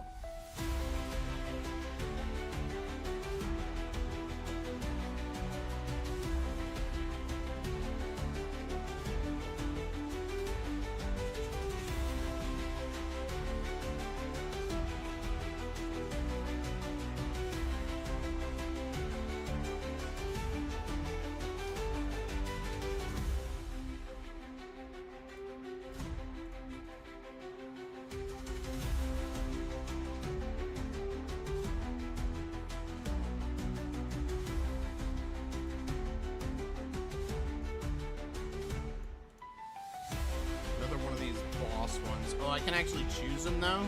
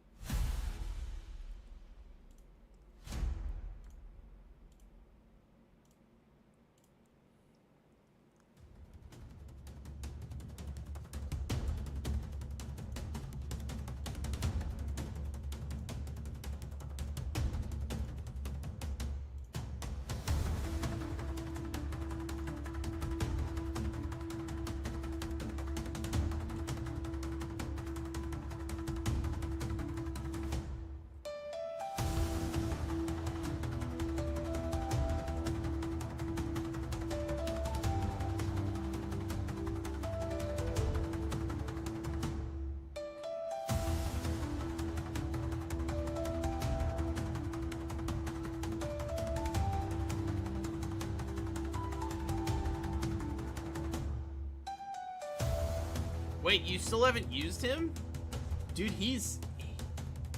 Well, I guess an RTA I can understand, because he requires some setup.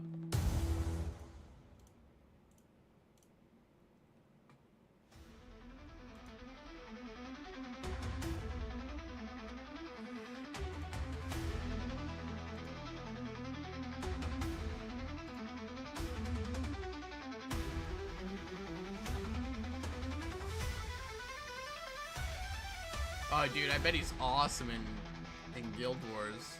Damn it.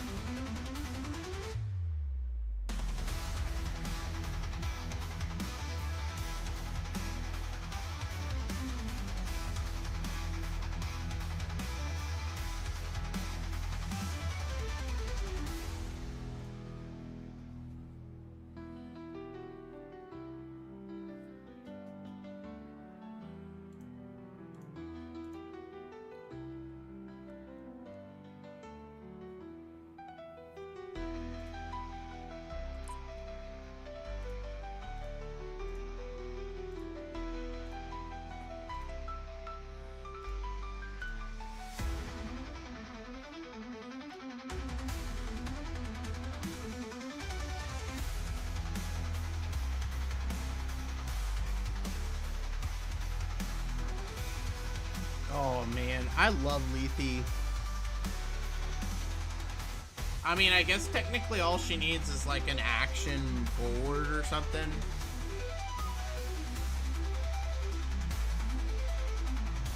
Oh, I know. Injury absolutely trucks. Lethe. Like, it hurts her more than anyone else.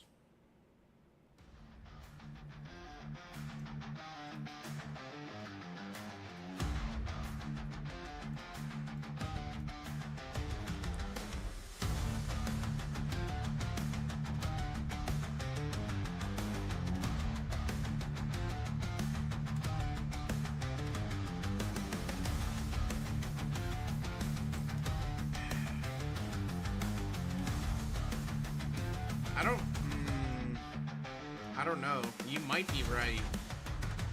One of the biggest problems that they have with her is that they're like, we want you to build effectiveness, but at the same time, the thing that she really needs isn't going to require any effectiveness. It's weird.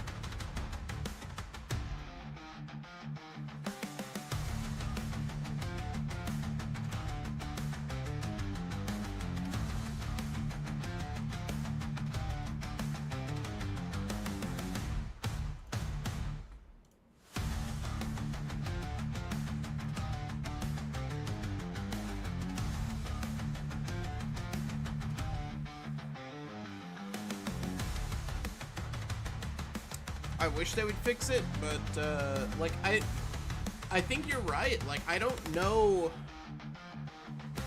how you fix that. Like you can't just say, okay, we're gonna throw it in and make it so that you get like an action advance after soul burning your S3. Like that won't fix the problem.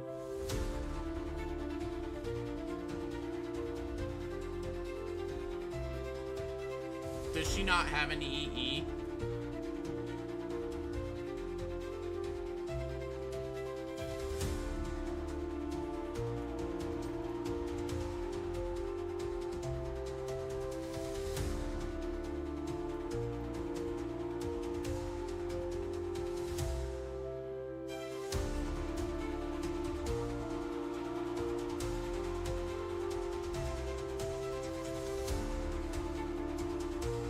Yeah, does Lethe not have an EE?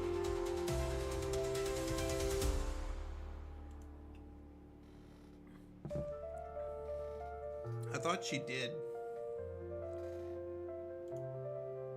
Okay. Yeah, okay. I was trying to figure out whether or not she actually had one, or you were talking about whether or not the one that she has just really needs to be reworked.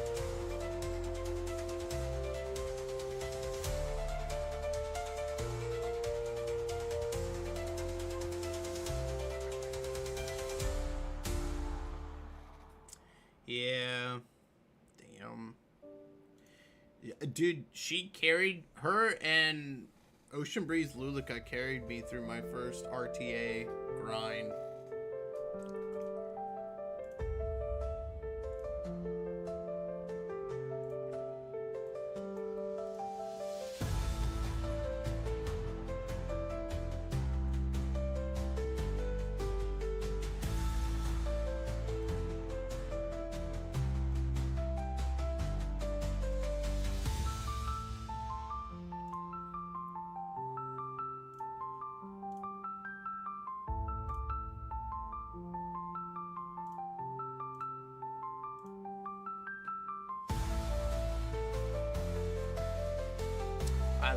I love the design of Light Aiden.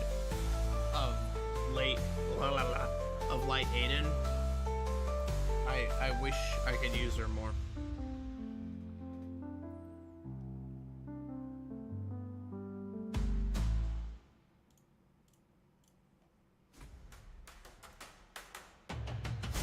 That's great.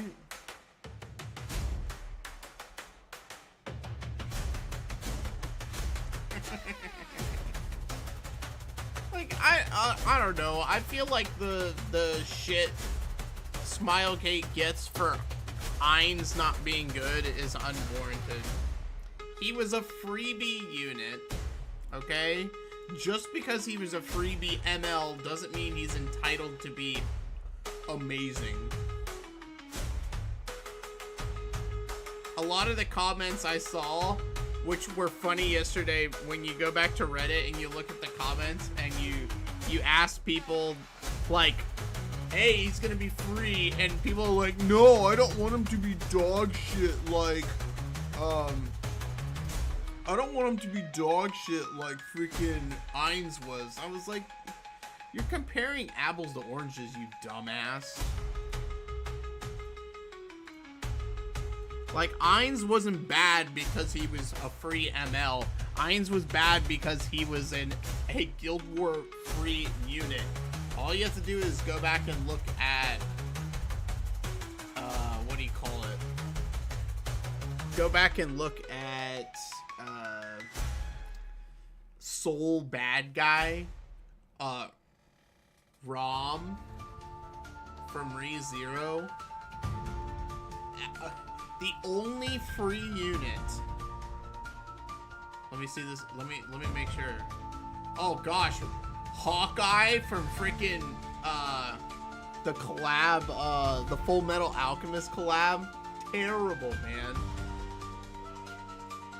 All you have to do is go back and look at those, and they're awful. The only free unit that has been good or has potential to be like a usable character has been Shuna from the Slime collab. And actually, I want to go rebuild mine. And even then, she's not that great. I'm just saying that she has potential.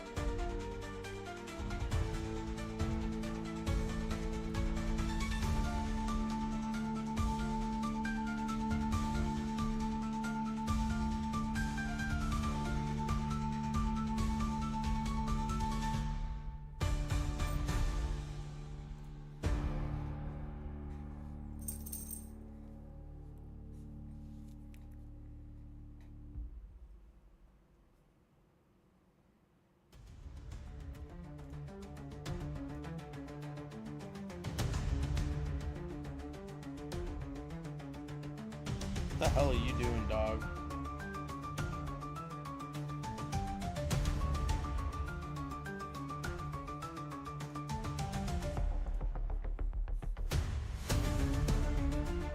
Yeah, no, I think Raz is gonna be like, he's not gonna be a.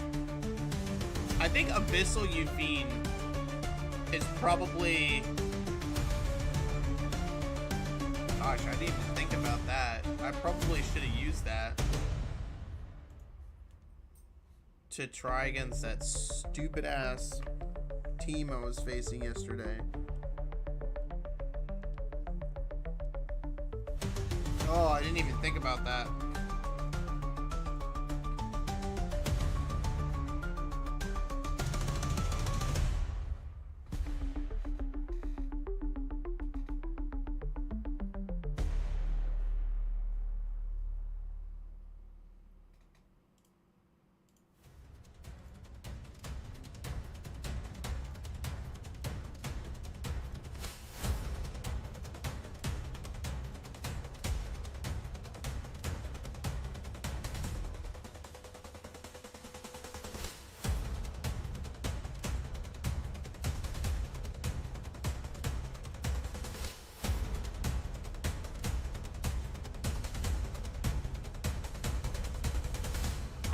Like, I've seen people use him, like, and he's, like, really good.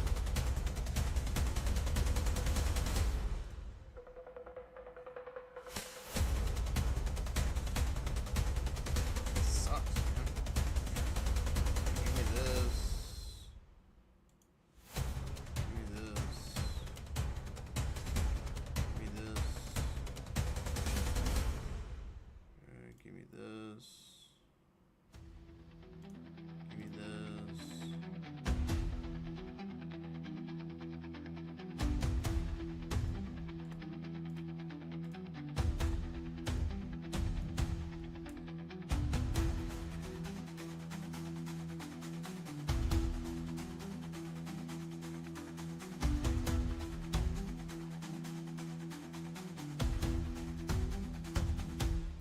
that's cool, but like, where do I use, like, okay, yeah, against, but I don't have a problem with Mort.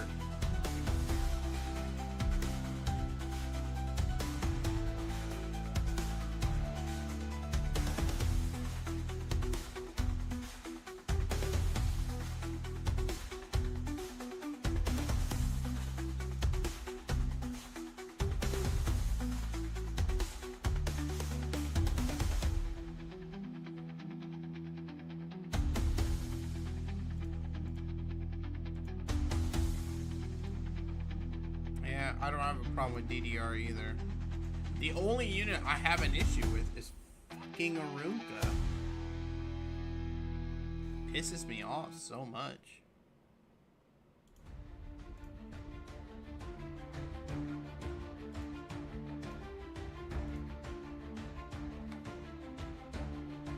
Ooh, okay.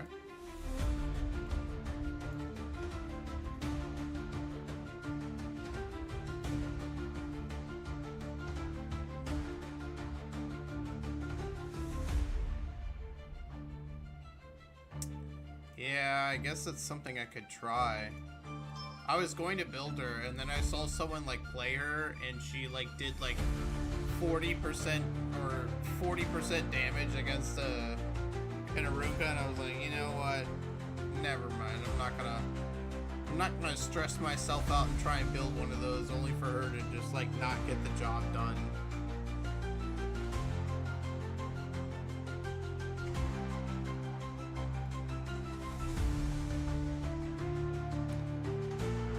Honestly, if I had Luna, that wouldn't be a problem either.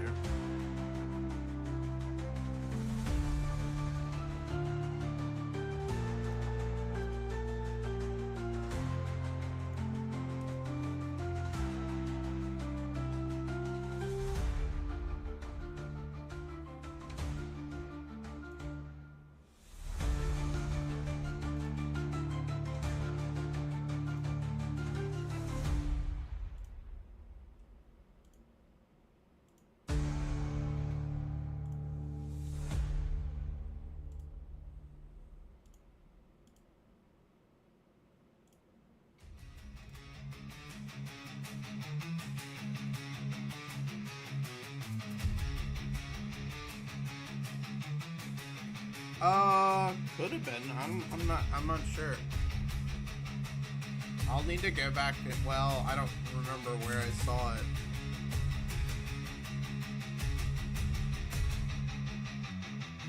Yeah, I'm meaning to go back and check.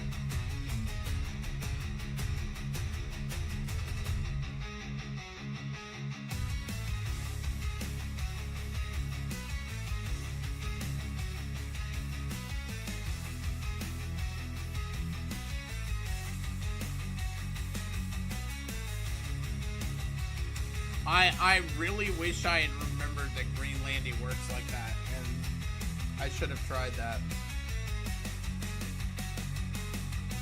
Because one of the things that I did is I put in, for one of them I put in Shadow Knight Pillis, and she just like face tanked everything. And that gave me time to do stuff with other characters. And if I had done that and then like had Greenlandy, it would have been really interesting.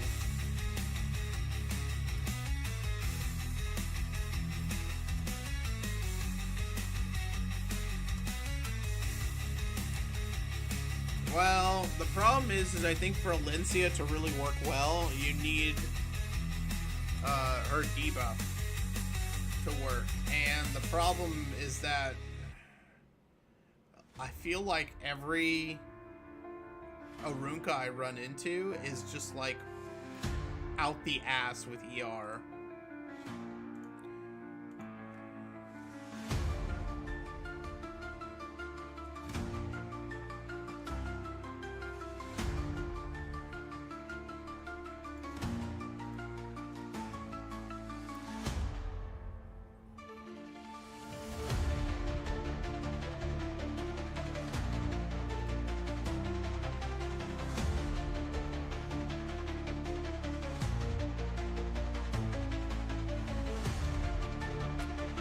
out. I mean, that's why I tried Rimuru, because he's like the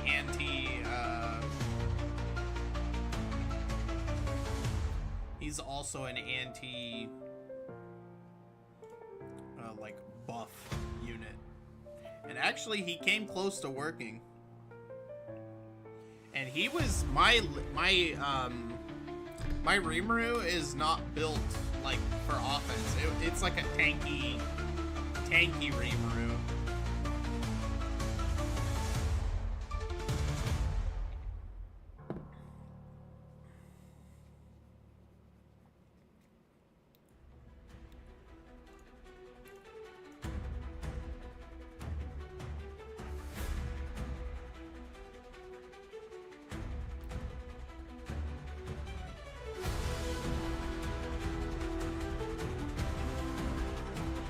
Now I'm gonna want to try it.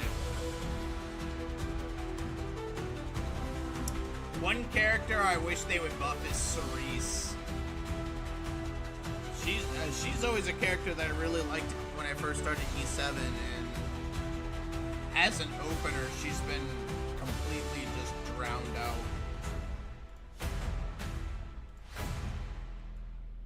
Oh my gosh. 2 more left. It's the fucking worst event they ever did.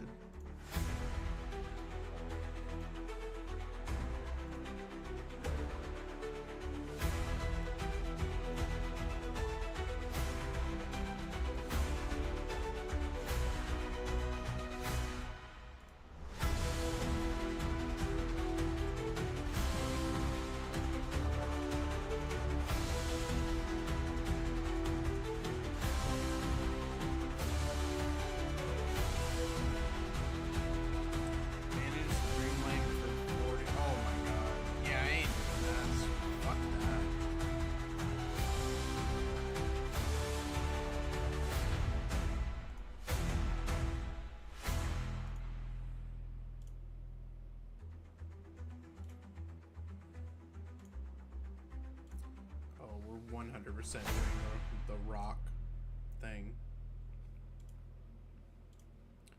I love these guys.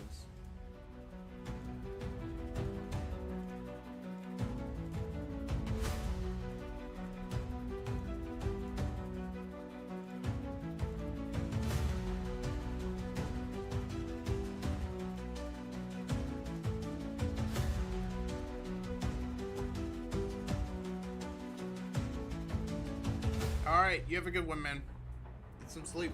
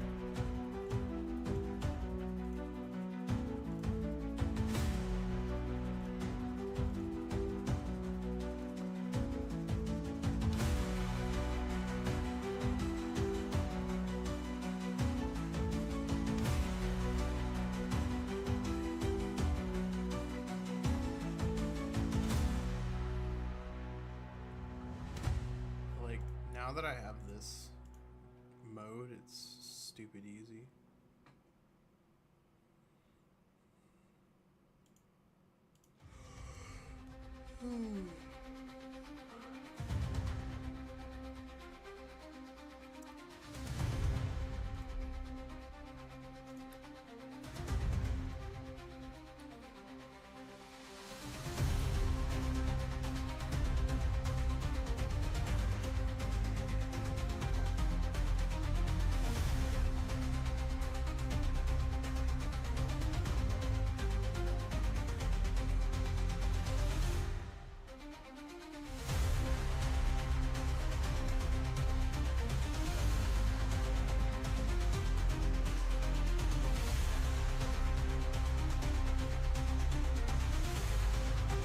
think I started above the required 800.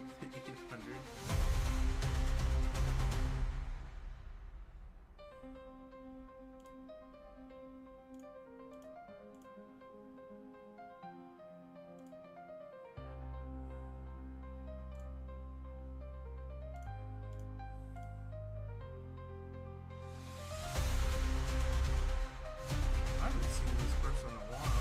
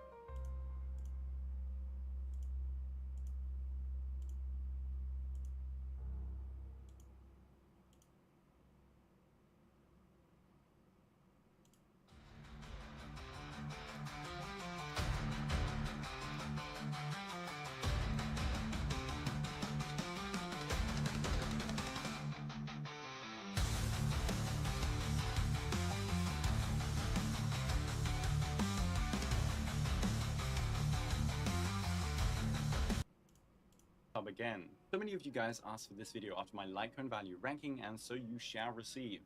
I'll be going through every E1 and E2 and seeing which are the highest value pools right now. So the E1 value and then the E2 value separately. By the way, if I make a correction post-release, it will be in my comment below and maybe blurred in the video. That's why Fugue and Anaxacones were blurred in the last video. They should have been lower. And also on the list, there will be old Eidolons that are at the bottom. That doesn't mean they are always terrible. It could just mean you pulled them ages ago and the units got power crept. Same for the Litecoin video. Anyways, let's start, but real quick, thank you to today's sponsor. If you're looking for some pulls and you have cash spare, well, LD Shop may be able to help you out. The HSR section for LD Shop uses UID for safety, so no account information, they aren't logging into your account. I just plop in my server here and my UID, and I choose the bundle I want. These packs are discounted by 13% minimum versus in-game prices and can go up to 25%. After finishing my payment, I can log into my account just after, and voila, my Express Pass is here already. If you want more discounts, users that register with my link get a 15% coupon as well as a 5% coupon which can save up to $50, so check it out with my link in the description. There's also a little bonus for those that spend $80 in a month who get an extra Express Pass sent your way. Anyways, stay safe and back to the video. Hey again! So, like last time, we'll first look at the support category. So Harmony units and supportive Nihility units, all in release order and starting with Eidolon 1s. Let's go! Starting with our little wolf. Her E1 is a massive energy boost on ults, letting her access some crazy rotations or forego energy regeneration whilst maintaining ult uptime. So it allows her to either spam out more ults or become her own DPS. However, spamming out more ults requires more SP and is only really used in aggro comps which are quite old now. The becoming her own DPS part is cool, but realistically you might want to pull from modern DPS instead. So I'd say it has some value as a niche pull.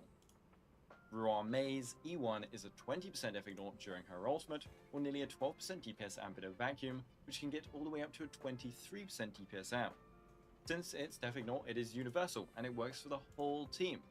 It isn't that strong by itself, and Raw Mei isn't usually best in slot, but it's still an extra buff for an already nice and easy to use buffer. So whilst it isn't a high priority pull, it still has decent value. Not to mention, you could pick up Raw Mei for free during 3.2 to 3.4, so the overall cost of E1 Raw Mei is lower than other units here. And then Sparky offers an extra turn of her ultimate's buff duration as well as a 40% attack buff during said ultimate buff. The problem is that she could just ult on a DPS's turn and it will not take down at the end of their turn, meaning her ult buff already lasts for 3 DPS action. Maybe it's nice for using it with multi-advanced comps, but that hurts Sparkle's power anyway. And the extra attack buff is alright, but it's not worth that many pulls. So it has okay value, but I would generally recommend against it. Robin, there's not much to say. Her E1 is among the best in the game with a universal and team-wide 24% all-type respan. It's just Raw Mei's E1, but pretty much always better, with Robin also being stronger in more teams. The only thing I'd say on it is, since there is always an E1 like this every year, maybe it's best to wait until 4.X's OP E1 support.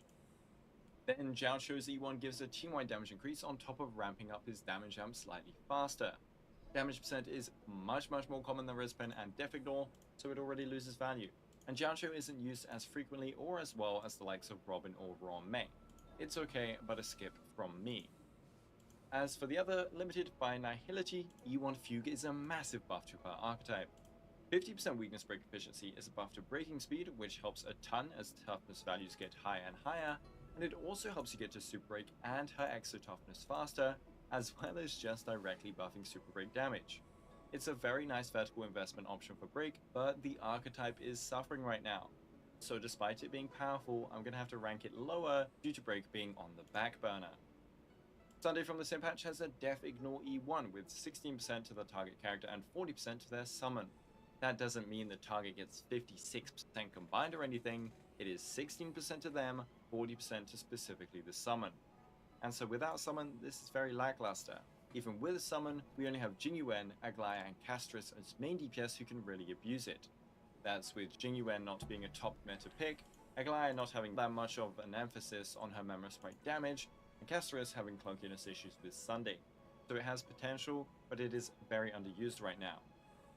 And for the strongest support E1 so far, we have Tribby. When dealing damage on your turn with attacks, Tribby will then multiply it by 24% overall as true damage. So like a Robin E1 at a baseline.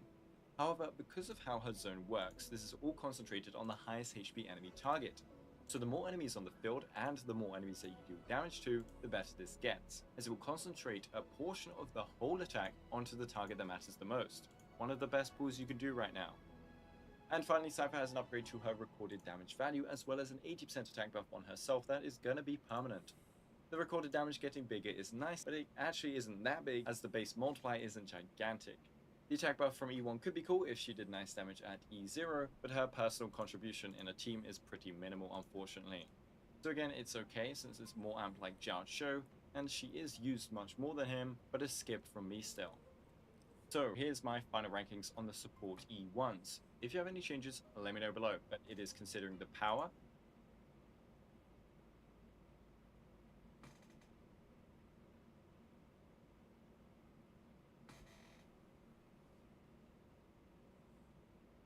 the flexibility, as well as how good the unit is and how often they are actually used, since pulling a crazy E1 on a unit that is old and weak would generally be kinda silly.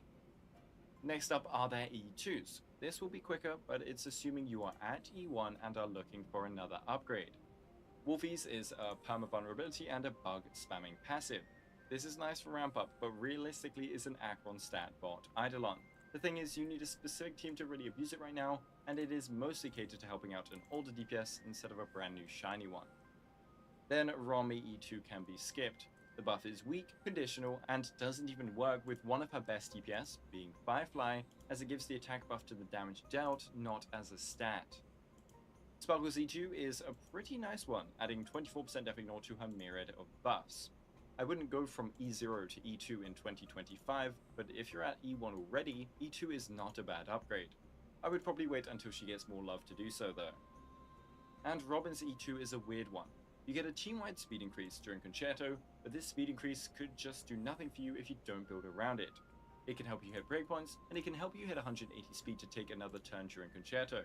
But not all teams can do it, and some teams can't really abuse it. It also batteries Robin a bit better, but ideally that's already a secure point in your teams. I think it's a great Eidolon, but in niche scenarios.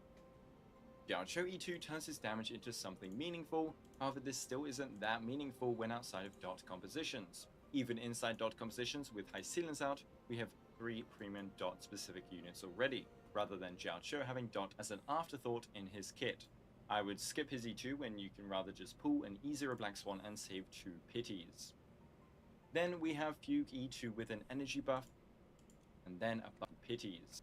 I would pick units, even inside dot compositions, over this scenarios. Zhao Shou E2 turns his damage into something meaningful, however this still isn't that meaningful when outside of dot compositions. Even inside dot compositions with high ceilings out, we have 3 premium dot specific units already, rather than Zhao Shou having dot as an afterthought in his kit. I would skip his E2 when you can rather just pull an E0 Black Swan and save 2 pities. Then we have Fugue E2 with an energy buff, and then a buff to her ultimate that makes it actually do something. And here you'll get a Dance Dance Dance cone embedded into her. Sometimes this advance could do nothing, but you're probably going to pull because you want that advance and know what to do. Fugue's E1 is really good, and her E2 is nice too, but again, Break are struggling, so it hurts the ranking for your average account. Next up, Sunday. He gets 2 SP after his very first ult, and then gives a 30% damage increase to his Beatified. The 2 SP is nice, but realistically your team should be good on SP if built properly, and at E0S on Sunday. It's only once 2, so good luck if you have SP problems down the line, and I would not pull for a 30% damage buff. Dribby then gets a damage increase in her Eidolon too. She can already provide substantial damage at E0 in AoE, which gets even better E1, S1, and then E2 will just boost her damage contribution even more. I think you should just stick to E1, and her damage will fall off eventually when we get fewer targets and tankier bosses, but it's still an okay value pull right now. And then finally Cypher.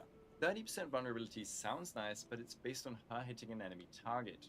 And since she is supposed to just spam her basics, this is only good in single target or maybe 2 targets if you play around her patron mark. She can never apply it in full AoE, and in Blast she'd have to use SP, which is not usually her thing. It's an okay pull regardless. And for Saridra, well, she's not out yet or close to being out, and I got so many Saridra comments on Lightcone video despite this fact. So her Eidolons and her Lightcone will all be calculated and reviewed during her guide if I make one. Anyways, that's the E2s for you. I don't really like many of them, especially when you could do something like E1 Tribby and E1 Robin rather than E2 Tribby and E0 Robin. A few of them are niche, a few of them are okay, and a few of them are just not necessary. It's usually the DPS with the OP E2s. Anyways, and now it's sustain time. From now on in the video, I will tackle Eidolons together in the review but still rank them separately. I thought supportive ones should go separately since a lot more people will probably go for them for universality, and their E1s are usually the important ones, so you can just skip the E2 part if you're bored. So let's check out sustains. So LeWatcher was our very first.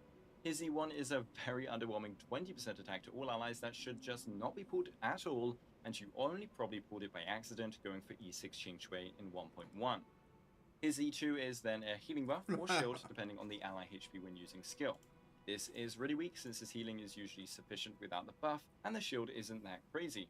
It is for one ally, and a lot of DPS he synergizes with don't want a shield, they want to lose HP. It's a skip on both Eidolons for LeWatcher. Then we have a slightly better E1 LeWatcher with Bushwan's Eidolon 1, 30% team-wide crit damage with a more permanent uptime. I would also not pull this though in this day and age, especially since there are many good sustains with more utility than her. Like, are you going to spend 80 pulls for a small crit damage buff? Then her E2 gives her a revive passive. She can revive her whole team technically if they die at the same time. It would help out any sustaining issues, but again, I feel like your pulls should be going to better things, like a stronger, more utility-heavy sustain, or investment on better units. Now, Ho-Ho's E1 is still pretty nice. You can hit more breakpoints, or the same breakpoints but with less substantive investment, and she even gets an extra talent turn to help reduce skill point usage and help with the speed uptime. The thing is, I think it's overhyped because she doesn't need to skill spam even at E0. That was a massive misconception that is still kinda here to this day. So you just have the speed, which isn't always beneficial. It's a good pull, but it's not high priority. As for her E2, it is another revive like Fushuan. I don't think you should have sustain issues with Ho-Ho. I don't think I've ever died with her even on squishy teams like Dot. So just fix your team or rotation instead of pulling a whole nother Ho-Ho. Adventuring next. E1 is a team-wide 20% crit damage, so like a mini Fushuan E1, and then he gives his shield an ult now. The ult shield helps him work into more teams since some can absolutely ruin his uptime, and the crit damage is okay.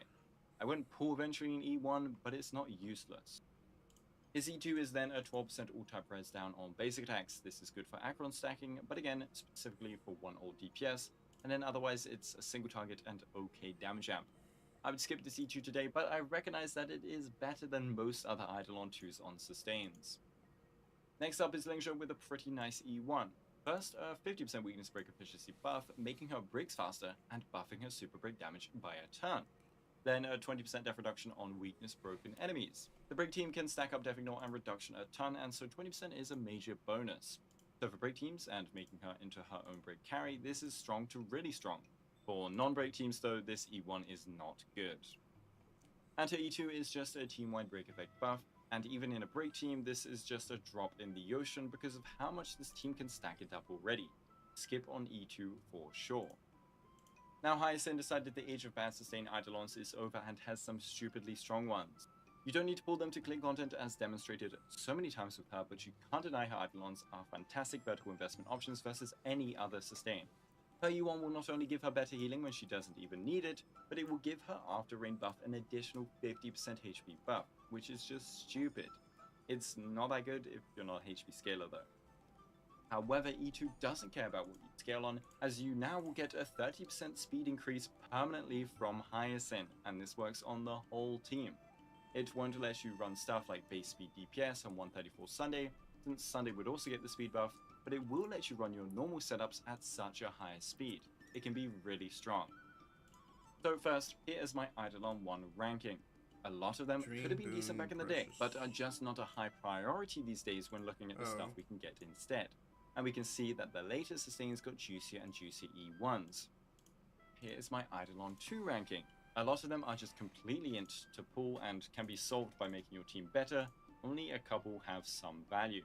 If you think an Eidolon should be higher or lower, let me know below, but a lot of these E2s are just terrible. Finally, for this video, we'll be tackling our lovely DPS Eidolons.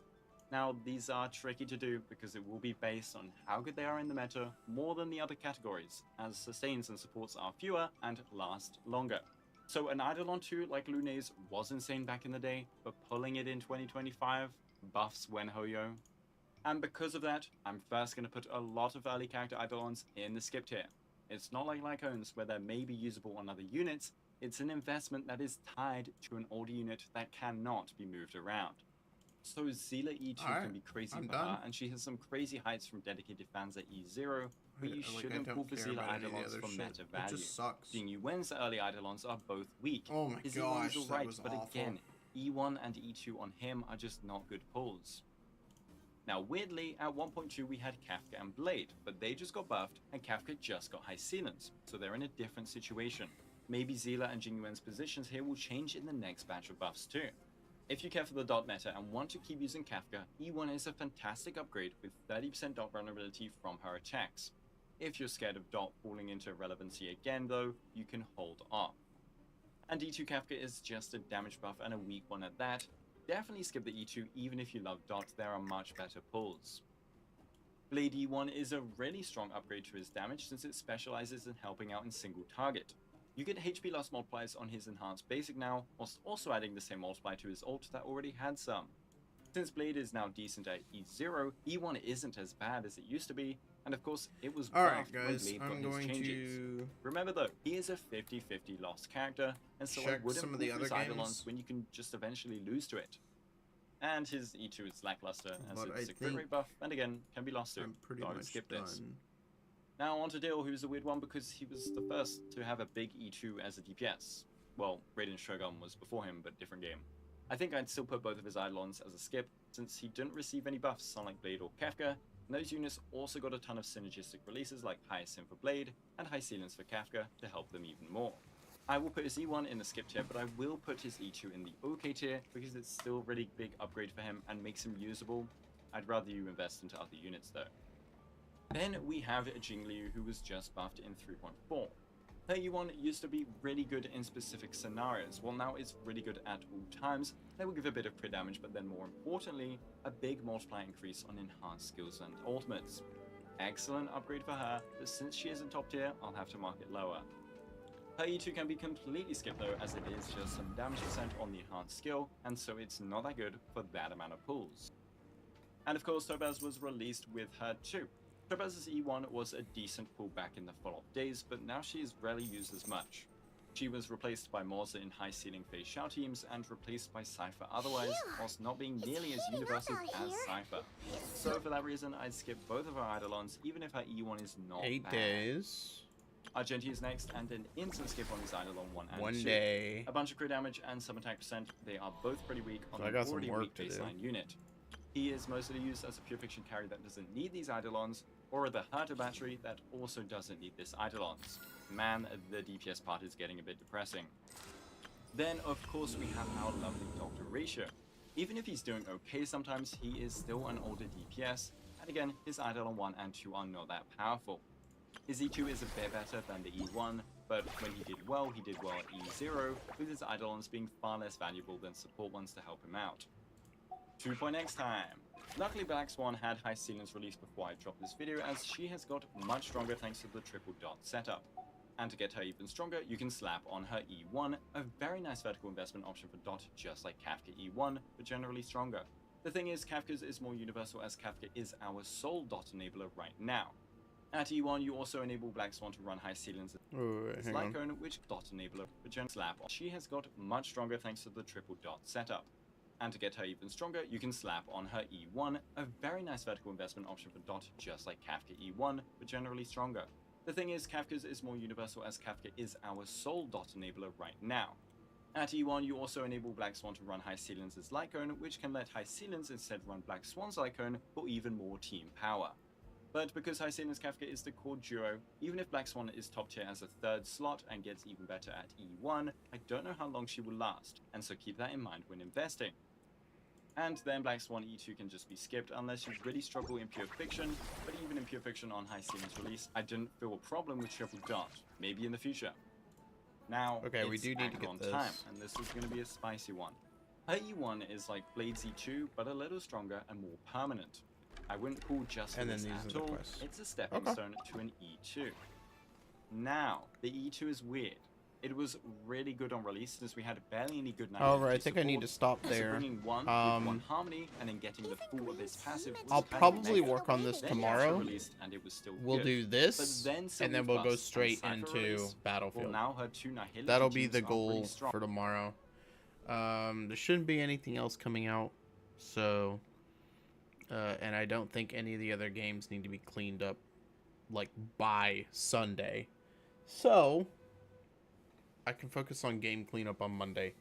But the one that mainly needs to be done tomorrow is this one. We'll do it, and then we'll go have fun playing some Battlefield. So I hope you guys have a great rest of your day, good rest of your weekend, and that's gonna be it for me for today. So I will catch you guys later. Neptork out. See you guys.